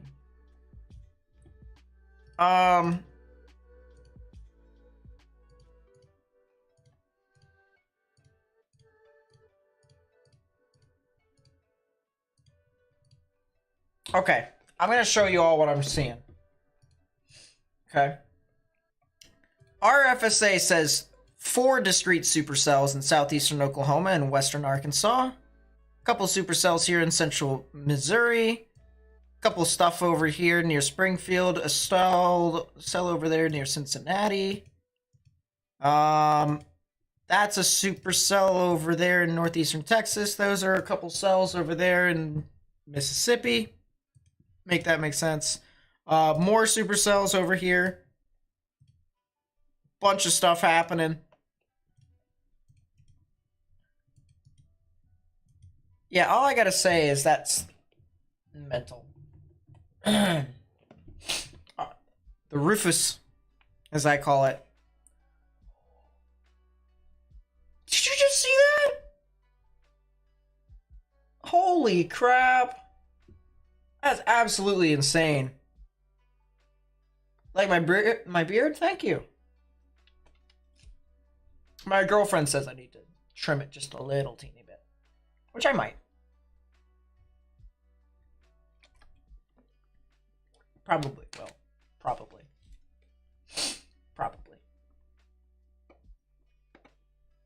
Yeah, that lightning strike was insane. It's OP.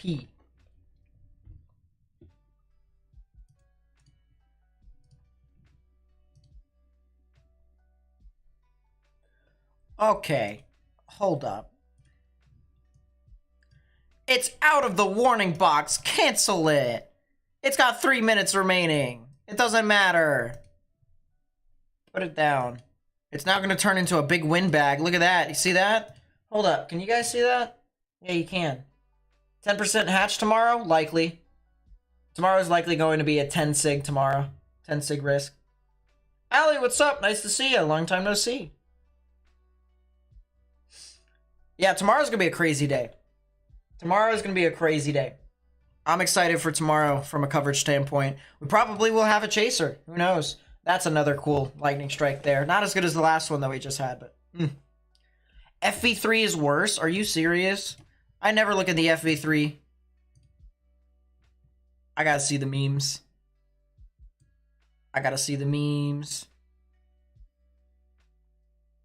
Why? It has discrete... I gotta show you guys. It's got discretes all over the place. And then it just turns into... What is that? Down in Texarkana. That's a discrete supercell. And then whatever that is. Yeah, okay. Done. Enough. Tomorrow looks like a significant damaging wind threat, then a significant tornado threat? Are you talking about like in the morning? Like with the stuff overnight tonight? I get that. Stuff in Springfield, Illinois, it's gonna get pretty windy tomorrow morning, but like you guys can see right above me. You can see right above me in the radar. That big line is moving through at about 6 or 7 in the morning. I'm moving that up.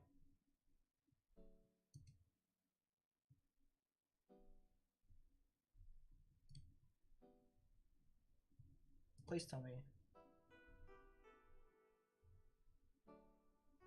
Okay, there we go. Better. Yeah, big line moving on through, some damaging winds, and then the tornado threat that pushes on through. Tomorrow's gonna be crazy. I'm gonna be covering the tornado threat. The wind threat is not really that much, but how am I doing? I'm doing all right. I could be better, could be worse. Tomorrow I'm gonna be working a little bit on my college before I stream.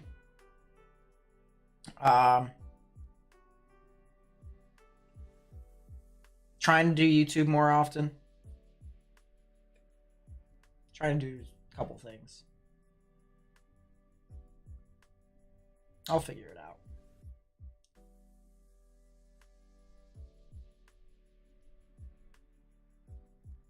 Do I think that morning convection will leave an outflow boundary for storms in the afternoon? Yes, I do. I think that outflow boundary will also determine as to how far north the storms in the afternoon actually go. Because that'll act as the warm front.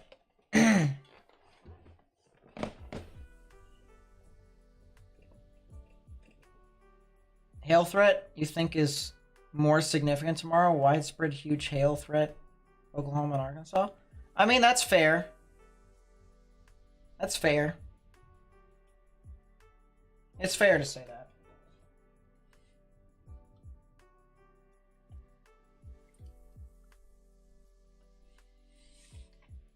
It's pretty fair.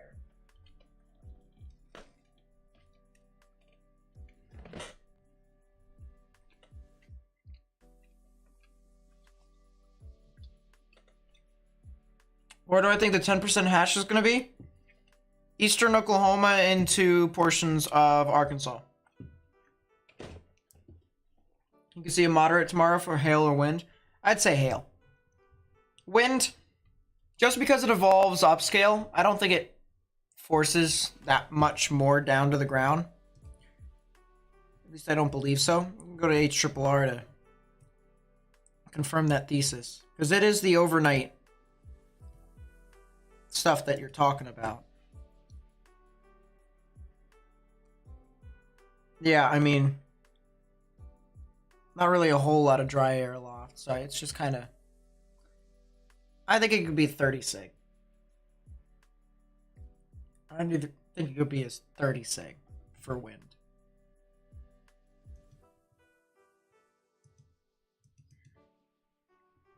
That supercell right there is still insane.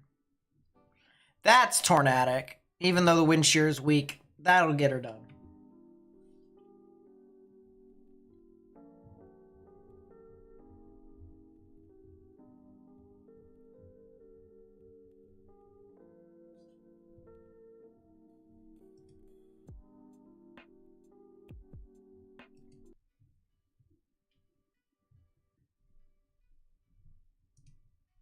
Probably not that one. That song, I think, is copyrighted. This one here? This one I think is fine. If it's loud enough.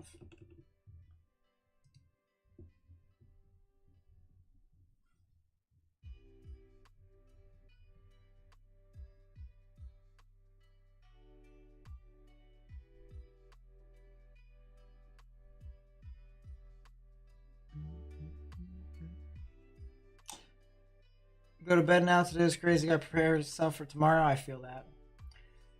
NATO Cast just posted an update. Ooh. Ooh. Ooh.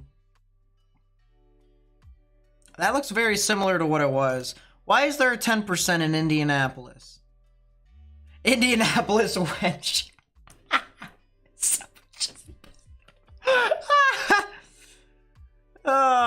That's funny. You know, the sad thing about this all is that St. Louis's radar is down, which means if there's anything that happens near St. Louis, like, it's not going to be as useful. Or coverage, it's not going to be as useful. Not going to be as reliable.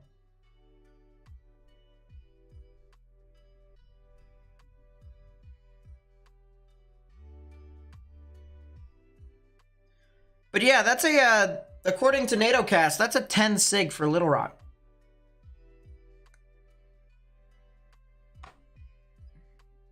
Sounds about right to me.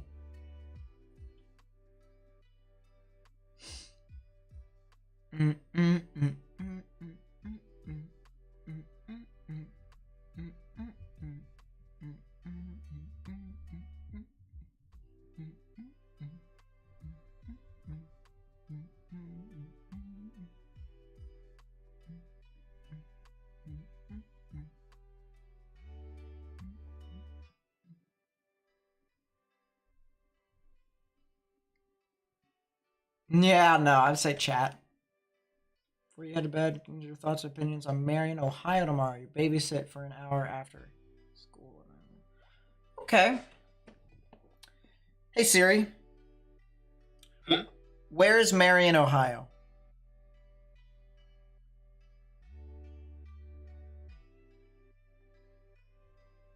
Thanks. Thanks for not helping. That's PA. I want Ohio. Marion, Ohio. That's north of Columbus. Marion, Ohio should be fine. I mean, there's going to be some general showers and thunderstorms throughout the day. But, ooh, that lightning strike was pretty nice. But it's, I don't think it's going to be too much. Yeah, there's going to be some pretty gusty winds sometime around 3 o'clock to 4 o'clock. I'd say 3 o'clock, give or take an hour. 3 o'clock, give or take an hour. And then after that, there's going to be some more storms to move on through at 7 or 8 o'clock. That one could be a lot more severe than the former. And then it'll just be raining throughout the majority of the night, all the way to Friday morning. And even continuing into Friday afternoon. So I think the stuff that you should be more weather aware about, because I don't want to say concerned, I don't want to say worried about, and stuff like that. That's a bunch of panic, right? I don't want to cause panic. So I think the one thing that I would say is the time into which you should be weather aware the most should be around 3 o'clock and around 7 to 8 o'clock. So basically from noon and onwards, if you want to really just kind of, you know, pay attention to your weather app every now and then, that works. That's good. What about West Virginia? Well, let me take a look at Morgantown and see what they got. Leftovers of thunderstorms over at 7 o'clock. Leftovers of thunderstorms over at 11 o'clock. That one might be a little bit worse, but just a little bit. A lot of lightning even, probably at 11 o'clock on Thursday. And then potential flash flood risk overnight into the morning. And then Friday, scattered showers and thunderstorms before finally starts to move on. What are the impacts for Cleveland and Buffalo along I-90? Good question. On Friday, there's not really a whole lot. There's just maybe some scattered showers and thunderstorms. Starting as, you know, early as Thursday afternoon, as late as Thursday night, overnight, and then on Friday, not really too much. You want a Cincy chaser? You're on standby. You're work at 6. I mean, I'm not sure if there's going to be really the need for that.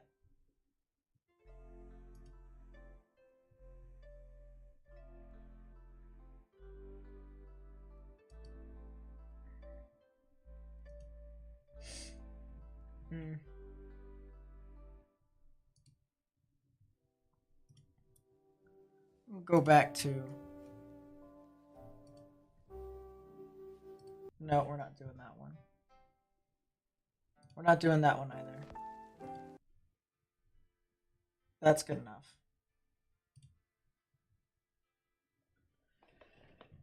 Yeah, we got a lot of hail, we got a lot of wind with these storms, but honestly, there's not really too much beyond this. It's just kind of there. Just kind of hanging around.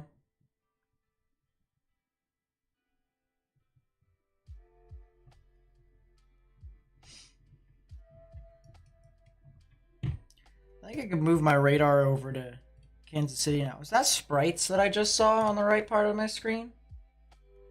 Over here? Is that what I just saw?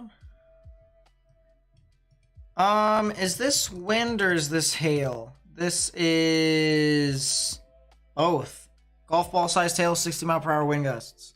So Carrollton, Waverly, over here in Carroll County, and northern portions of Saline and Lafayette counties here in Missouri. Golf ball size hail possible over there. And then, by the way, Kansas City, you're not exactly done. You got more stuff coming.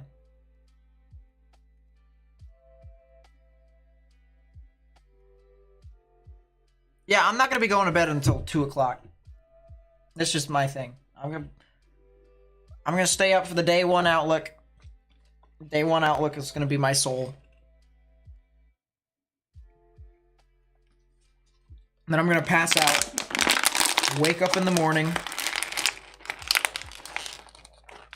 Hopefully, talk to my girlfriend some more. Go to sleep. I know, right, NetDog? That would be cool if I had my own lo-fi music. AI can write it for me. Be cool. What radar am I using? This is GR2 Analyst. In my opinion, the best radar application you can ever get. But it is on your computer. And it costs a pretty penny.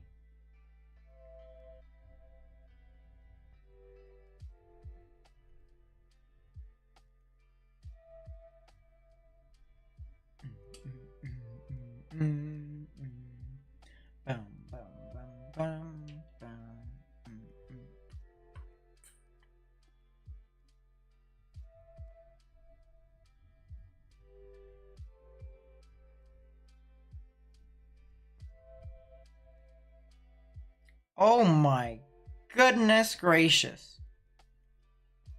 Wasn't that crazy? We're getting treated to a show here, ladies and gentlemen. We're getting treated to a real show.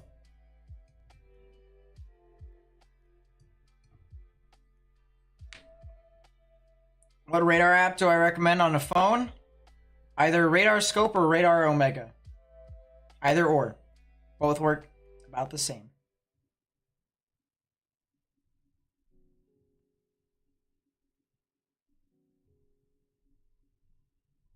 I use Radar Scope a little bit more, honestly. A lot of people use Radar Omega, but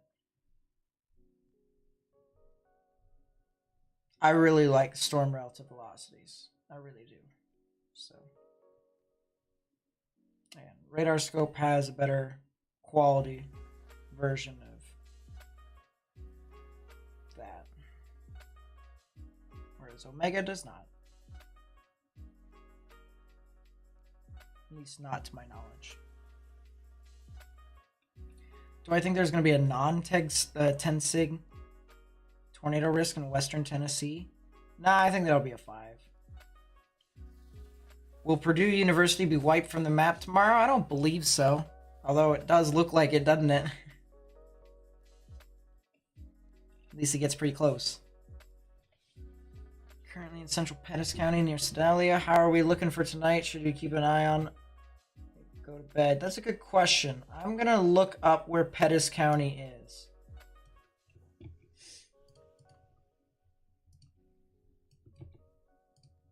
Pettis County, Missouri. Sedalia is over there. I think it's... I think it's possible that you guys could get some activity. It'll be likely sometime around 3 or 4 o'clock. I don't think it's going to be too much. I think it could be severe, maybe with some hail and wind. But I don't think it's going to be anything tornadic. So as long as you stay away from windows when you sleep tonight, you should be okay. Can I look at the Ozarks forecast for tomorrow and do a sounding? I did earlier. Here, let's see. I'm going to go to significant tornado parameter as a meme.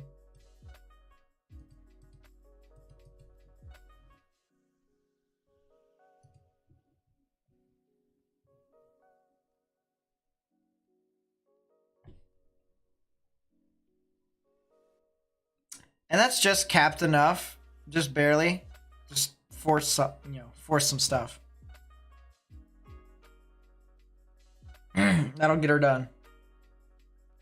WSV3 is pretty good too. I hate WSV3. I can't.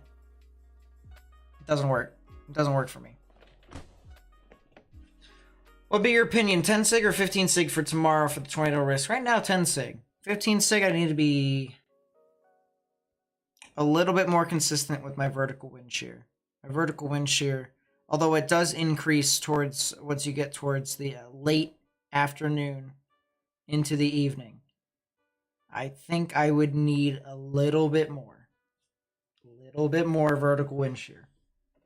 Could see a moderate risk tomorrow though for most hazards, so who knows? But I think enhanced level threat, with the exception of hail. Hail would be the only thing I could see as a real possibility for a moderate risk. But I like this as a bona fide large enhanced risk with a 10% chance for significant tornadoes. That's what I like. That's what I'm cooking. Why is the SPC outlook came out so late? Because of the time change? Are you talking about for day 2? Or day 1? Because they do that every single time for the time change. Day 1 outlook always comes out at 6Z regardless. The day 2 outlook used to come out, go out at, it was out at 7Z before the time change because they had to upload it at 2 o'clock Eastern. So that'd be 1 o'clock Central. But now, since you went back an hour, well, no, you went forward an hour. 6Z is now time for both day 1 and day 2. And fortunately, the same person's not doing day 1 and day 2. So, and it'll work. It'll be fine. Tomorrow, how will Arkansas look? Arkansas is likely going to be in the main threat for tomorrow, and there will likely be some significant weather. So if you are in Arkansas, you are going to need to watch out. Are you serious? Can my cryptocurrency just do stuff? Springfield, they said there's a possibility of a tornado. There is. There is. Day 2 always came out at 1 o'clock Central. Day 2 always came out at 1 o'clock Central. Yeah, Springfield's at 5% for me. 5% tornado risk. 5%.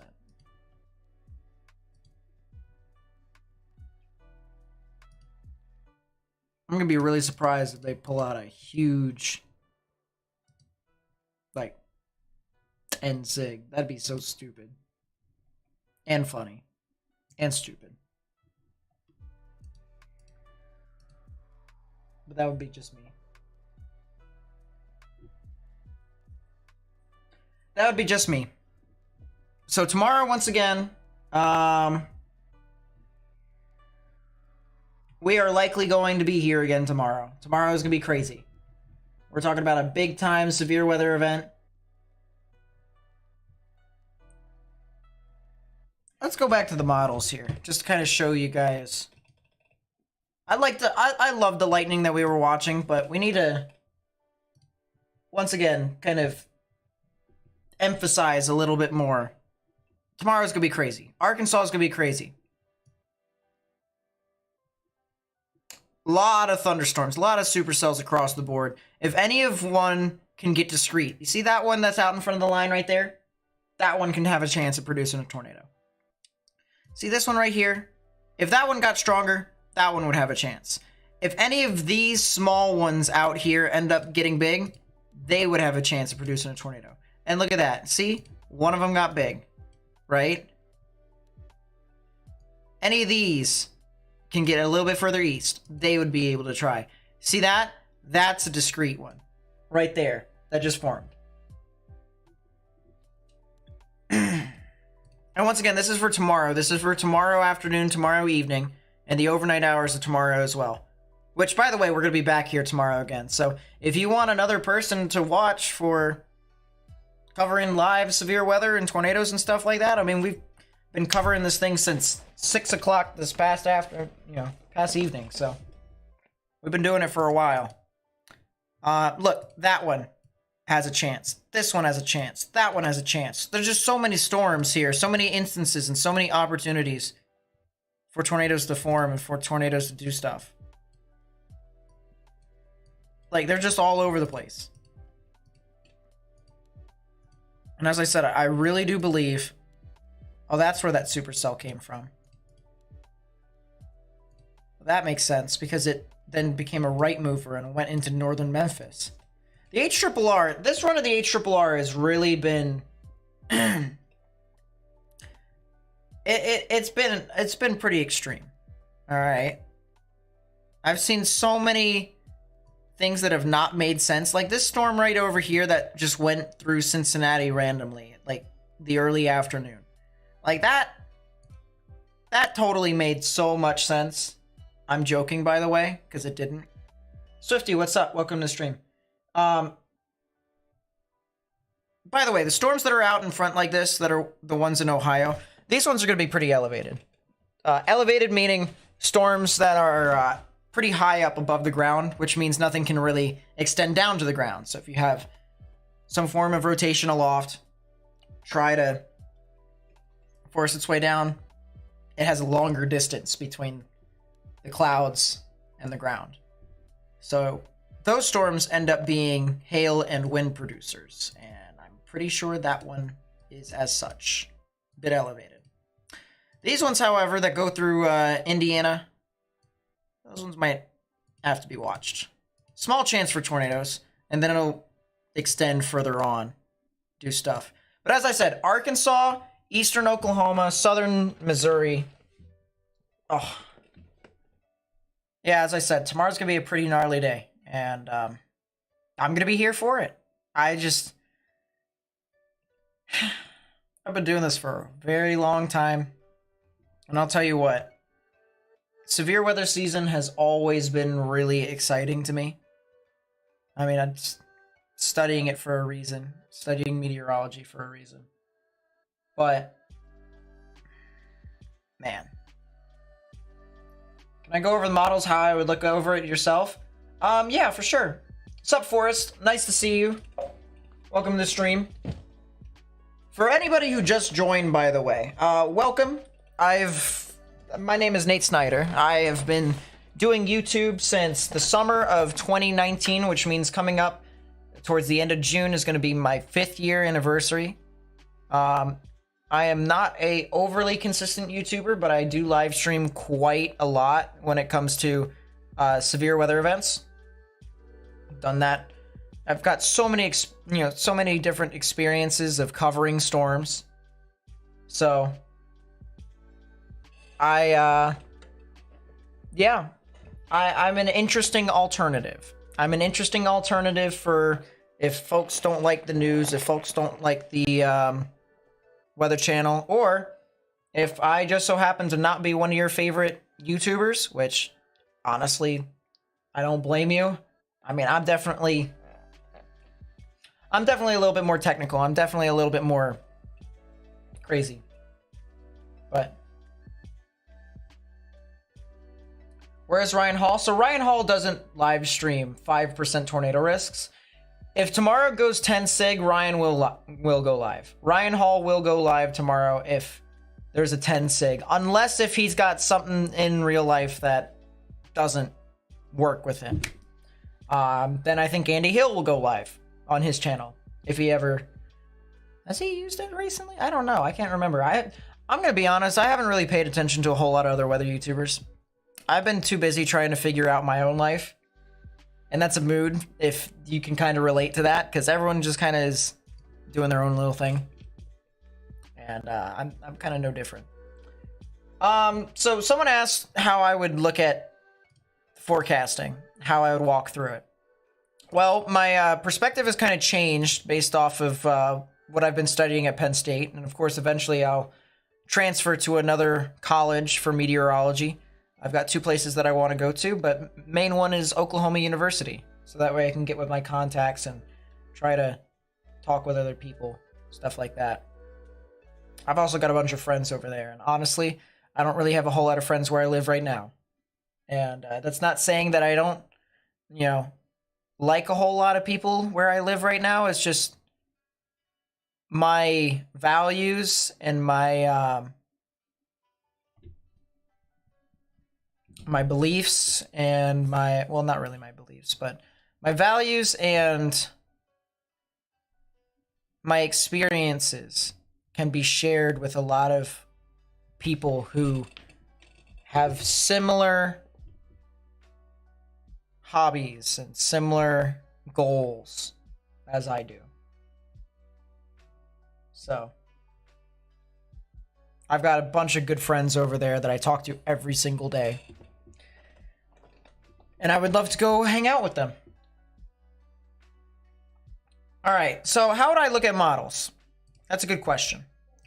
First things first, we're going to go to the RAP, because the RAP is probably the best model, at least in my opinion, to look at severe weather with. I'm going to go with the 500 millibar wind shear. That's fine, Swifty. Listen, don't ever think that you're supposed to stay here just out of goodwill. Like, if you're sick, go to sleep. Seriously. Like, go to bed. Get some Advil, drink some water, a lot of water, that is. Go to bed. Like, you don't have to stay up and stuff like this. I care about people's health. I care about people's safety and stuff like that, even when I talk about storms and stuff like that. Like, I went off on 2 drivers that were stuck under, well, not stuck, but they parked under an overpass earlier on the stream, and I was animated. I was like, if any of you who are watching the stream right now sees these people, do not think they are good examples. Do not hide under overpasses during thunderstorms. Simple as that. But go to bed. If you're sick, if you're hurting, get rest. There's always tomorrow. There's always tomorrow. Are the storms going to be a risk during the night? Really want to sleep tonight? Realistically speaking, I'm only going to be up for another 20 minutes maybe. Because they're not going to be as much of a risk tonight. It's going to be mainly hail. Tornado risk is done and over with. Tornado risk is done and over with. Now I'm just kind of giving everyone the general gist of how I view models and how I view severe weather. So, if you... if you want to forecast and stuff like that, this is how I go. I'm also going to put my radar over here on the side instead of the thunderstorm. And I'm going to put this storm, I'm going to put this one that was, that's going through, or it's about to go through northern Kansas City. I'll keep that one on the side just so I say I'm watching it, but it doesn't look that significant, honestly. The worst part of the storm right now. Okay. Then I'll just, I'll hopefully be just nice voice to be in the background. So, 500 millibar wind shear. We have pretty big trough here. Pretty big trough. A lot of wind shear moving about. Now, notice here with our wind shear, especially with these colors, red is obviously a lot stronger winds. Purple is, it's okay. It's not as strong, if that makes any sense. But it starts to get weaker and weaker as you get further and away from the curl of the trough. And at the tip of the curl, right here, at the end of this weaker wind shear, This is where you can get a lot of divergence aloft. This is because of something called the conservation of angular momentum, where essentially, if you think of how a figure skater spins around and extends its arms, or their arms, all the way around. All right.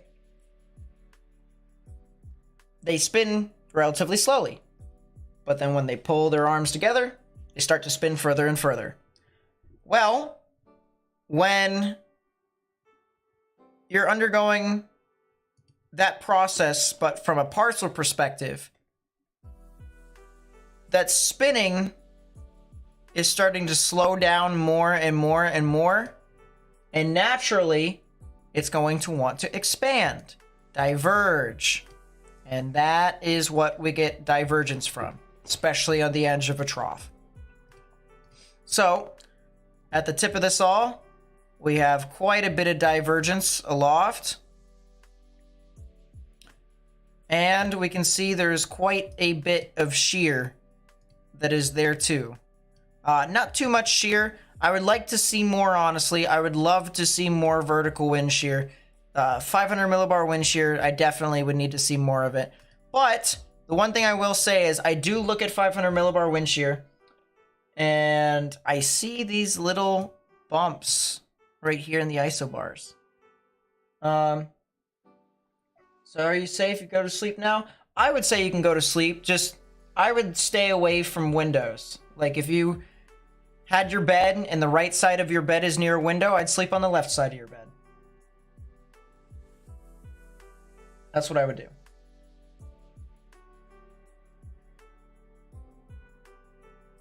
Scotts Bluff camera is actually North Platte. Oh, okay. That makes sense. But yeah. We have shortwave right here that extends. This is where a lot of our severe weather is going to be. And seeing that area right there tells me there's a lot of vorticity, which then tells me that there's more than likely going to be a lot of severe weather through that area, which is the reason why I say Arkansas is going to be a problem tomorrow. I've been saying that since yesterday. Arkansas is going to be a problem. It's going to be a huge problem.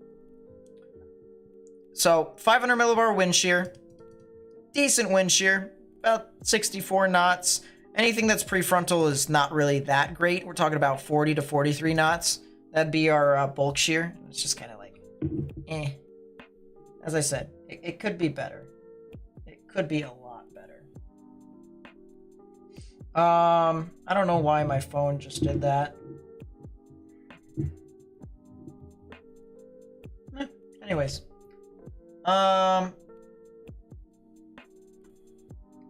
Moving on to theta E and wind barbs. This is what I use. This is called, this is more or less for actual temperature. Actual temperature it takes into account dew points and temperature. And then takes it up to the equilibrium level and then brings it back down dry adiabatically. If you have no idea what that means, just realize this is mainly for moisture convergence. This can give you a decent idea as to where the highest amount of moisture is at, and then if thunderstorms take advantage of it. So moving up with theta E into tomorrow, you can see there is a lot of it. All right, a lot of these blue areas here indicate quite an abundance of it, and look at all of these little bumps here in the isobars. This tells you right here, there's going to be a bunch of activity tomorrow. I'll tell you what, we're talking pressure falls all over the place. Thunderstorms right here, more than likely. Thunderstorms right there. We got more bends in the isobars. So many surface short waves, it's not even funny. These boundaries are going to be going all over the place. Once again, a lot of moisture convergence, mainly from the border of Missouri and Arkansas down south. This is really kind of the main area. A lot of this stuff over here in Missouri, especially central Missouri and southern Missouri, it kind of loses out on some of that moisture convergence.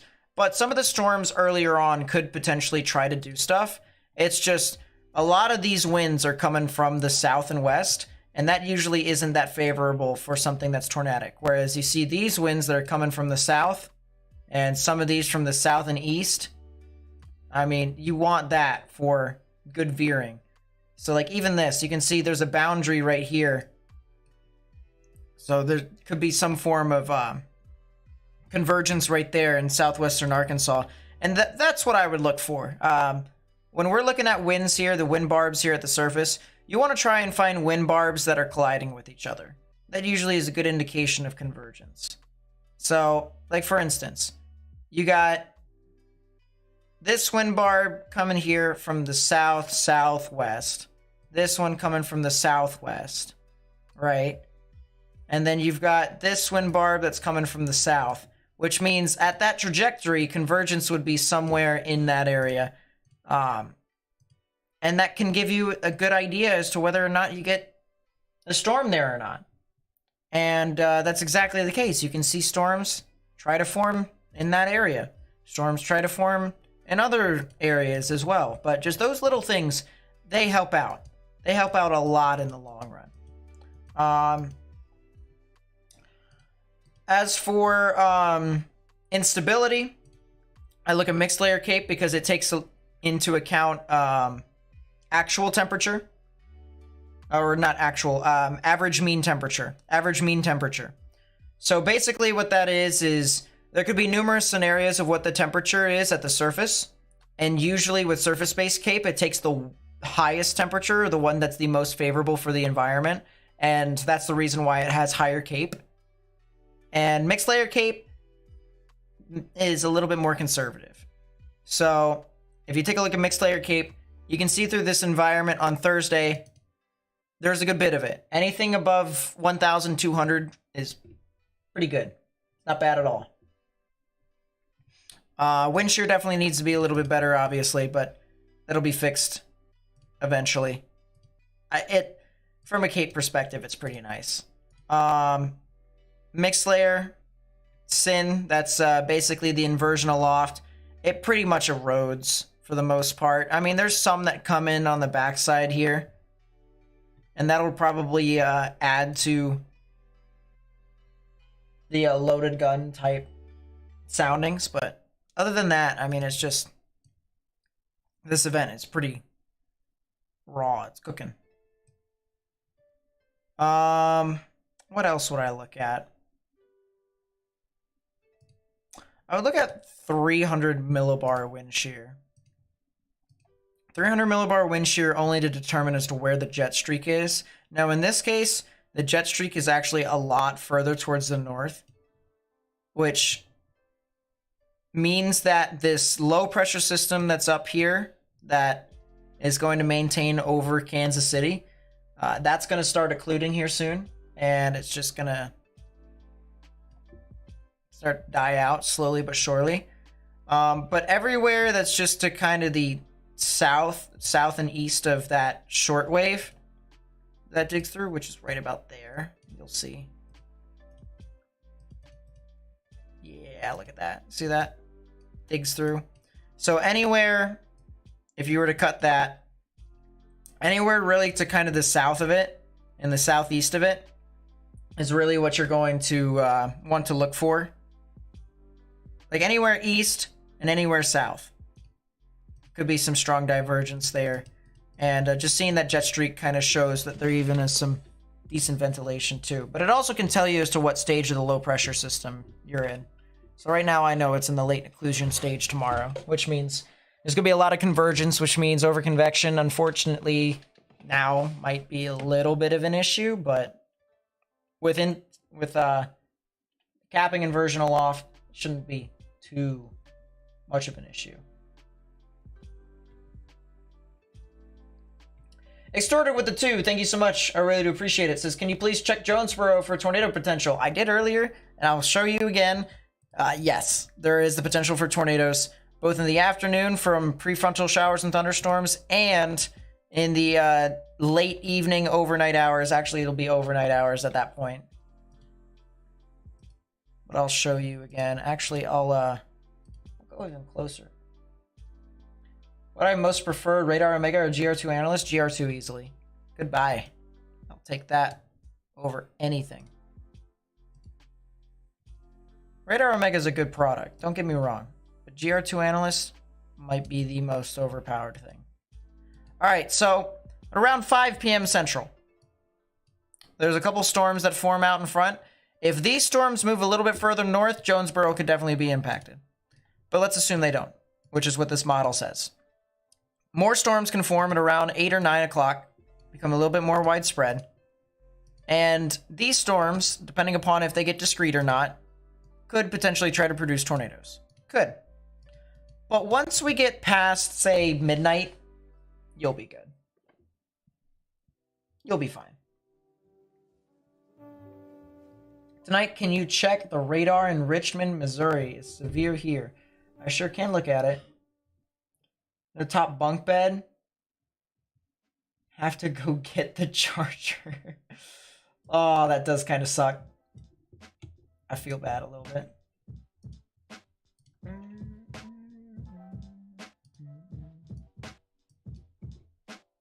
Richmond, Missouri is northeast of Kansas City. Oh, it's right there. You'll get more severe weather later on tonight, but it won't be super significant. You should be fine. You can go to sleep if you need. It'll just be large hail. If you have any pets outside, I recommend you bring them indoors.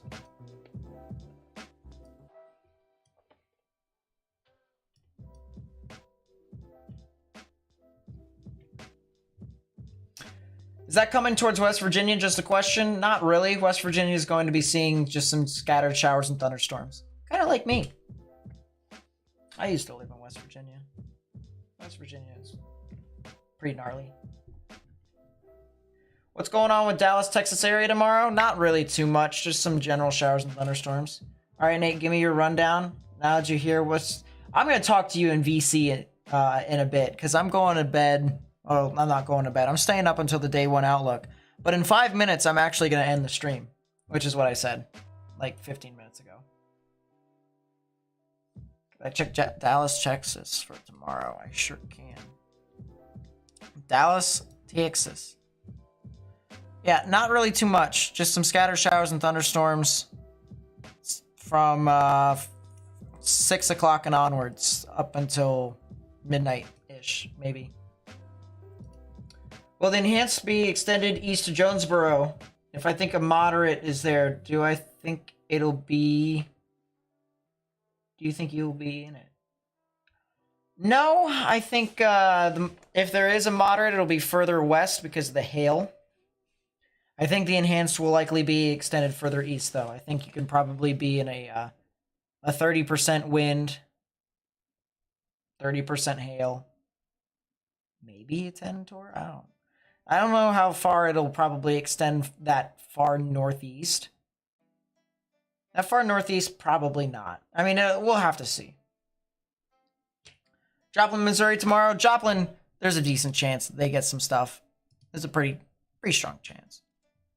I think it'll be 5 tour material for them tomorrow. But, I mean, it's just more hail more than anything.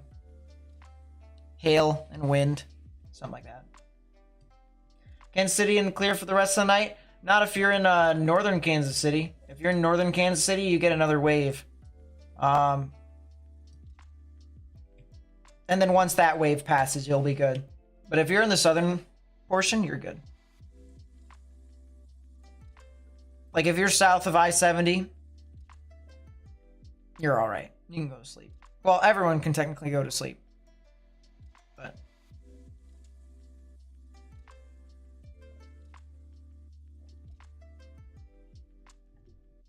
we've been streaming for 5 hours. Look at that.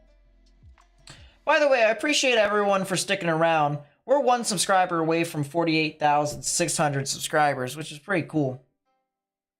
So thank you guys so much for helping me grow my community. And of course, that's the plan tomorrow. If we continue to get more and more people to come out to the stream, then we can continue to try and increase our outreach to more and more people, especially if there's some significant storms. And if there's some tornadoes tomorrow, oh boy, we are going to need to try and get this out to as many people as possible. I'll tell you what, there's going to be some people that are going to need our information.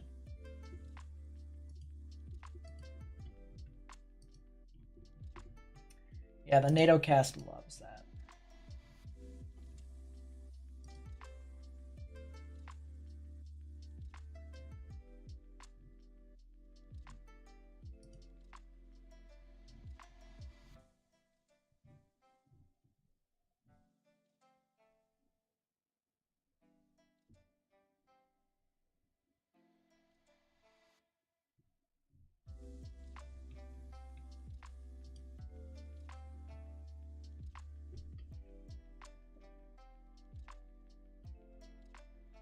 Dropped iPad Rising. Oh, that sucks, Swifty. Woof.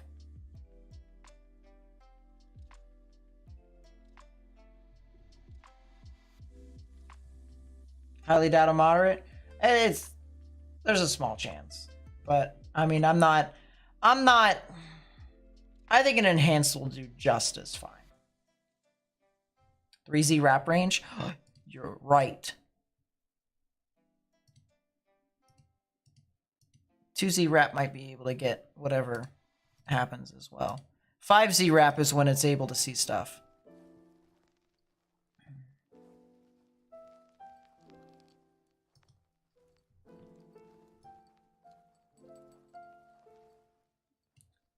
Lamal, so much for cherry picking. Anyways.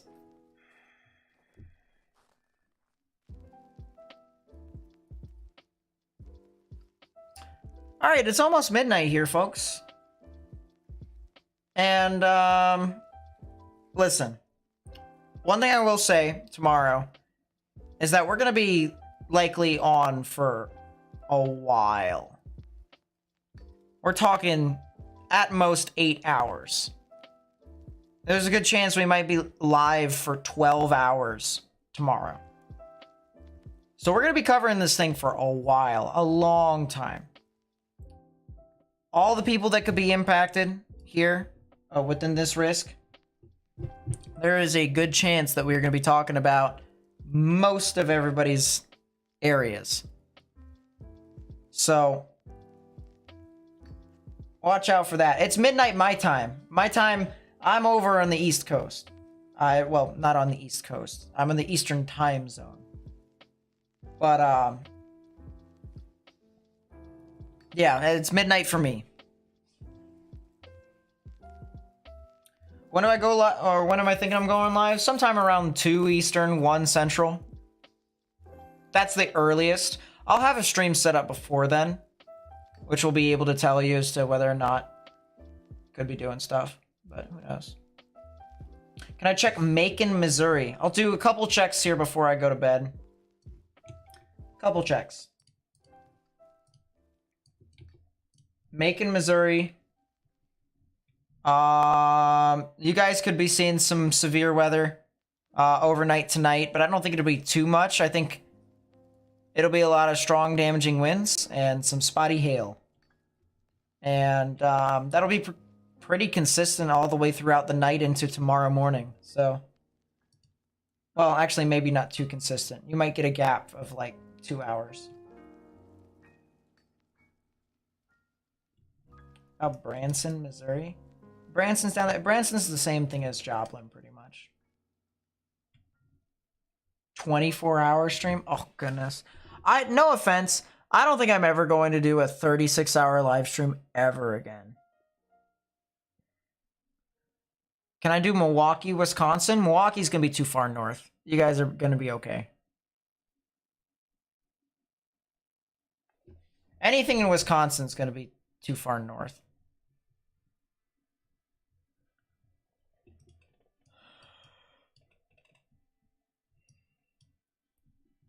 Yeah, anything in Wisconsin is going to be too far north. Big note here. The tornado watch got replaced by a severe thunderstorm watch. So, no more tornado stuff. Look at this. No more tornado stuff. It is all severe thunderstorm watches. So, there you go. Yeah, I've done a 36-hour live stream. So, YouTube never saved it, unfortunately. At least the 24-hour part. I did a 12-hour live stream, and then I paused for like 10 minutes so that way I could restart the new stream and have it for the whole day. This was for the April 12th, 2020 major tornado outbreak. It was the Easter outbreak of 2020. Honestly, one of the scariest days that I've ever had to deal with, and that says a lot because I had to deal with March 31st last year with a dying voice. Let's just say the Easter outbreak of 2020 was only just slightly better than last year's March 31st event. Only by like 10 or 20 fewer tornadoes. So, yeah, I was one of the only channels streaming that day. And it was just, oh, it's crazy.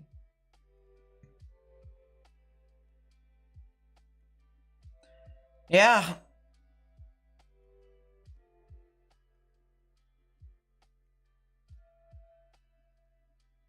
My mic isn't working. Are we sure?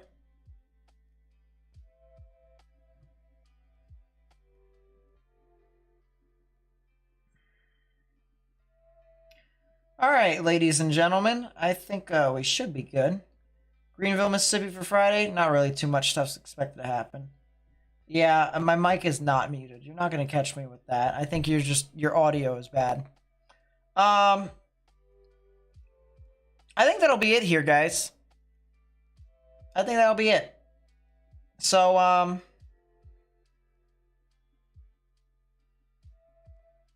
yeah. Thank you guys so much for watching. You enjoyed the content, please be sure to leave a like and subscribe. Be ready to come back tomorrow.